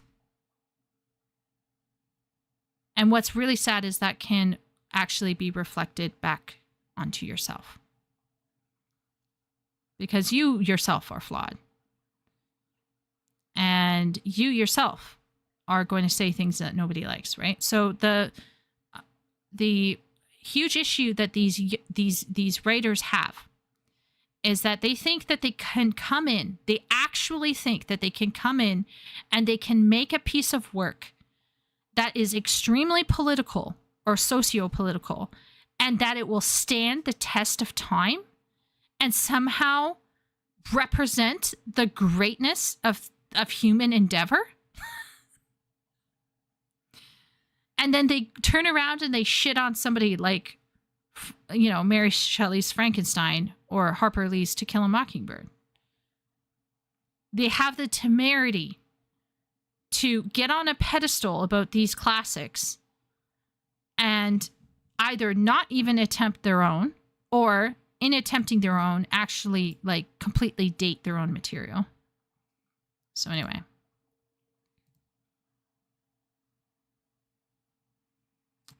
Yeah.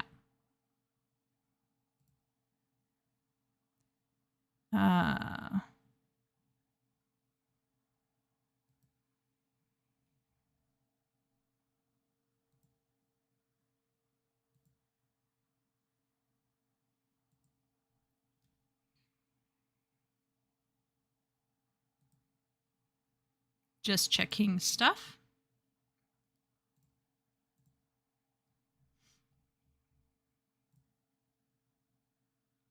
Okay. Hopefully everything is here. Yep. Okay. Yeah, you've mentioned lived experience. How come that many works nowadays contain so many bad self-inserts? Are we living in boring times? Do boring people get too many opportunities? Good question, Sylvius. Wow, Sylvius coming in with some great questions. So here's the thing. Here's the problem, Sylvius. There's two to threefold reasons why. So number one is when we talk about writing. So I just need to preface that, like, I teach ESL, right? So I teach kids how to write, essentially. That's basically my job these days, is teaching kids how to write. And I teach them a whole raft of different writing methods, writing styles, stuff like that, right? And one of the things that you always tell young kids is you do two things. You teach them how to model off of good writing. So you teach them how to analyze reading via reading, right? So using their reading skills to analyze a model and then copy that model. And the second thing that they should always do, and I encourage them to do, is keep it familiar. Write about what you know. And this is something that is very crucial as helpful guidelines for young writers. And by young, I mean leading up through the teen years, right? We're talking up through high school. It's very, very fundamental to have guardrails. These guardrails are designed, just like with art or music or any other creative writing or creative product, is intended as guidelines, kind of like little crutches or walkers, you know, if you will, you know, a tricycle, you know, or a bike with those little wheels that you can detach. And the idea is that you get them in the groove, and eventually you can take the training wheels off and you could say, fly, little bird, and they will learn how to fly, because they will have all the muscles that they need in order to perpetuate something. So you have these people who I think come out of this kind of form of education about writing what is familiar. And the problem is they never outgrow that. So number one is remaining stuck in the in the lower maturity levels of writing. So like not moving beyond those training wheels that do exist at lower levels of writing. Number two, narcissism. We'll call it the Disney psyche of I'm special. Right? And then we have overprotective society / echo chambers. So if you've never traveled, so my parents made some decisions, obviously, when I was very young. I think I was about 5, plus 4, 9. Yeah, so I think I was about 5 years old when they moved to the Middle East. We lived there for 4 years. We came back. My mom never put us back in school. We were homeschooled, right? So that is another thing. So if you live in a subculture, whether it's religious or sociocultural subculture, that also gives you a unique perspective on what the rest of society thinks is normal. And then later on in my life, I decided to go overseas, and I taught in China for 9 years. So if you stay in the same place all your life, the frog in the well does not know the ocean. That's all I'm going to say. The frog in the well does not know the ocean.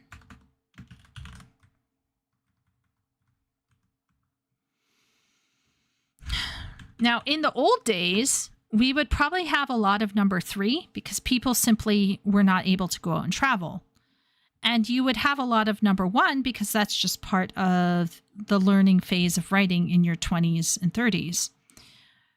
But I think the most huge issue why we have self-inserts these days, Silvius, is because of the narcissism. It's like all of that OC, original characters that you see in fan fiction, or the Mary Sue, Gary Stu trope, which can be made worse when it's a self-inserted. The worst of the worst is the self-inserted Mary Sue or Gary Stu. And these self-insertions are extremely horrible to read, extremely terrible. I usually opt out of those fan fiction right away. Like, I would never spend my time reading them. Does that mean I never do that in my head? Absolutely not. I have various characters that I experience, not necessarily representing me, but like in the past, I have done self-insertions in my head. But guess what? It stays in my head. It doesn't go onto the page. I think there's a sense of narcissism that I deserve to have a voice and I deserve to get paid for it. So this is the Disney psyche of the I'm special. And of course, they will work hard to remain special by giving themselves a label. And then it is, I deserve a voice and I deserve to be paid for it. Even if those Nepo babies or rich people travel, they just stay at hotels and do the stuff that they do at home. Oh yeah, that's another thing as well, Leo. They actually think that by going out to a resort or going on a cruise ship counts as having visited a country. Oh, I went to China. Oh, did you? What did you do? Well, I stayed for a couple days in Beijing. I saw all the sights. And then, I walked on the Great Wall. And then I went down to Shanghai and I walked around there. And then I went home. Okay. All right. Right. That's how propaganda happens. Oh, yeah, China's fine. It's fine. Yeah, okay.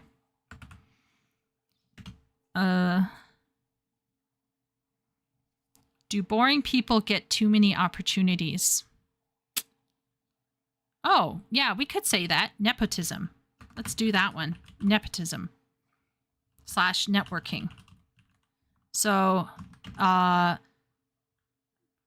poor talent gets prioritized via ideological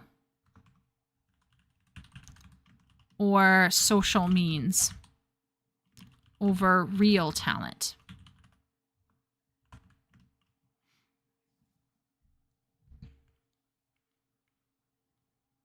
Yeah.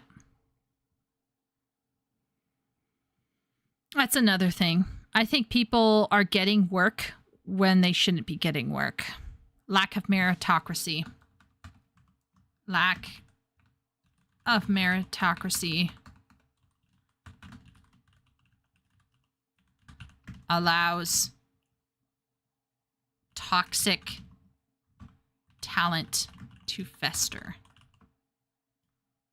That's another one. Regarding number 4, it's stunning that so many directors/talent that worked on failed projects are instantly put on other projects with even more pay. It is. It's like failing upward. It's failing upward. Yeah. Nepotism. Yeah. And that's another thing. It's not even just nepotism. You notice I put in the word networking. There are people who simply get there by saying the right things. Or in the case of certain men and women, they will, compromise their personal respect and dignity by engaging in sexual activity in order to get a foot up the ladder. And then years later, they'll be like, I was taken advantage of. Okay. Right.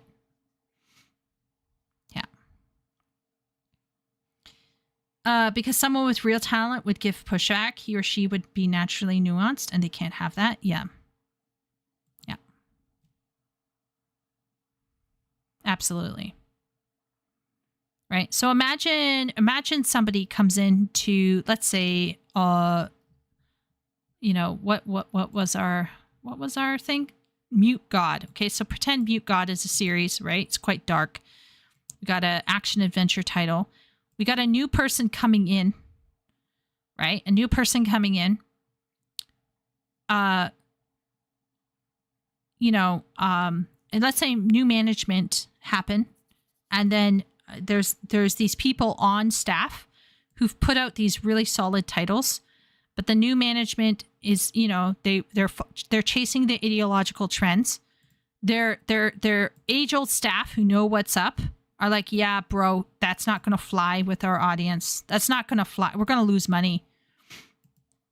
Not all corporate heads are going to be willing to listen. They're going to think that they know what they need to do. And I wish I could tell you it's just the corporate. I wish I could. But I've worked enough with the entertainment industry. Like I've had enough clients from the entertainment industry to know that it's not just the corporate heads. I've worked with a corporate type before. That was pretty bad. That was really bad. But I've also worked with people who were boots on the ground in terms of the entertainment industry, like lower level talent. And they were just as bad as the people at the top in terms of thinking that they knew what they were doing and telling me, the writer, how to write a book. Get out of here. Now, am I saying that my first draft is going to be beautiful? No, I am not saying that.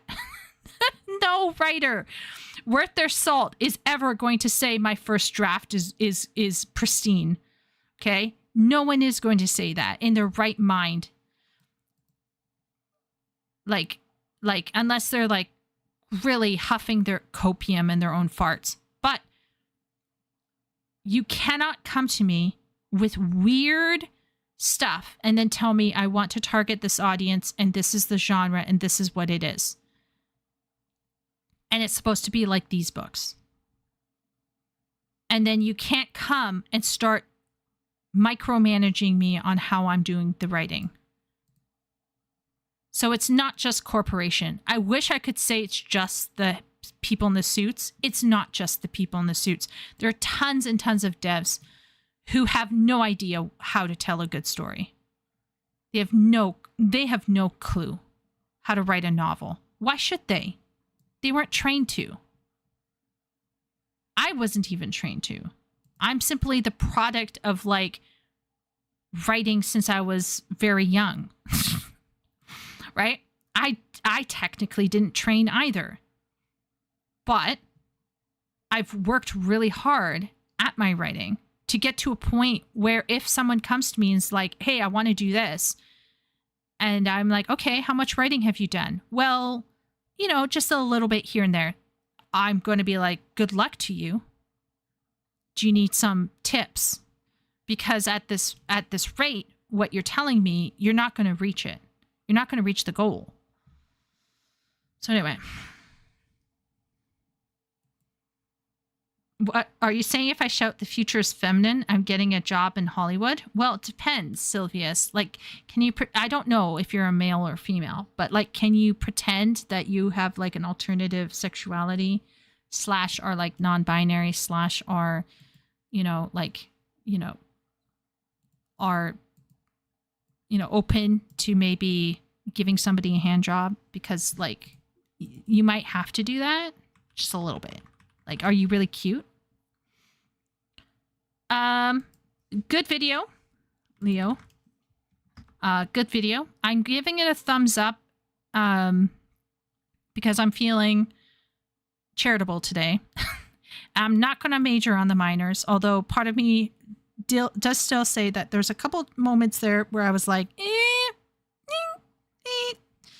but overall, very solid. Thank you, Leo. Great recommendation. Great recommendation. By the way, do we have new people in chat who want to join our Discord? I'm not giving Harvey Weinstein a hand job. Sorry, not sorry. Well, I mean, giving him a hand job these days is useless. Isn't he in jail? Because there's only one. Yeah, I'm sure there's no one else. No one else came in to replace him, I'm sure. Does anyone... oh, epic. What are you heavily distracted with? Does anyone have...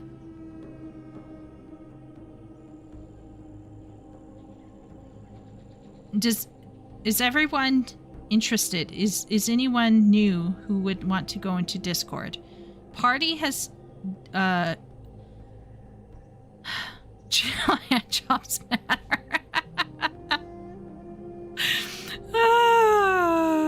Nah, rookie here. Sylvius, if you wish, you are welcome to join our Discord. We have, I think, fairly simple rules, which is just be an adult and don't be cruel to each other. But you can disagree to your heart's content and get debating. Just don't be don't do personal attacks is basically the big fundamental rule that we have. But you're welcome to join our Discord. We have a writing channels. We have gaming channels. We have general channels. I think we have a pretty lovely... we have a strong WoW voice over there. We have some Final Fantasy online people over there and general gaming over there. We even have a gacha gaming channel, which is kind of dead, but Willie keeps it alive, basically. So you're welcome to join. Anyone who's new, who might be lurking, honestly, feel free. I just want to open that up. And thanks for Party, who's my sister, for dropping that in the chat. Thanks again. So you can take a look at that link if you like and hang out with us. Not gonna lie, I had to deal with an attempt to take over my cafe. What? I've dealt with it. Order is established, and now I'm just trying to detox with some narrative role-playing. What? Like, are you like, is this like in-game drama? Holy shit. I mean, gaming can be cutthroat. Yeah. Gaming can be cutthroat. Holy shit. Yeah. There was this one time when I was playing Eve Echoes and our corporation, like our CEO, it was a female, which was very strange. But anyway, she had to take a 1-week sabbatical to deal with her grandfather's death. And some of the players who were like the Chad hardcore types staged a coup and they trashed the Discord on their way out. And then they reached out to me and they said, hey, would you like to join our new corporation? And they didn't know I was a female because I was pretending to be a guy at that point in time for various reasons. And I was like, I'll think about it. And I stayed in the original Discord and it got toxic as fuck. Like people were like Salem witch hunting anybody who was speaking like any kind of criticism. And I was like, I can't choose the Chad bros because I didn't feel good enough as a player to run with them. I had severe confidence issues. as usual. And I didn't like the toxic, like, scariness. So I went solo after that for a while. I was like,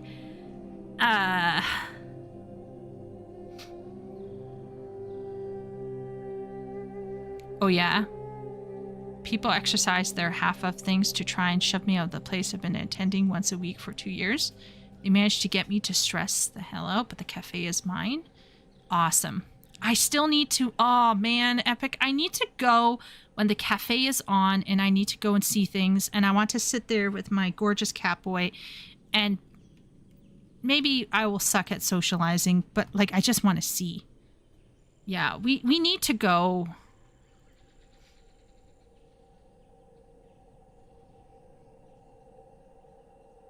By the way, if you're interested in WoW score and zone atmosphere, Chimley. Okay, let's see here. Chimley.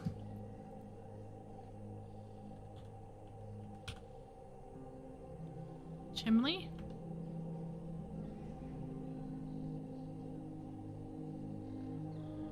WoW zone music. Let's do that.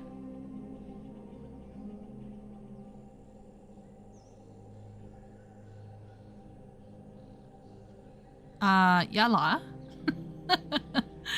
Am I spelling it wrong? Maybe it's with an I. Let's see. Nope.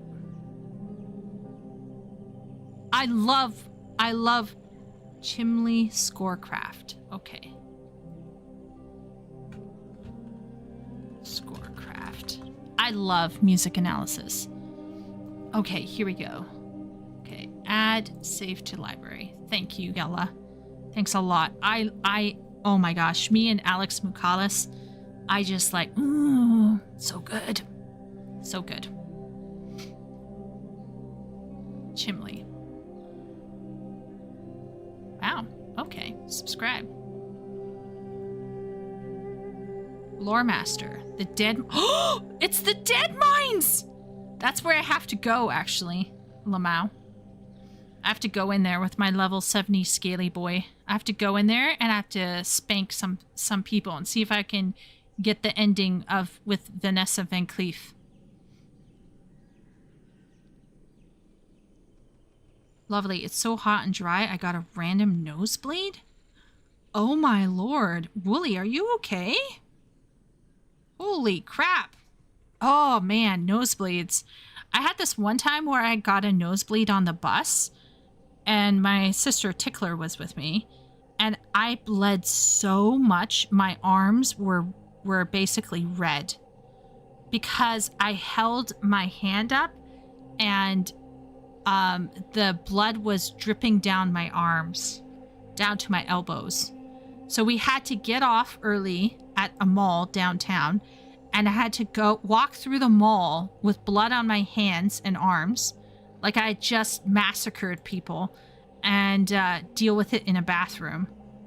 So I hope Wooly is not having that experience because nosebleeds can just go on and on if you're not, like, you know what I mean? Like, ooh, Wooly, take care. Although, in Japanese culture, you know, nosebleeds can mean something else. It's almost midnight. I did not throw up tonight, guys. So that's nice. That's good. I think sitting up straight and having tea instead of coffee and not finishing dinner was the right call. But I'm so sadged. I'm so sad because Party made this amazing nachos with cheese and ground beef and veggies all on with the salsa. Wait, throwing up is a usual occurrence for you? It's gotten better. It's gotten better. It's gotten better. But it used to be really not great. It used to be not great. And, of course, being in Canada, I reached out to my doctor. I said, hey, could I get a checkup. So they did blood work. I'm not diabetic yet. My thyroid seems to be okay for now. My B12 is a bit low, I think, and my vitamin D. So anyway, so long story short, like, they were like, it's still weird, right? So I was like, what's going on? So they did a complete examination of my stomach cavity. So like they did a sonogram or whatever they call it. Like they basically had a look at my kidneys, my gallbladder, my stomach, my intestines. Everything appeared to be good, but you can't see like what's going on with your stomach lining. So anyway, so they sent me to a specialist, and I waited a year and a half to see a specialist, during which time I lived in perpetual fear of going out with friends and eating, because I was always worried that I would suddenly get sick and have to throw up in the bathroom. So that wasn't great. And then finally I was able to go in, and they could only spend 15 minutes with me. And they asked me, so like, how's it going? What's going on? And this woman is undoubtedly knows her thing. And she was like, so like, has it happened recently? I said, no, I'm just drinking water and I'm not eating certain foods back to back. She's like, okay, well, it sounds like you're managing it. So that's great. So why don't we just leave it at that? So I still don't know to this day why I did it, why I was throwing up. I still don't know. Like, is it an allergy? Is it a sensitivity? Is something wrong with my stomach lining? No idea. But that's Canada for you, right? If I go tomorrow and I get shot in the stomach, they will save my life. If I step on a landmine, they will save my life. If I get run over by a bus, they will save my life. If I have like a random tachycardia, they will come and save my life. But if I slowly, suffer from something really weird and odd, or something so low key as to not affect my daily life, they can't help me.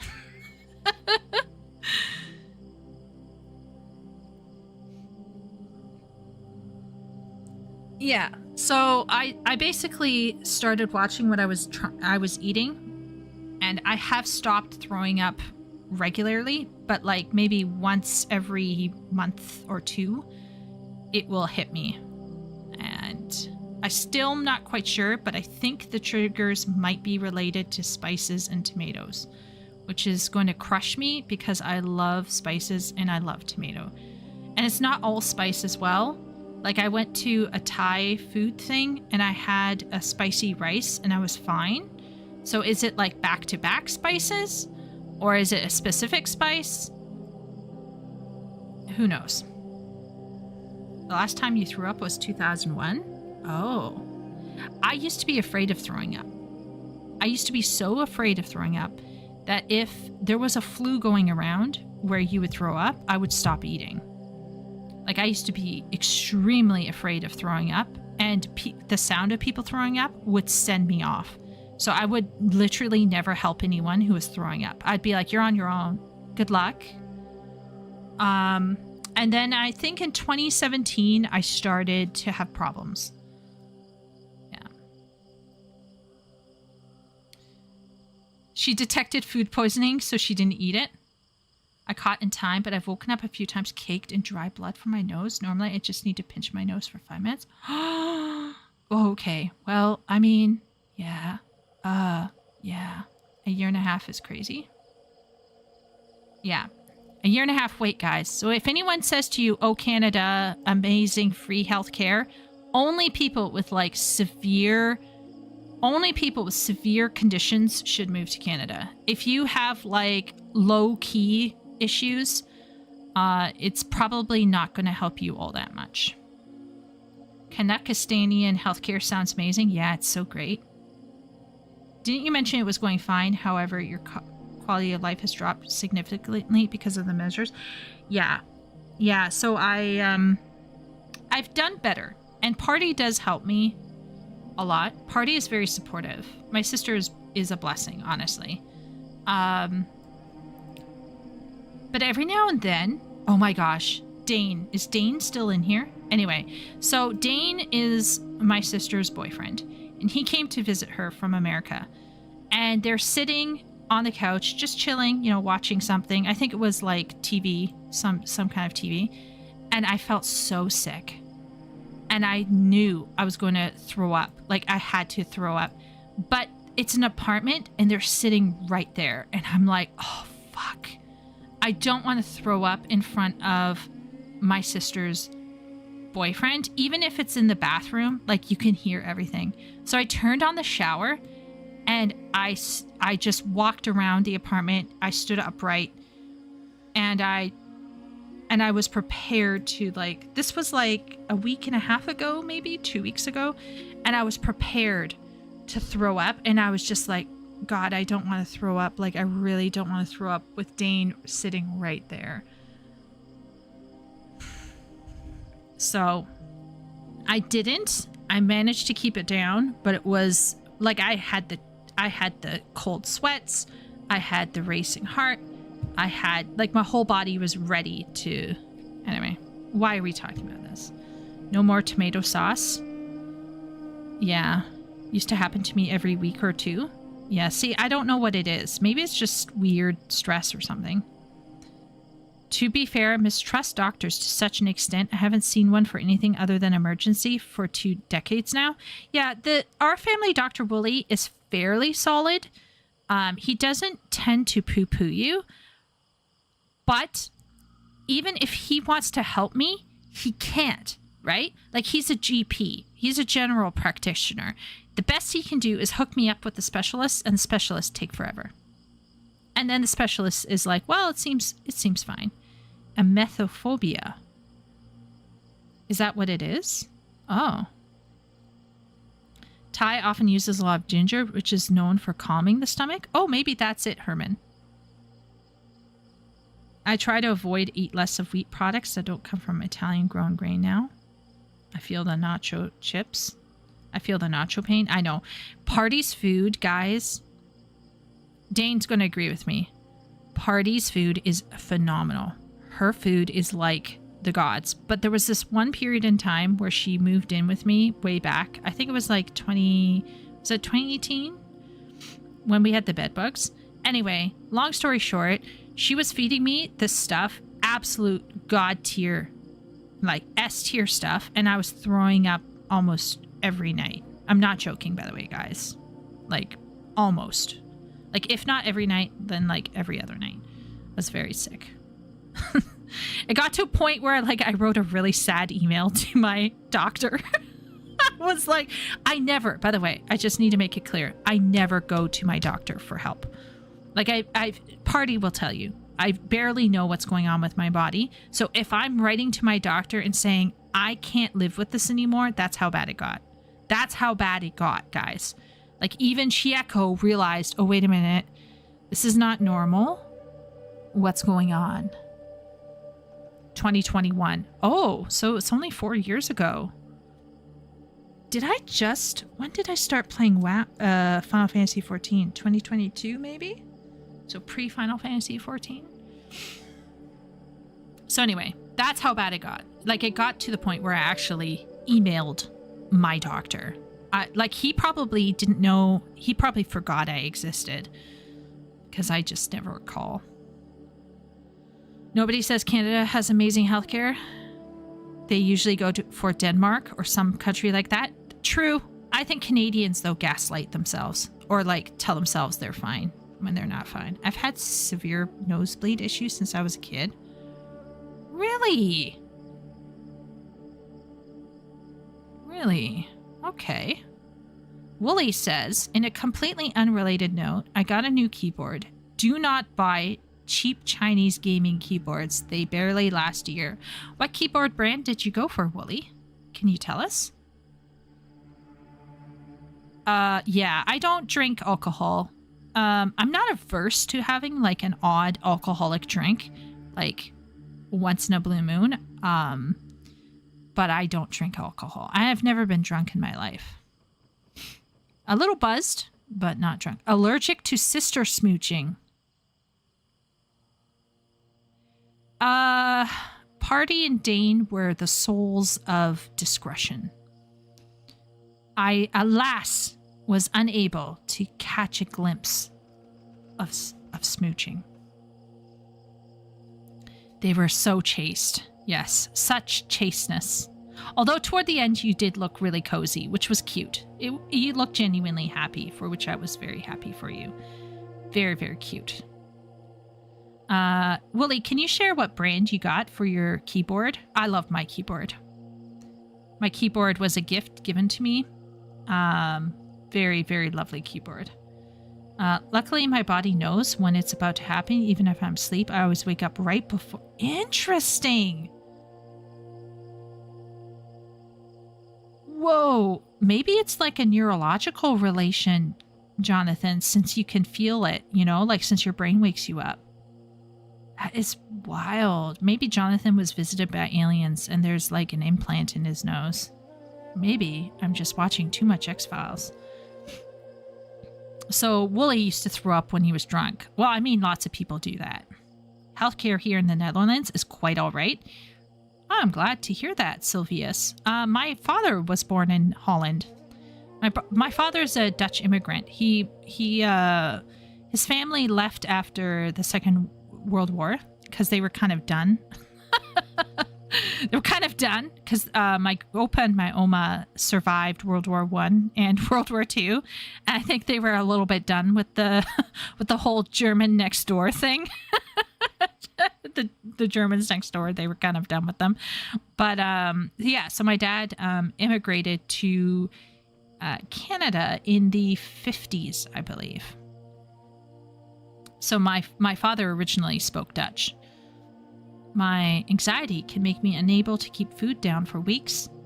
Took an urgent care doctor giving me a last resort nausea med for chemo patients for such occasions. One does tend to solve the bout entirely. Maybe I'm stressing myself out. Maybe that's it. This time I got the wired G515 from Logitech. Low profile gaming keyboard. Feels a bit stiff now. I suppose it needs some time to break in. That's fair. Let us know how it goes. Maybe one night you can give us some keyboard ASMR. Big part of my family left for Canada as well after World War II. Yeah, I think a lot of Dutch people went to Canada because it's very, I'm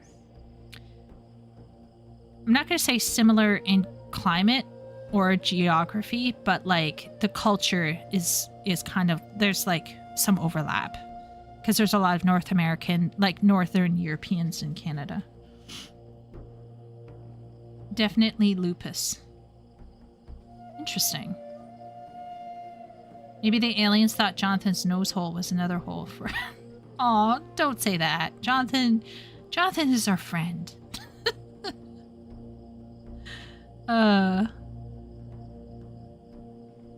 Yeah. Oh my gosh. Party. You should tell people what you discovered the other day about my bedroom.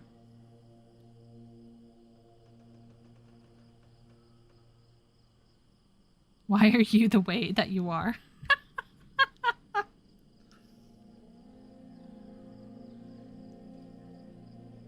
So, I've been struggling with dry mouth for the past while.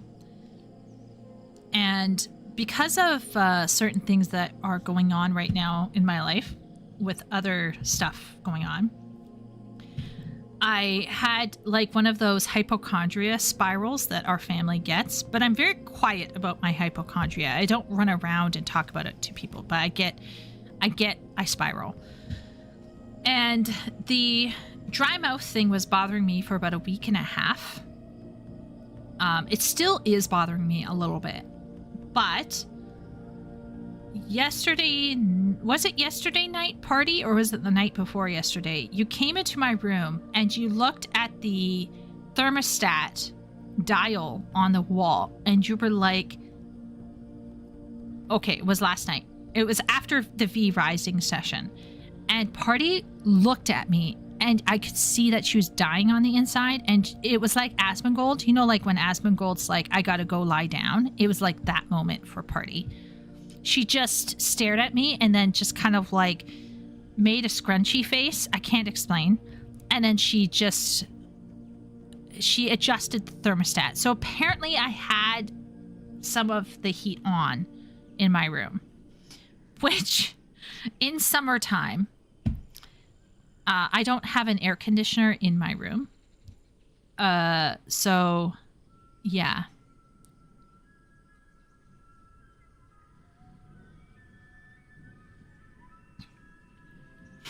Are you avoiding the doctor's office to avoid sick people?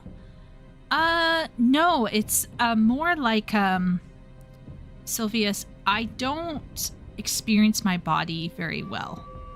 So I sometimes don't know when I'm sick. And then if I feel a symptom, I can ignore it. And then sometimes it gets really bad and then I overthink it. And then it turns out that I've made a severe error, usually, with my environment, like leaving my thermostat on.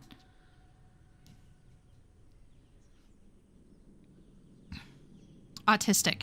Possibly. Sylvius, if I'm not autistic, I probably have BPD. It's one of those two. How do you feel about the sun? I don't have a relationship with sunlight because my skin burns. And that's a problem because I don't always feel my skin burning until it's too late. And then I get heat stroke. And then I start getting dizzy. And then I feel like I'm going to throw up. And then I need to lie down after taking a cold shower. So generally I have to be really careful because I'm super pale. And all of my Dutch relatives are like the type where they burn once and then they can tan. And they're like, oh, Chieko. Well, they don't say Chieko. They say my real name, obviously. They're like, oh, your skin is so pale. Like, you should just go out and get more sun. And I'm just like, leave me alone, please. Like, yeah. Yeah, I'm just pasty because my mother's side of the family is partially Scottish. And I got the Scottish bullshit. And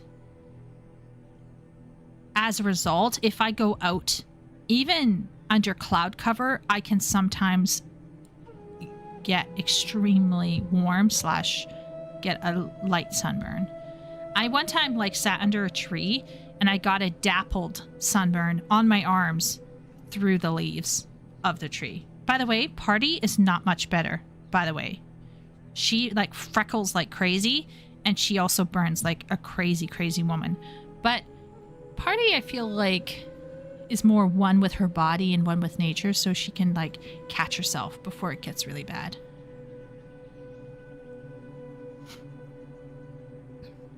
Girl. Shay says girl.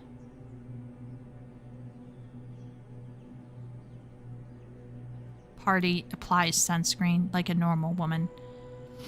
Yeah. The heat was on to 20. Was it really on 20? Yeah. And I told myself, of course Chieko wouldn't leave the heat on. Well, the funny thing is I thought I turned it off, but I guess I didn't. Whoever says Lupus might be on to something. What is Lupus?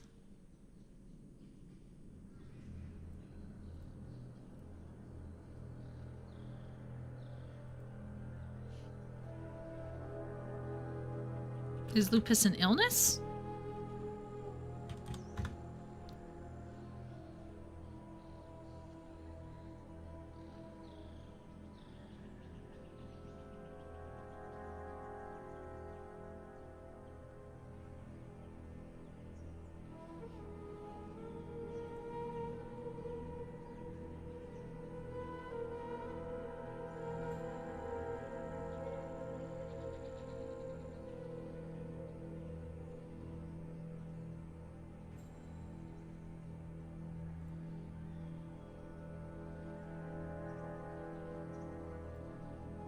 You have lupus?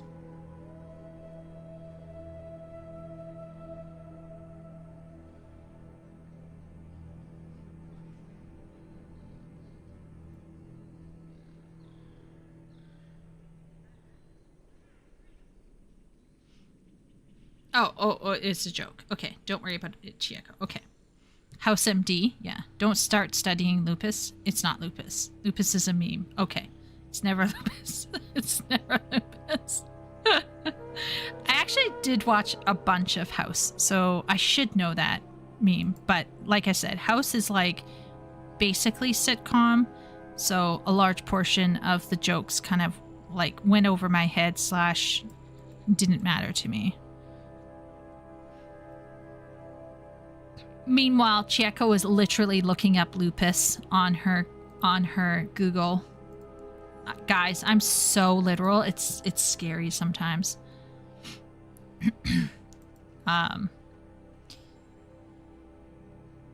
Yeah.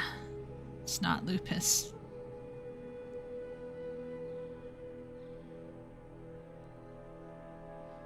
What was really cool was Hugh Laurie, who's Dr. House.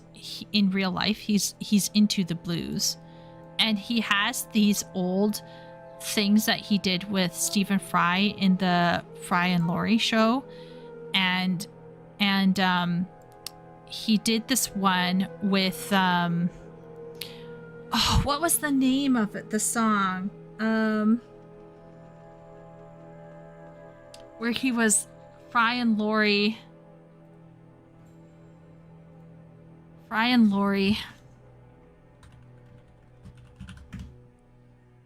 song.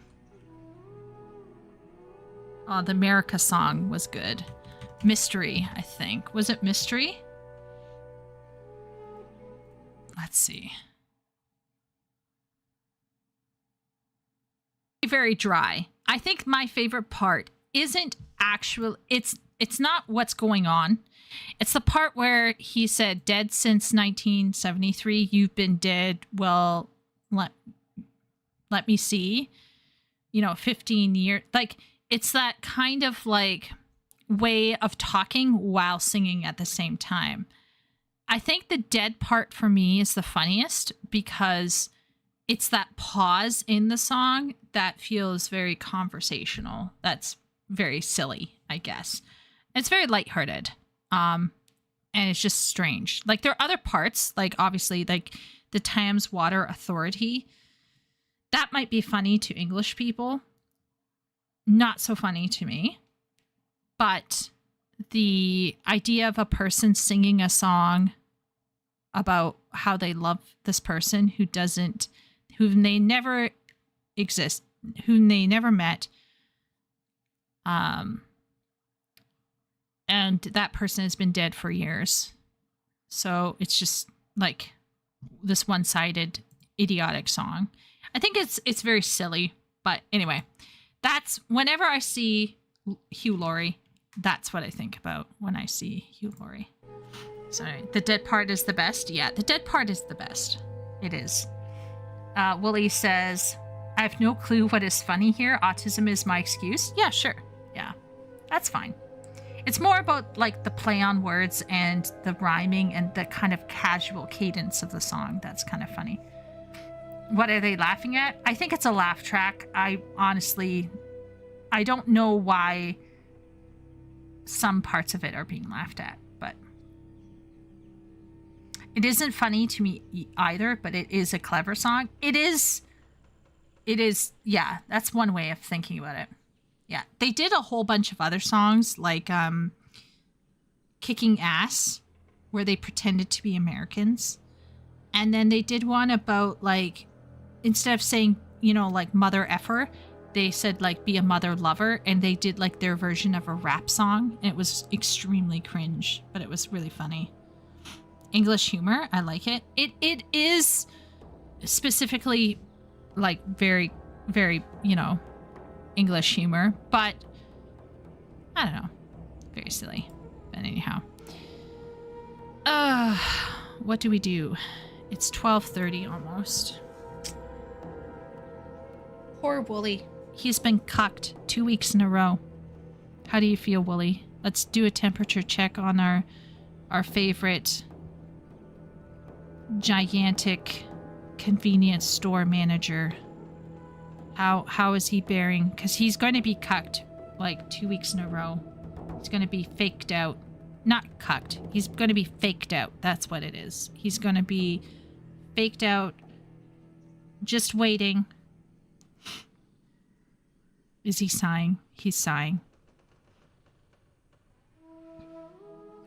Leo says that he thinks he's funny. I mean, we could speed run it. Do you want me to speed run it, Wooly? We could sit here and just listen to the video. He's got Jesus. Well, how about faked out, Wooly? How about that? Faked out, not cucked. Faked out. I corrected myself. Faked out. Do I sound tired? Oh no. I feel tired. Why am I tired? Maybe I've been busy. Maybe. But I really want to give Wooly's video. So Wooly recommended a video. It's part of my video list, which is why I enjoy games more than movies now. I feel like we might have watched this already.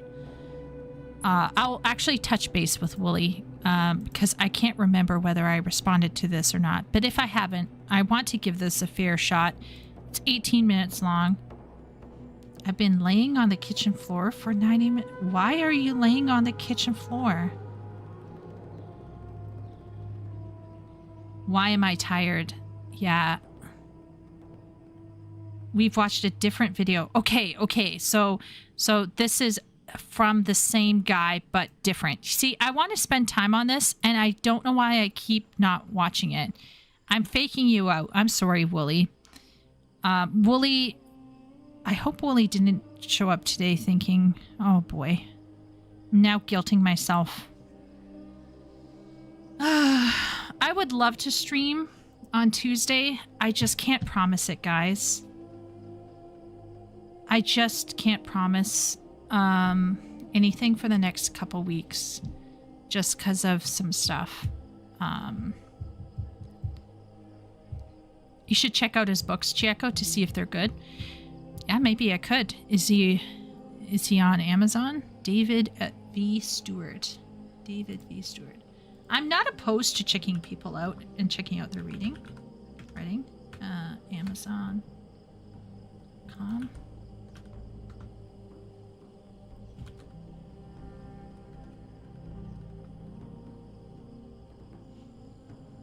So what is this? Prophet of the God Seed. Has anyone read this, bro?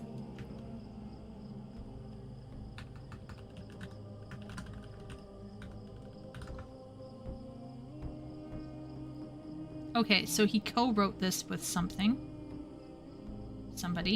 another person.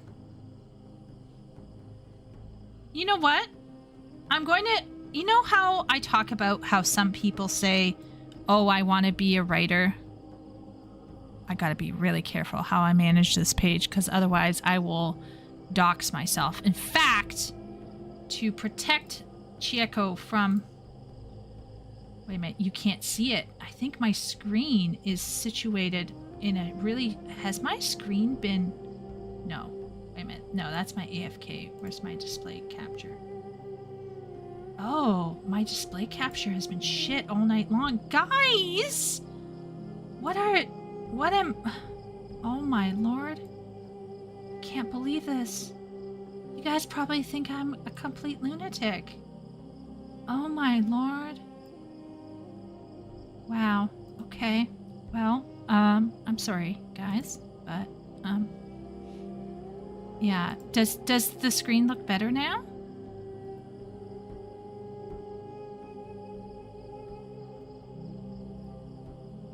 I think I did my display capture, so you will never see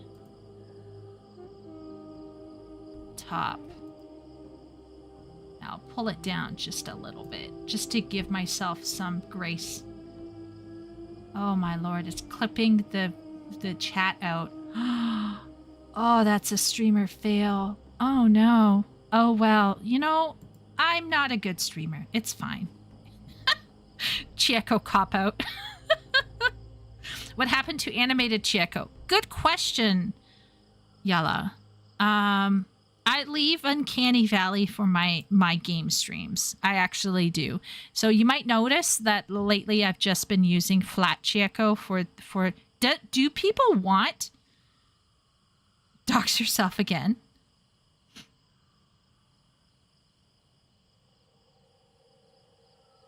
It's breaking your immersion. Seeing you with... Oh, yeah. Oh, yeah, you're right. Oh, shit. Oh, fuck me. Wait 1 second, guys. Wait 1 second. How about that? There. Oh, man. This is such a fail. I'm going to look back at the stream. Who are we kidding? I can't even... Okay. But anyway, so let's go back to David. Look at this guy. He's writing a lot. So, yes, it could be that it's all bad. Okay, like, it could be that every single book here is terrible.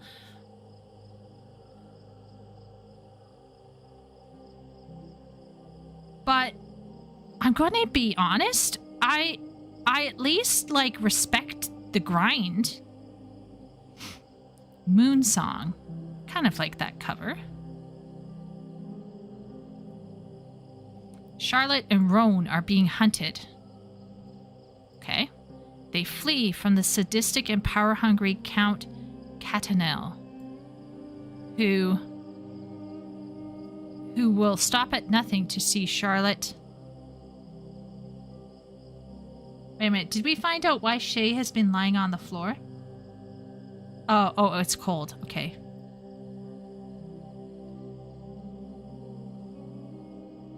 I come to your streams expecting delayed tactics and tangents. Willie is so kind. Willie has genuinely got a very big and great heart. I feel you, Shay. It's 35 degrees Celsius. Correction, doxy. Shut up, Ben. I'm watching on my phone. I can't tell if anything is visually wrong. Okay, good. What the Max Lucado is going on here? Okay, let's find out. Though. Roan, a solitary mercenary from a tribe of apostates, feared and hated for their ability to use magic, is her only hope for escape. So she's escaping her sadistic and power-hungry husband. But all she can promise him is riches in some indeterminate future. I would not have used that phrase. I don't know about that one. Mr. Stewart. But, I mean, you put out more books than me, so... Those who hunt her are rich and powerful beyond belief. Okay. Reaching the coast... Oh, wow. We're really... Okay. Reaching the coast, escape is close at hand, but so are the agents of the enemy. I feel like he's telling us the whole book. Within the walls of the decadent Masala, the Silver City, murder, theft, and betrayal lurk in every shadow and under every rotten eave. Will Roan's guile and cleverness be enough to get them out, or will his honor break before then? Guns and swords may not be enough to save them. 4.4. That's kind of solid. Great pacing, interesting world, fine characters.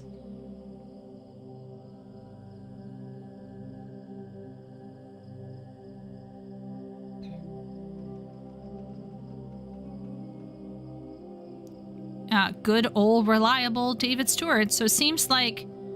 Okay, 2 criticisms. I despise sequel hooks. A second criticism is the description of the cities and characters surrounding were sometimes too minimal. And I found I could not visualize what was going on. Oh, that might be a problem for me. Oh, that might... Oh. Oh, no. No. Oh, no. Oh, that's rough. Oh, that would be a big one. But maybe it's not that bad. Maybe it's not that bad.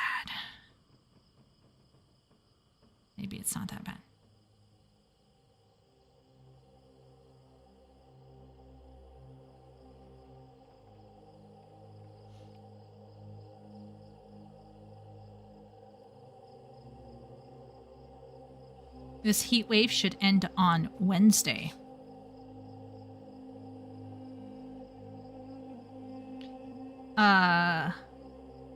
Low of 552F forecasted for Thursday night needs to get here. Yes.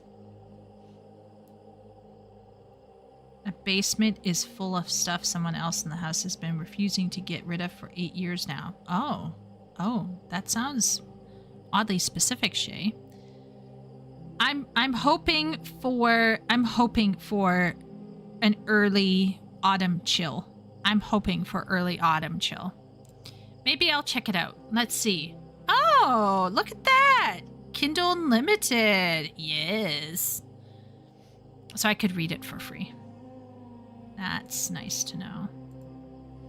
Nothing like paying the author with page reads. I'll drag it over here. I'll give it a look. I'll give him a look. I'll give him a fair shake. If I have time. Somewhere. Maybe when I'm sleeping, I can read it. Okay, so before we end stream tonight, just want to ask if anyone has anything else they want to share with the chat. Anyone want to share any plans for the week? We know Jonathan is going to go and take part in a Street Fighter tournament in Las Vegas. Is anyone else doing anything interesting?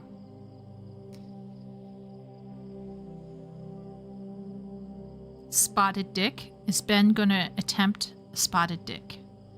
2 family members in different households died. 90% of both is now down there. Oh no. Chieko's a hardcore reader, reading in her sleep. I wish. I really wish. Nothing at all, says Leo. I feel like my eyeballs are being slow cooked in my skull. Is it from the heat, Wooly? Because of like the massive heat wave?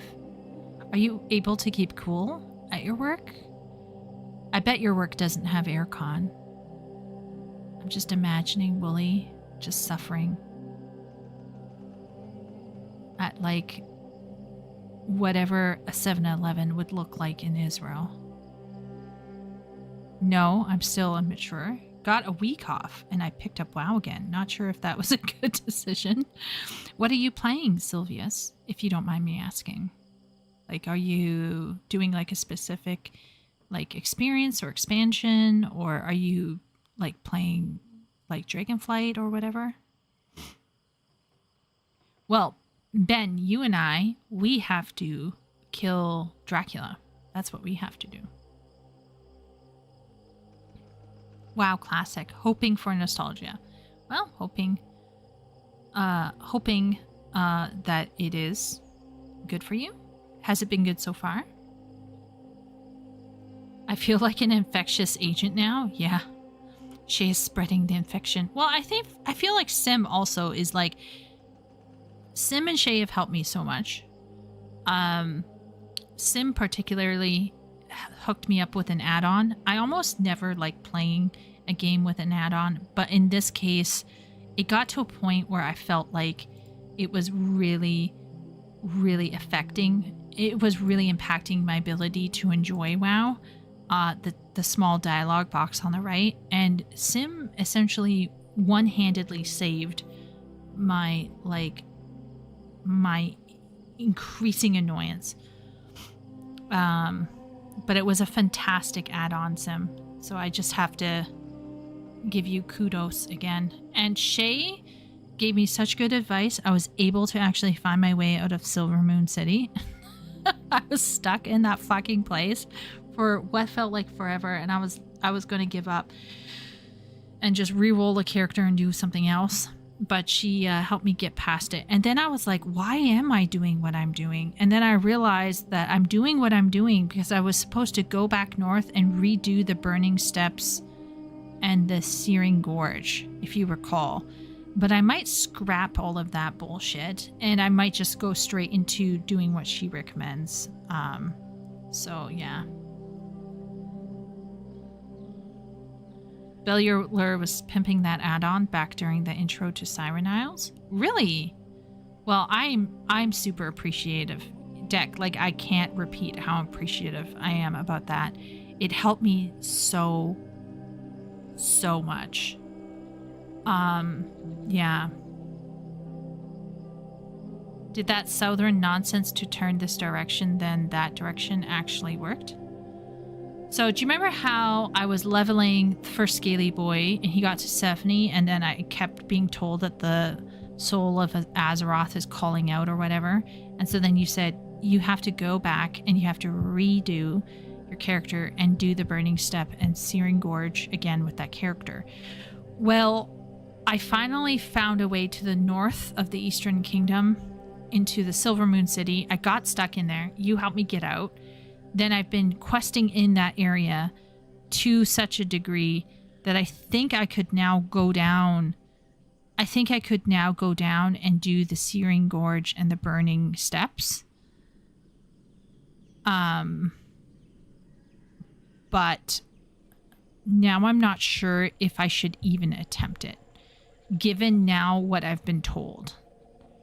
But I feel very accomplished because I was reading one of the dialogue boxes and one of the guards offhandedly said, Arthas and his, was it a horde? It might not be the horde. It might be just like his forces left a scar. And I was like, oh, so all of this bullshit that's happened here is due to Arthas, who I recalled faintly from like some cutscene somewhere was like a good guy that became a bad guy and was like a death knight. Anyway, I feel like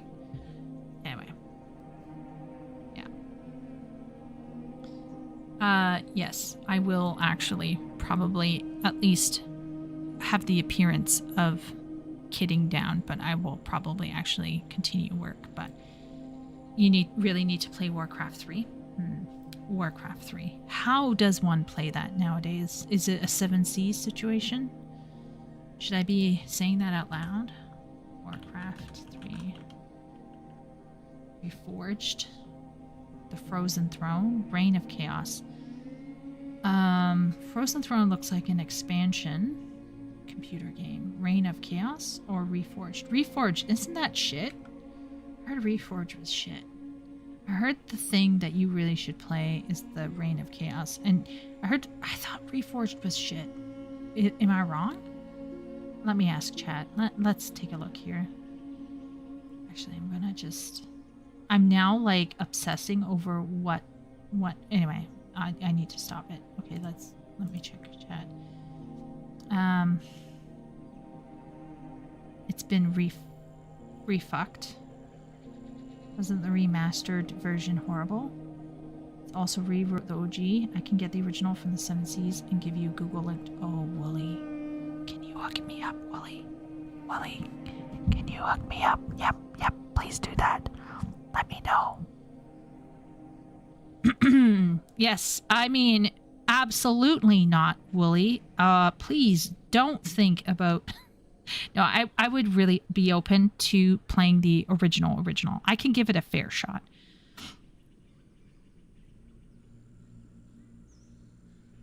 The old versions should be on the launcher in addition to the reforged crap now. They said they were dropping the entire classic arcade of games on the launcher, and that was a while ago.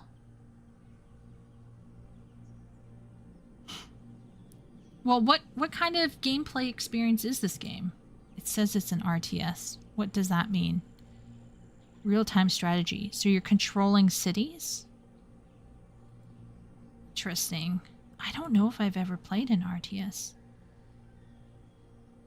Guys, I could end up being like... I kind of want to play it just so I can make lots of mistakes and then Wooly will like completely regret his life. That would be kind of funny. Don't you think?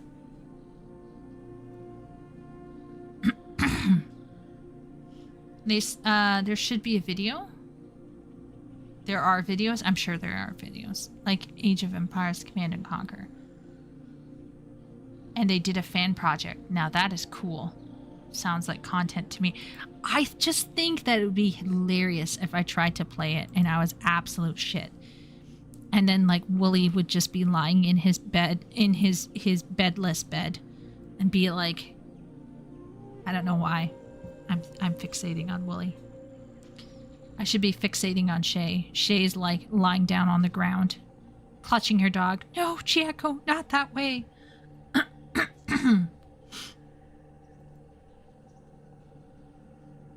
Is it similar to Lords of Verminion?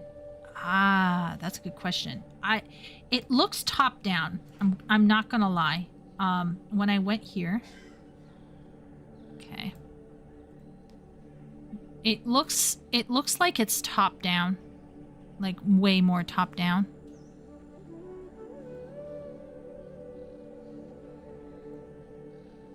Like it looks like you're controlling things from the top down.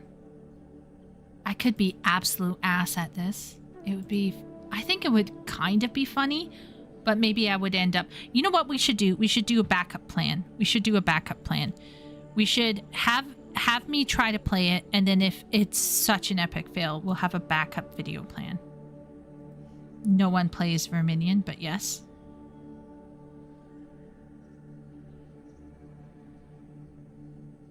No Warcraft 3 listed in there yet?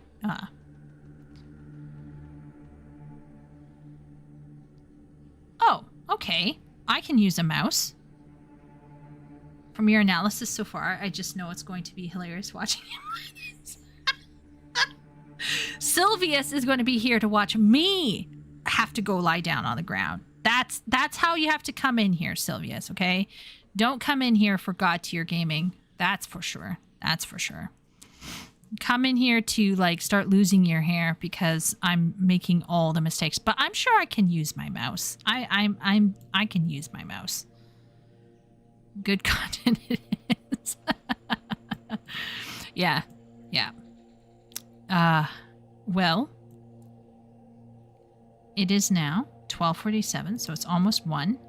And I'm gonna be calling it here. Guys, I think we peaked. Okay, I rarely talk about stats, but I feel like we peaked at 23 people watching, which might be a new thing.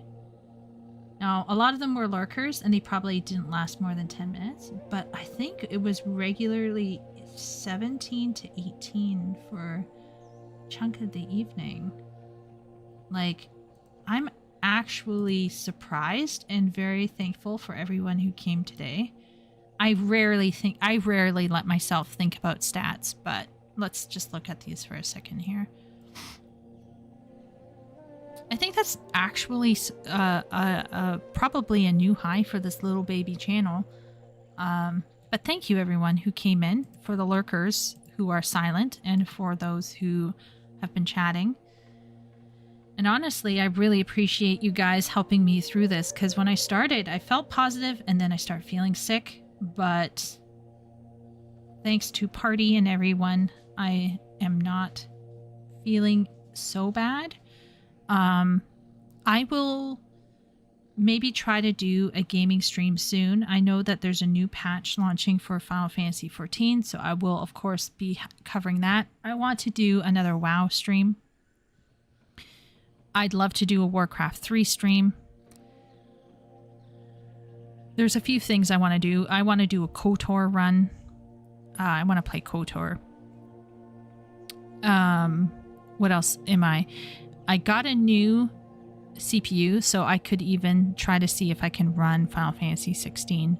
So there's a few things I'd like to do.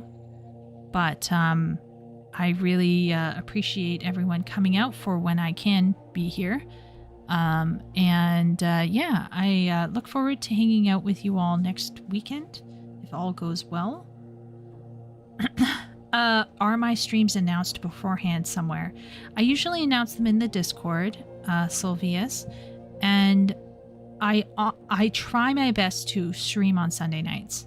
And then sometimes, once in a blue moon, if I can, I'll stream on Tuesdays. At one point, I was streaming regularly on Tuesdays, but recently I've taken up recording for curriculum, like voice recording. I do like voice... I'm not going into that. Anyway, voice recording, my ESL classes, my writing, my YouTube. Yeah, it's a bit much right now. So doing a second night of stream is a bit hard for me right now, but hopefully, guys, I can come back and we can do gaming streams as well.